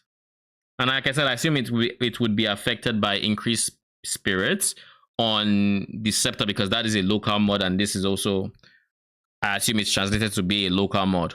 Same way this one will be affected by local. Just ban that bot real quick. Same way this would be affected by local lightning damage or local mods to the weapon, I assume. So of course, an assumption. Could be wrong. The winged death big fat bird. Oh, the yeah, that was what the last thing he killed. It reminds me of the Act 4 one. The fat bird that just flies and then tries to land on you, and like, of course, this is way more polished, but like it reminds me very heavily of that boss. That's fine. That's what he had. Then we've also got, let's see in some other results. That one, okay, so that one just modified random mods on the. So yeah, in terms of, this is the only one we care about for minions. Right now, you never know. You never know. Maybe we'd be lucky enough to where we can give our weapons or the stats on our weapons to our minions. I doubt this is power we're gonna see in PoE for a while. But if it was possible, I know you can give your amulet to your minions, but that's about it. Because if you look at, I assume it's somewhere. Keystone. Necromantic Talisman. All bonuses from an equipped amulet are applied to minions instead of you. So you can give them your amulets, and according to the video, potentially your anoints as well. So that would be awkward for anoints that you may need, but that'd be amazing for giving them a node on the tree. And if PoE, like if PoE 1 behavior is to be maintained, the way items with keystones, or I guess not, I don't know if it's only keystones, but items with keystones on would work on an AG. So if you give an AG something like pain at, is it, what's not pain attunement, ancestral bond, which makes it so you can't do damage, your AG suddenly can't do damage. I know this because I tried the last league with Wilmar's Requital, and it worked. I didn't want it to work, but it worked. Search socket instead of core. Okay, let's go. Currency sockets.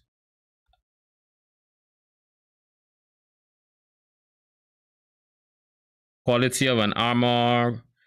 Oh, okay, then this explains it, because I know in the reveal they said two-handed weapons could have 2, but then corruption has +1 sockets. So I was like, there's no way it's corruption to go from 0 to 3. Like, that just seems unreasonable, but this makes a lot of sense. This makes a lot of sense here. Leeches, fizz damage is life. We don't care about that.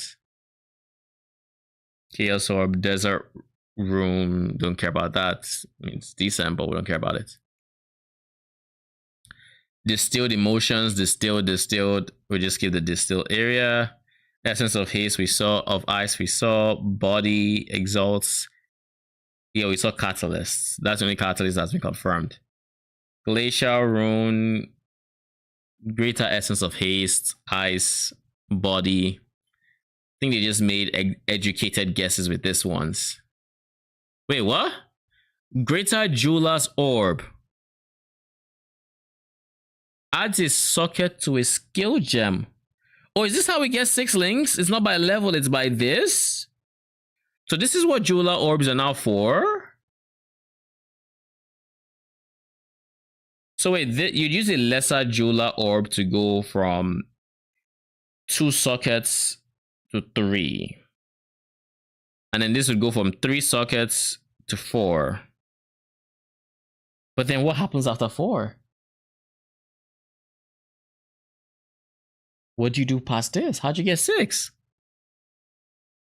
I imagine these would be expensive pretty early. We'll remove only suffix. Yeah, these are omens. Orb of Alchemy upgrades to rare with 4 mods. Annul, augments, transmute. We all know these guys. Perfect. Add a socket to a skill item with 4 sockets. So this would take it from 4 to 5. Ultimate? What do y'all think the last one would be named? I'm guessing like ultimate or something because we haven't seen it. It has to be you. No? It means we didn't see it. It's not, it can't not be selected, so we probably just skipped it. Let's just search. Jeweler. Yeah, it's greater, lesser, perfect. There is no fourth one. Okay, let's just remove this and let's go put jeweler real quick. So how do we guess? Oh wait, I'm dumb. There is no last one. What am I saying? A 6 link includes the gem being linked. So an actual 6 link would have 5 sockets. So this is the final one. It takes it to 5 sockets, which when you include the actual skill gem is 6 links. That's brain farts. Don't be like me. All right. I didn't know that's how it works. So I'm guessing this means you get them act 1, they have 2 sockets. And then you work from there. Use the lesser to get to 3, use the greater to get to 4, use the perfect to get to 5. On that way they saw it. I haven't seen that so far. What you wanted, that's a bad outcome. On the other hand here, all right, added another mod, 25% increased armor and evasion. That's a very good roll. So effectively the theme with these things is that you're going to get random results. You don't probably want to use them on the items that you've got equipped because they're likely to potentially damage them or make them worse. But there's player power that you can get from this that you can't get any other way. So it's something that you're definitely going to want to be able to do as you go through the game. Now, of course, because we got to the end here, we can also ascend. For this particular one, we might as well just ascend this character. So there's the Witch Hunter, which you could pick. By the way. Might as well just ascend this character. This guy is so far, he's the second de facto minion ascendancy. This guy right here, the Gemini Legionnaire. Because... Let me look for the thing. Ascendancy class, mercenary. The only problem with him, and this is the only reason I'm not league starting him, where he starts on the tree. That's the only reason. Otherwise, he could potentially be a stronger choice than Infernalist. Isn't it funny that we have basically all the nodes here, but not the others are just like limited to 4. But anyways, quality huge. Wait. When we looked at the gem, okay, it didn't say quality because we didn't look at the gems in game. The minion gems, we didn't look at them in game, so it didn't say what the quality did. And in the arts they showed the tooltip, it didn't say what its quality did. Anyways, the reason why he is potentially a good minion ascendancy is because he has quality for minion gems are probably going to do something decent. We don't know what it is, but it'd be decent. 3 additional skill slots, that is just, big. He has max res, he has attribute requirements. By the way, this is going to be especially important for minion armies trying to take advantage of multiple specters, because each specter, to our knowledge, has its own gem. If you use bind specter for a specter, it's locked to that gem. Maybe there's a way you can potentially remove it from the gem, but to have multiple different specters, you would need multiple different gems, and then you just select the number of each one. So if you want a varied army, these 3 skill sockets would be huge. And I suspect there's probably like levels to gem sockets somewhere on his ascendancy, because that seems to be the theme. So like he's probably going to be the second best. He's the second ascendancy. He's the current runner-up for minions, basically, aside the Infernalist, until we get more information about maybe the Witch third ascendancy. I don't think Blood Mage is going to be viable because it just seems like with the Blood Mage specifically, there's nothing that they've shown that has any relation to Minion, so there probably isn't anything Minion related there. Javelin Spectre build confirmed that maybe Javelin Holy Relic, if that exists in PoE 2. We haven't seen Holy Relic. That it is very possible. I wonder how, if they were to implement it in PoE 2, I wonder how they would do it. Like how it wouldn't be in its current form, and I'm inclined to believe it would be more automatic.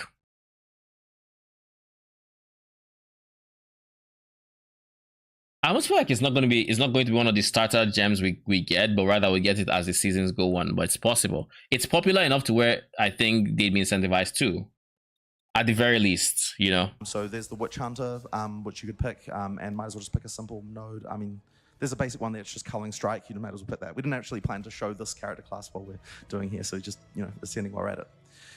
Now, right there, you also see there's an entrance to the Trial Master's Tower. That's like a special endgame thing, which we're not going to show you, but effectively that's the pinnacle boss for this particular endgame grind.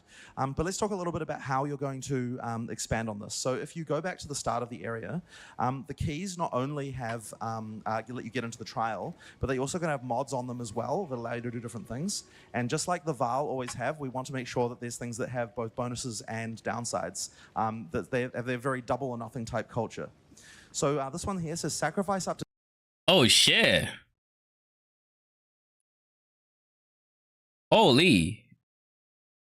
I didn't even see this before. That is an interesting mod. 10 exalted orbs to receive double that on trial completion. So effectively, you know, you can go double or nothing on currency as well.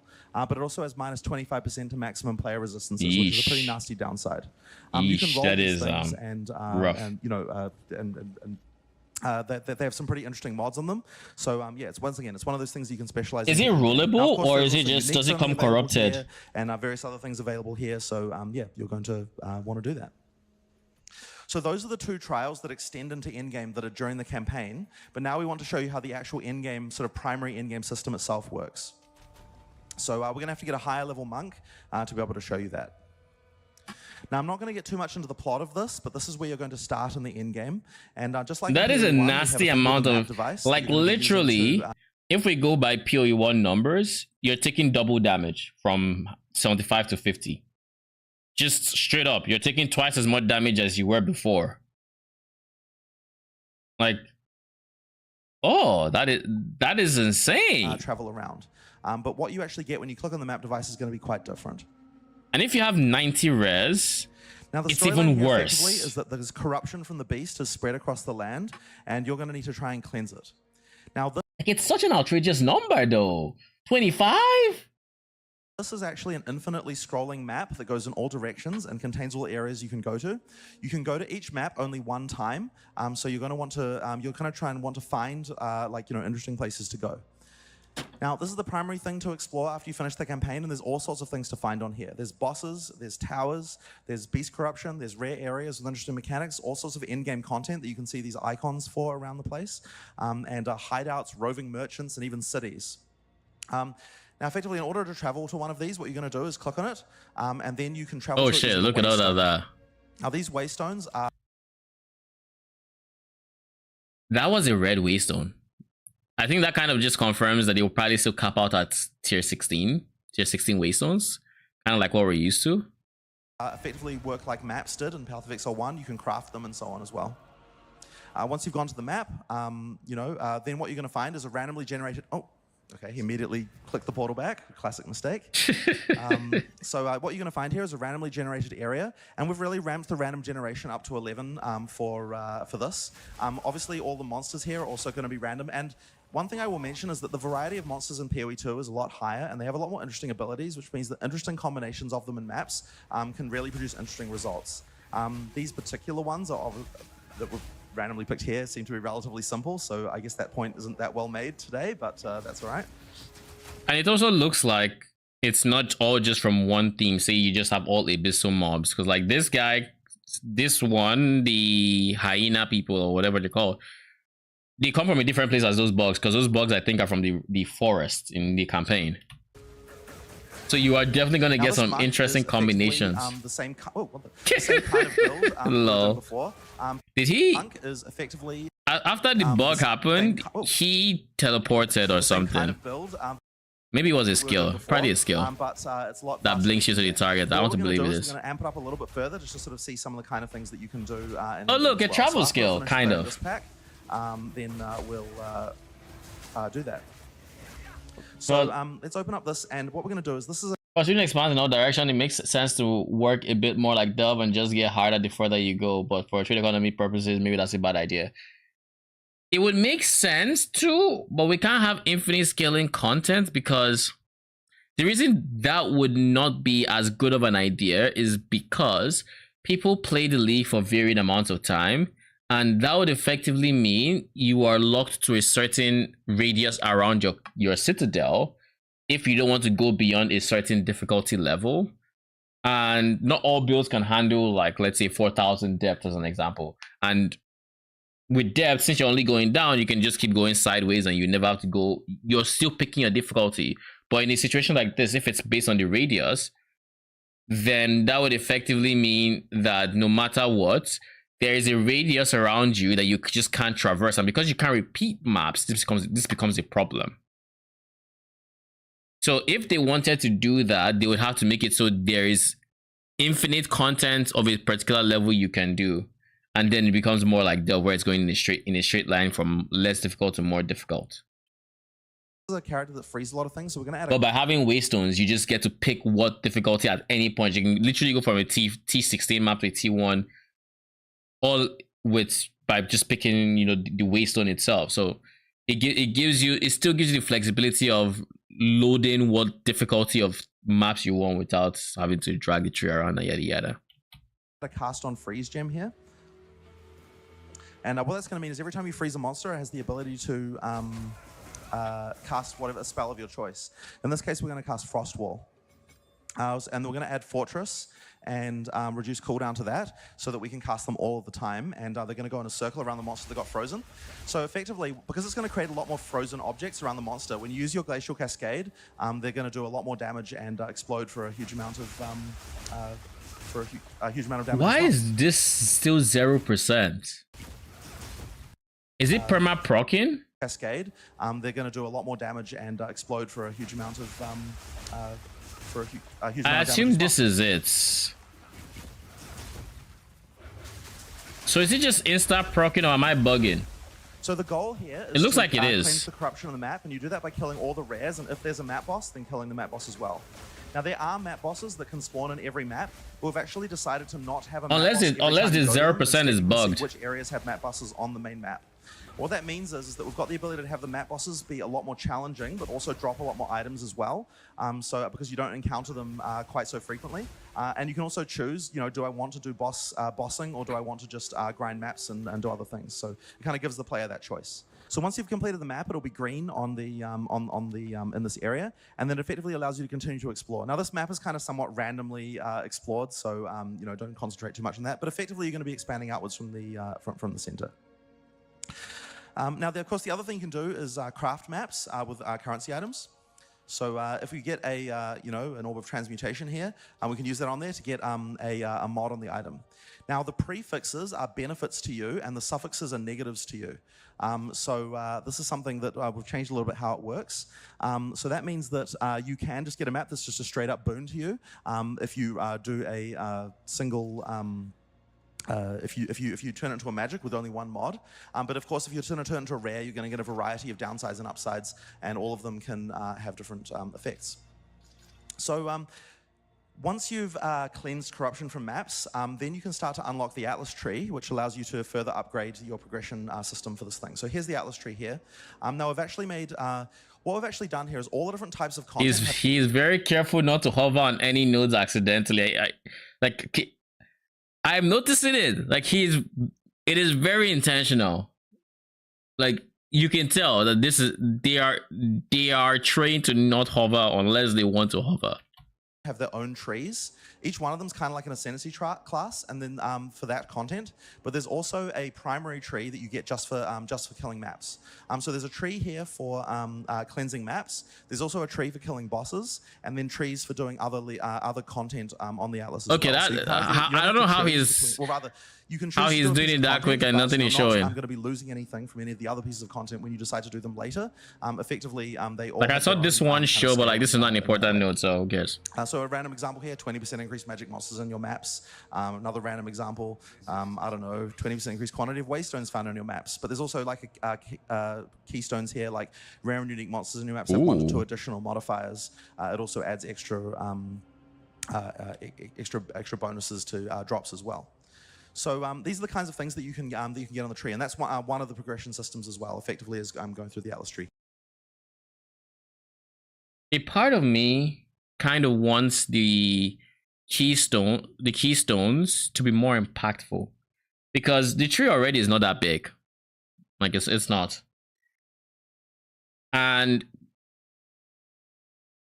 I would like, I don't know, maybe I'm too much in a PoE 1 mind state, but like with how few the nodes are, in my head I'm like, okay, so you just kind of have to juice what the nodes do to compensate for the fact that it's as small as it is. But I also understand that there are so many different multipliers to loot from other sources that even if it looks like a smaller number, it probably doesn't feel like it. And of course, one of their goals was to have less loot than PoE 1, just so we can actually find what drops as meaningful, you know? Yeah, but it's also kind of, so like, but a part of me still thinks add 1 to 2 modifiers depending on the strategy can be really good, by the way. Can be really good. Like in PoE 1 terms, if you had to do the divinities strat, you want them to have as many modifiers as you can. If you could throw 1 or 2 just like that, you know, you would.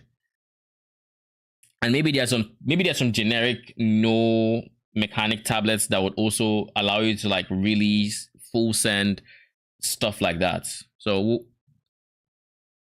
it has the potential that it's already interesting enough and good enough, but it depends on what else is there to juice those maps. Kind of the gateway to a lot of the other mechanics. So for example, here we see a map that's got this little hand icon, and that means that there is a breach in this map. There's also the boss icon there, which indicates there's a boss there as well. So we know there's a breach in there. You know, if you're looking for breaches, this is where you want to go. You can effectively always see the content that you're going to be able to face in maps as you look around the map. Can we see what essences look like? Mechanics for adding more of them later, which we'll talk about as well. So at the start, that's ritual. You find them randomly, but later on you can add them to maps too. So let's have a look at this. All right. So breaches. So Breach is another one of the League sequels that we've done for Path of Exile 2, and it's also one of the sort of pinnacle like in-game content grinds that you'll be able to progress through. Breaches are effectively small fissures in reality that let you see into an alternate plane where demons roam free, and touching a breach will cause it to expand and reveal all the demons there that are lurking on that plane. You know, hearing them explain Breach, it makes a lot of sense, but as a new player, I didn't understand what the fuck Breach was. I just knew I touched it, minion and monsters spawned, and then the more I killed, the more monsters I saw. Lore wise, I had zero idea what he was doing. Breach rings are going to be the ultimate rings, most likely.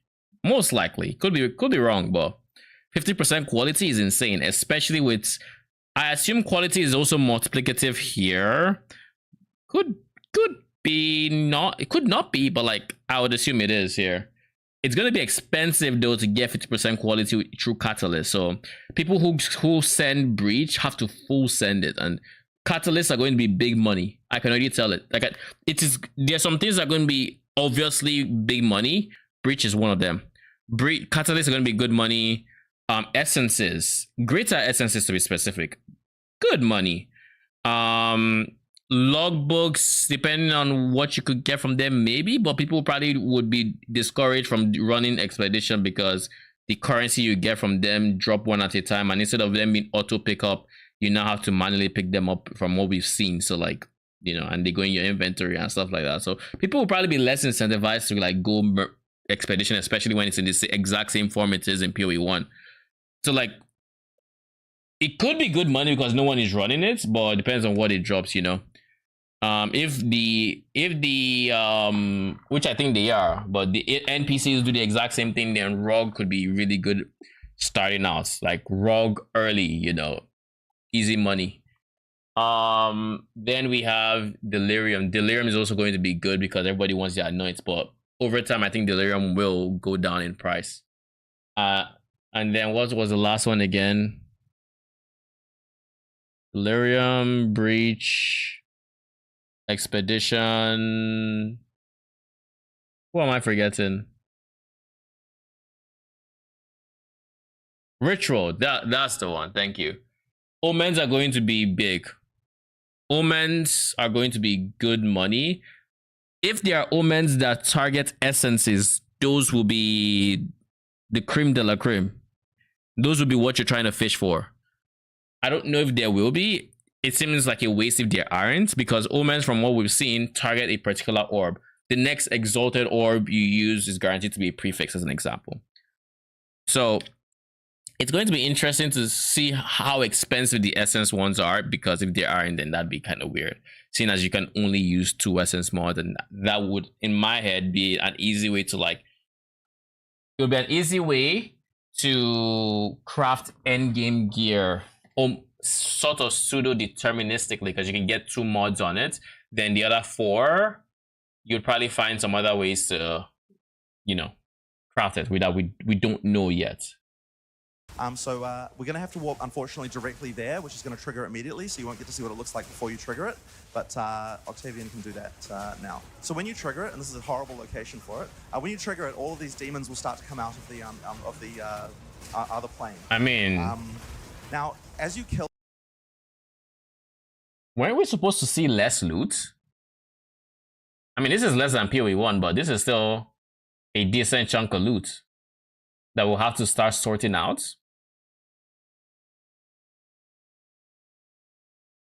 I think this game without a loot filter is looking less and less viable. Or is it just me? Am I bugging? Like, it actually looks like it's dropping a fair amount of loot that I would not want to see. Like, of course, you might actually want to see some of this, but like, I probably don't want to see every single cap that drops, because it's dropping enough caps to where, like, there's cap here, there's Great Helm there, there's, you know. Kill the demons, it's going to extend the amount of more, time. it's like more things are still dropping. And I'm not saying it's bad. I'm not saying it's bad that it's dropping. I'm just saying very quickly. You can keep this going for a very long time and like cover like half. I do think loot filters are still necessary. If your build just isn't as strong, then you're not necessarily going to be able to do that. So it's very hectic. Oh yeah, there we go. So it's ended already. So effectively, you have to try, if you're very fast at kill speed, you're going to be able to take very good advantage of this particular mechanic. Now, breaches, of course, have their own rewards, which is why you're going to want to do them. Let's just have a look on the ground to see if we can find any. If you go back and have a look. Yeah, where's some splinters? Drop any? Yep. Breach splinter. Right. So one of the so there's a couple of things that they drop. So one of them is catalysts, and the other one is splinters. So which one should we talk about first? How about the catalysts?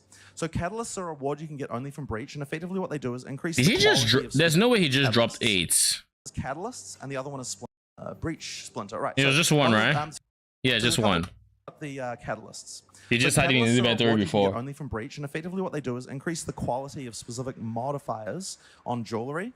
So this one here says adds quality that enhances life modifiers on rings and amulets. Life so effectively this is going to be very expensive. Like even in PoE 1 it's still expensive. To get to need 50% per player for breach rings is going to be just exponentially increase set price. Life quality that'll make the life mod roll. I think personally I'm going to be farming breach day 1. That sort of seems relatively subtle, but there's actually quite a lot to.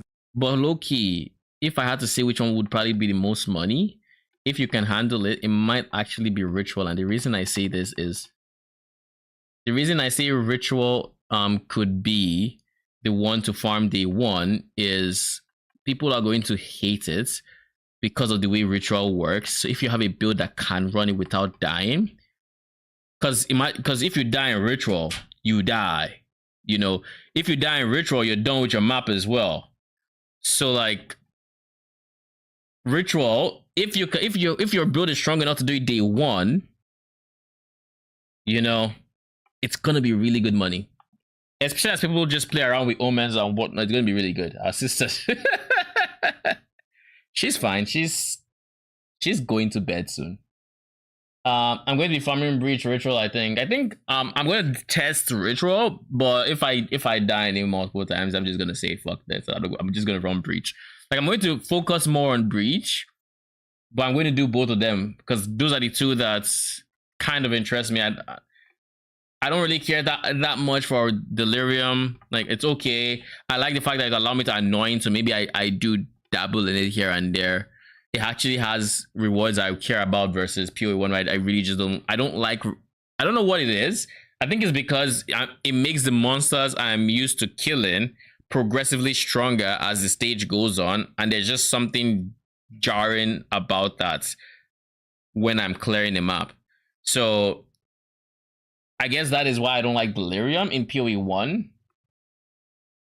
But because it has all these emotions, the distilled guilt, distilled yada yada, I might be more incentivized to try it out, at least here. If it still has like BS AoE just randomly spawning that could kill you, I'm also gonna check out from there. But yeah, breach, ritual, those two will probably be the money making combo early. I mean, Expedition Geo, to be honest, miss me with the Chaos Explodes here ritual. Well, do you plan on going CI or something? Because I mean, if you go CI, you don't have to worry about it. But if you go just low live, I wish you luck. I wish you luck. Surely you react to Subtracting's video after this one tonight, not tonight. We still have 31 minutes though. Oof. That's a lot of time. Monk CI respect late game, surely. I don't know about that one, Chief. I mean, Monk does seem like a class that could potentially use it. I don't know. You could go Acolyte of Chayula and go Spirits stacking, because that would be a source of defense. It's just saying. Just saying. We still have a fair bit of this video. A part of me wants to stop now and continue reacting to this later. And yes, I will react to Subtractum's video probably tomorrow. Again, I haven't watched it, so I have no idea what information is going to be in there. But I will watch it. Let's finish this breach portion at least. Then we can decide if we're ending for today and continue this tomorrow, or if we just keep going.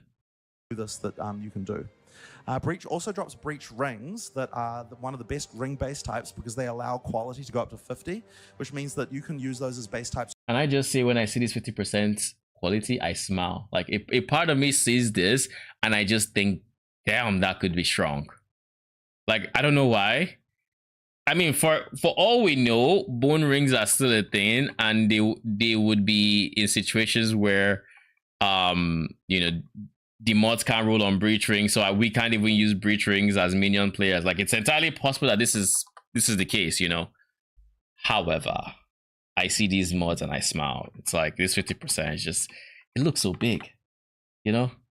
Maybe we can have minion breach rings to do that. That is obviously cope. We're not getting that. It is not happening. But like, the possibilities excite me for breach rings. Especially since they are now craftable and not like, you know, they don't just drop corrupted and are basically ignored for all purposes that are not selling to vendor, you know. To create some really crazy rings. Because like in PoE 1, who needed the breach implicit? Like, okay, maybe you do more damage. I think it was you do more damage to breach mobs, right? Or is it like you take less damage? Or no, it was modifiers are doubled against breach monsters or something like that. It's like, okay, but then everywhere else it's half. How is this good? Like, I'm not doing that much breach, I'll tell you that much. And then it comes corrupted, so it's like, okay. Game as well. So that's one of the forms of player power you get from breach. The other thing you're going to find in breach that will sort of unlock the pinnacle boss are these breach splinters. So can I just say it still weakens me that I see 300 there as a stack size, and it says combine 300 splinters to create a breach stone. So you're telling me we're going to have to pick those guys individually, like up to 300? Like, I mean, you juice your maps. Hopefully, you drop multiple splinters in stacks and whatnot. You know, you drop stacks, but like 300. So if you drop just the one like he was dropping here, my guy, you're gonna click 300 times before you can run that boss once. And they obviously didn't do what I suggested, which is have the loot from the breach monsters, you know, explode in the center when it's done. Like, you know, they didn't do that. So it's gonna be exactly the way it is in PoE 1, and that is the biggest downside for breach for me. That's the biggest turn off. I'm just like, oh god. The positive is Steam Deck is typically decent with dealing with that. Now we don't have loot filters, so Steam Deck is cut off for loot in week 1 and 2. But once loot filters come out, we can potentially see that being very effective for breach. To be honest, that would be actually an actual advantage. Unique idea: breach bone ring with max res explicit that scales from -5 to +5. With another unique modifier that says your minion action speed is 1 to grants it that grass, which minion kills have a chance to summon a breach hand decapitating by enemy. Holy, that would be quite a unique, wouldn't it? So you'd have a unique bone ring that's had -5 to +5 max res, which is already an insane amount. Then you're multiplying your minion's action speed by 1.5. Wait, no. Yeah, 1.5.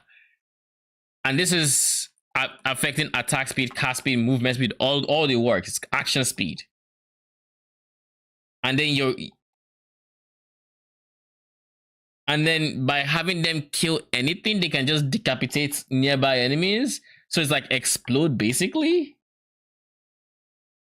They don't die, they just lose your head.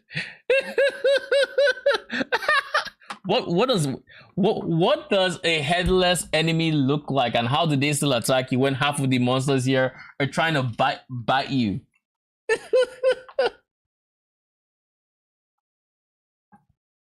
If you collect 300 breach splinters, it'll allow you to make a breach stone. As for did you cook or are you cooked? I mean, I'm inclined to lean towards the second option. But like, I don't know. I don't know. The headless monster part killed me. What? Be like an Easter egg or something. I mean, the breach domain where you can fight one of the pinnacle bosses. Now we're actually going to show you this pinnacle boss for this particular league mechanic, just because it's nice to see one. But we're not going to show you any of the other pinnacle bosses in this demo. But all of the different types of league, visually enemies become headless, become blinded, and have lesser chance to crit you and allies. I feel like,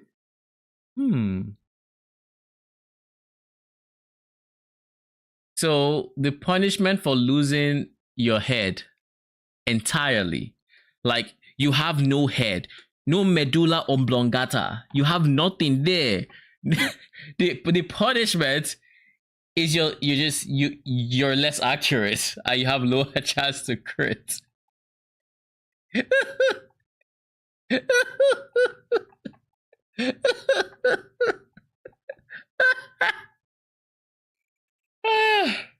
I mean, obviously you definitely cannot see, so you're blinded. Like, it comes with the territory.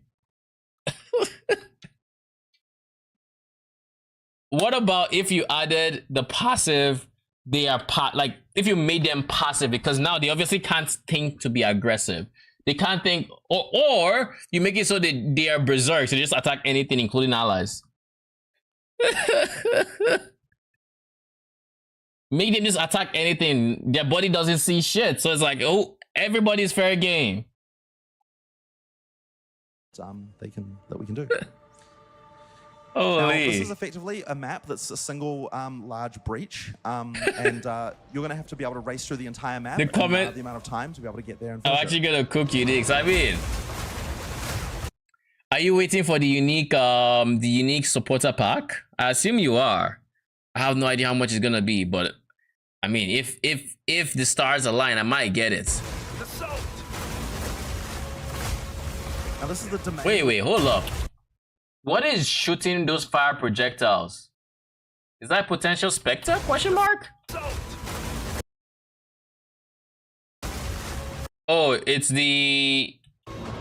It looks like the curtain people from Act 3, I want to say. No, these are bats. Now this is the domain where the demons actually live, and you can see the kind of creepy hand stuff they've got going on as their theme there. That's as it gets revealed.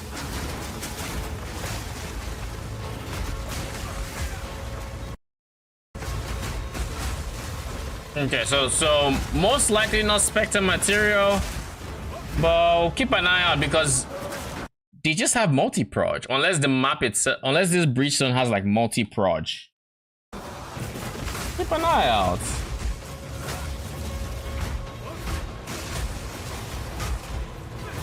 Oh shit! Did this guy just try to use spear? Like you got almost here to get over here. Get over here.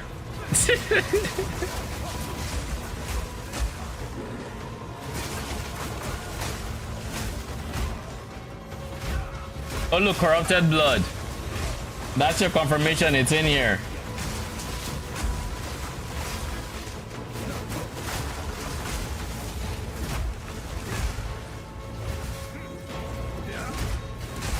Yo, but can I just say, the monk's animations for all the like overhead attacks, all the jump animations, they actually look really good. Like surprisingly good and very fluid.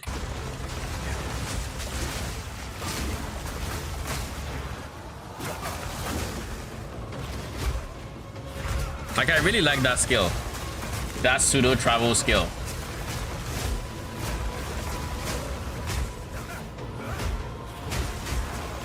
He's basically using it as a travel skill.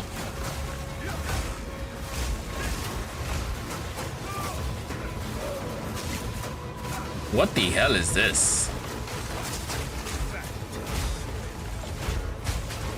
It's that crawls, it's that grasps. Oh, he's definitely using it as a travel skill. Looks like he did it. All right, so now if we keep going here, we're going to get to the boss. We that dreamed. This is the only breach enemy or entity I have seen that he doesn't use it, but uses we. And that alone tells me, like, you know, this guy is scary. Like, this guy is not anybody's mate. Like, this guy. We in nightmare. We that are one. Chayula that dreamed. Is that actually Chayula's name?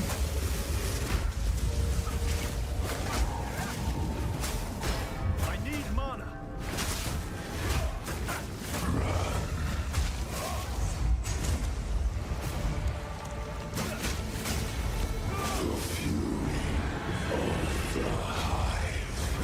Don't let him flick you.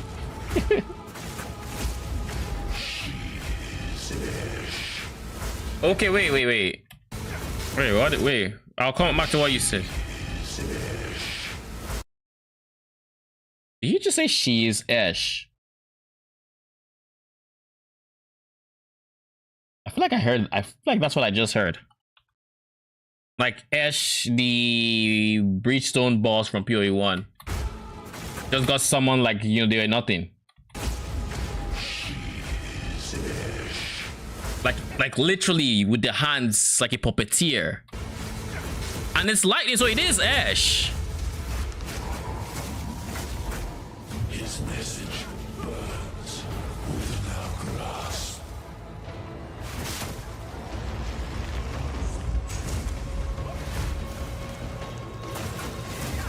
The fury of the hive. Oh, he dis. The gray winds. We watch. We wait. We dream. The red fire blooms. So even though this one is we, Chayula is stronger than this guy because, I mean, Chayula has a name. I mean, this has Jest, I guess. Also, that does have a name, but Chayula that dreamed. Unless this guy is still, this one could still be stronger than Chayula, to be honest. I haven't heard Chayula speak, so I can't really tell.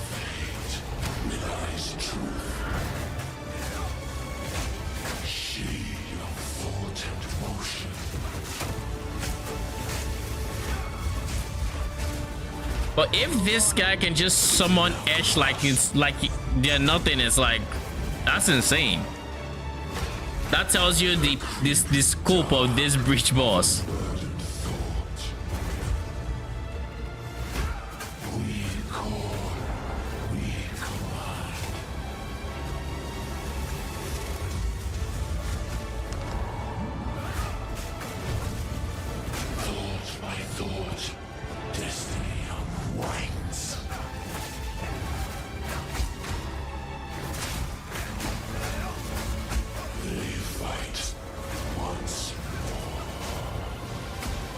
Or maybe it's a case of they are dead and he can just use their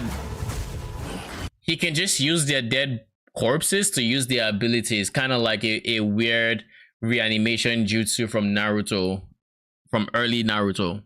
Maybe that's what's going on here. I don't know the lore. The exile probably killed them by lore, and so they are actually dead, including Chayula, so we have to bring Jest. Sad swing. Yo, that swing had more airtime than a lot of side characters, just saying.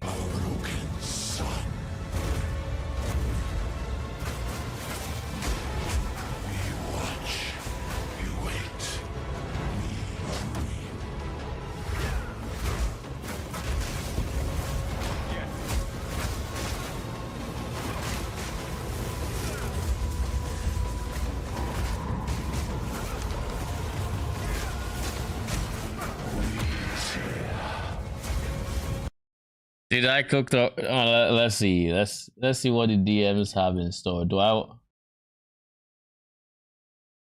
What says? Oh my god, we're in for something. Let's see this. Let's see this. 100% increased spirits grants consensus. You and your minions alternate the buff. 60% less physical. A random intervals. Minions gain plus 100 to plus 300 accuracy. Gain increase for every sec. Holy. They gain increased cooldown recovery rate for every second they are alive, up to 50%. Up to 50% is crazy. Cleric minions cannot be summoned. I kind of like that last line, I'll be honest. Like, I kind of like that last line. I like how the quote is, did I cook or have I cooked? So, this is a wild buff to give, but this is also a wild downside to have in the current state of like PoE 2 minions. This would actually be, this is actually a noteworthy downside. So, you know, it's good. This is fine.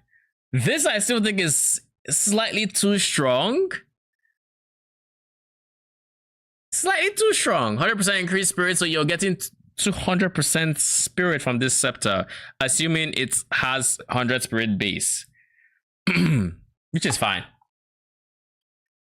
But also, can I just say, alternating these two buffs is kind of weird because 60% less damage is also insane. So like, this is definitely a you're cooked situation because like this buff is wild. This buff is also wild. And if this unique was released, it's a no-brainer. Everyone will run it. Why wouldn't you? You get less physical or chaos damage taken. So you always have a 60% less damage taking modifier on you. It just depends on the damage type. And if you were to go CI, then you don't care about the chaos part. So like if you once you have the physical, you're chilling. You don't even need the second part. Less effective, you're getting less, but you know, whatever. This also 50% cooldown recovery rate. Now it's cooldown recovery rate, so I guess it's not as broken as you might think, because if something has an 8-second cooldown, 50% cooldown recovery rate puts it at 6 seconds, give or take. 100% would put it at 4 seconds. So depending on how much other cooldown recovery rate is available, you know, this is fine-ish.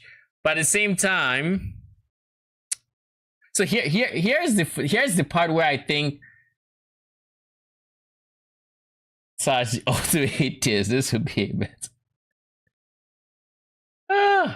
So here's the part where I like the unique idea. Here's the part. I really like the two synergy with like this and this. So because the reason I say this is most of the minions we have seen are skeletons, and skeletons currently their gameplay is die, revive, except maybe if you go to like skeletal brutes or whatnot, maybe they'd be tankier. But like the overall theme with the minion builds we've seen is die, revive. That's what they're doing. So the fact that this is based on how long they are alive, and you can't use cleric minions to extend that time, creates it creates a very interesting problem to solve. Now I would put it like, if you want a proper unique, like you actually want something that I can say is a very interesting unique, I would remove this line. I would make it an offensive line, like something that gives damage.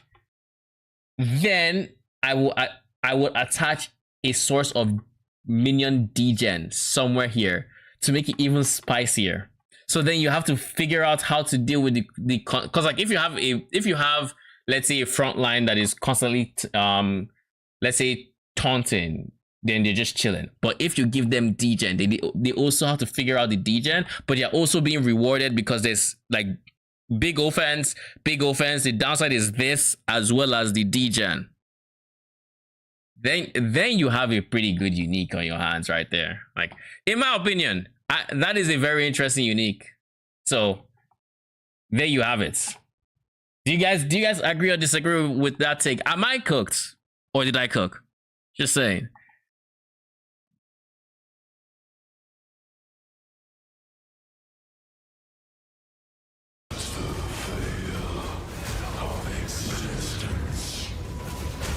What the hell was that mechanic? Wait, what is this? Is the arena becoming smaller or something? Oh, what was that?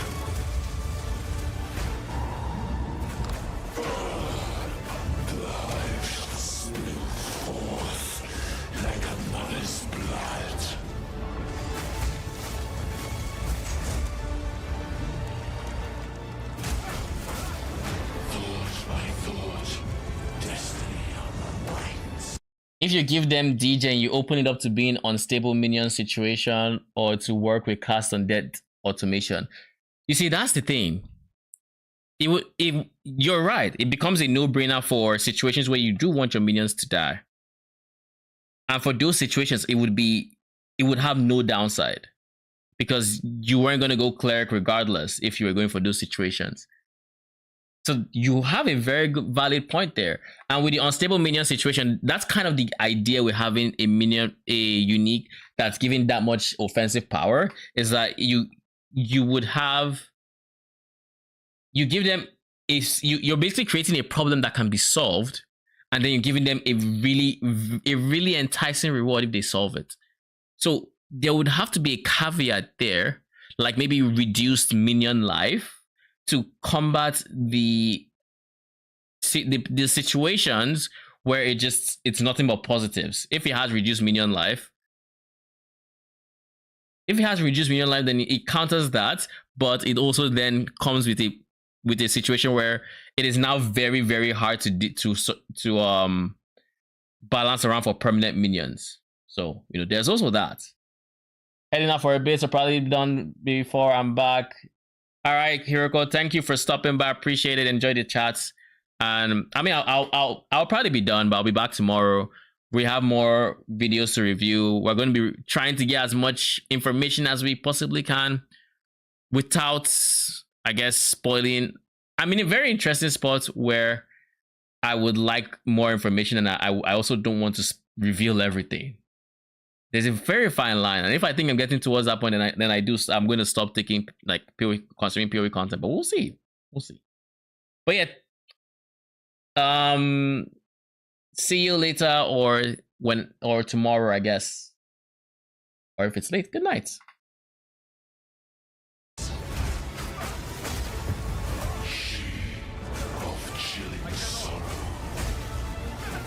She of Chilling Sorrow. The breach bosses are Esh. Esh is lightning. There's Esh, there's Toph, or is it Toph or Zoff? It's Zoff. I don't know. I don't remember Zoff. There's a fire, there's lightning. There is it ice? I assume there has to be ice because there's everything else, right? It just makes sense.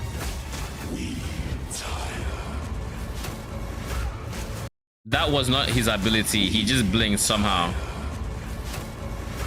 Oh, was that a cut? That must have been a cut. Ooh.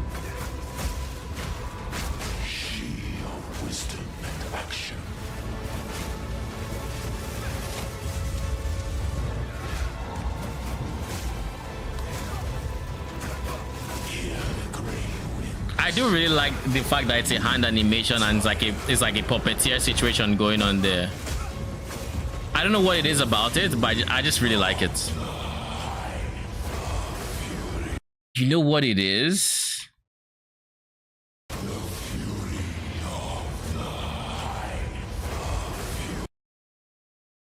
I mean, they're cuts, but it's possible that they use cheats in those situations. They just cut it out. It's very possible, like a revive or something.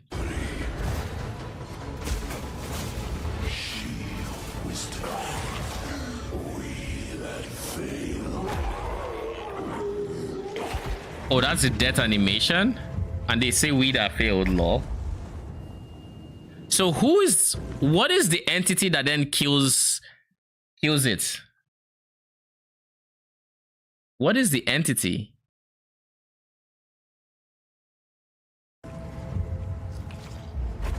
We definitely need our lore streams before PoE 2, I'll say that much. Pinnacle boss, and we're not going to show you the rest of them, but that's just kind of give you a flavor for what an in-game Pinnacle boss might be like. But just like all of the Pinnacle bosses, when you defeat them, you're going to get points for the Ascendancy tree, sorry, not Ascendancy tree, for the Atlas tree for that particular content. So this is the Breach one here. Now the idea is that you kill the boss, you make the whole league more difficult, and then you can beat the boss again at a higher difficulty and get more points. So the first point here you're going to see is +1 to Twisted Domain difficulty, which is going to effectively make Breach harder. It says here difficulty causes monsters to have increased damage and toughness as well as making. Also, just Breach in general, that's harder. But there's also effectively specific nodes that will give you interesting changes to that league mechanic. So for example, classed hands in your maps have a 25% chance to be guarded by a pack of magic monsters. Breaches in your maps have 50% more classed hands. Those things are effectively like breach chests that you find as the breach expands there. So that's like a bonus that you might choose to pick. There's lots of other ones here that you could pick as well. And as I said, each of the different types of content all have their own trees here that you can do your own stuff with. So that is, actually wait, there's one more thing that we forgot to tell you about, and this is kind of important, which is tablets. Okay, right, I should have gone over that earlier, so we'll just do it now. So effectively, right, when you do a breach in your maps, one of the things that this seems like a good place to pause for the nights, because we just finished Breach. But also tablets are part of the Atlas system, which they should have already covered. And I don't think that'll take a while. So I'm going to stay for that as well. You might find, and this is kind of important, are tablets.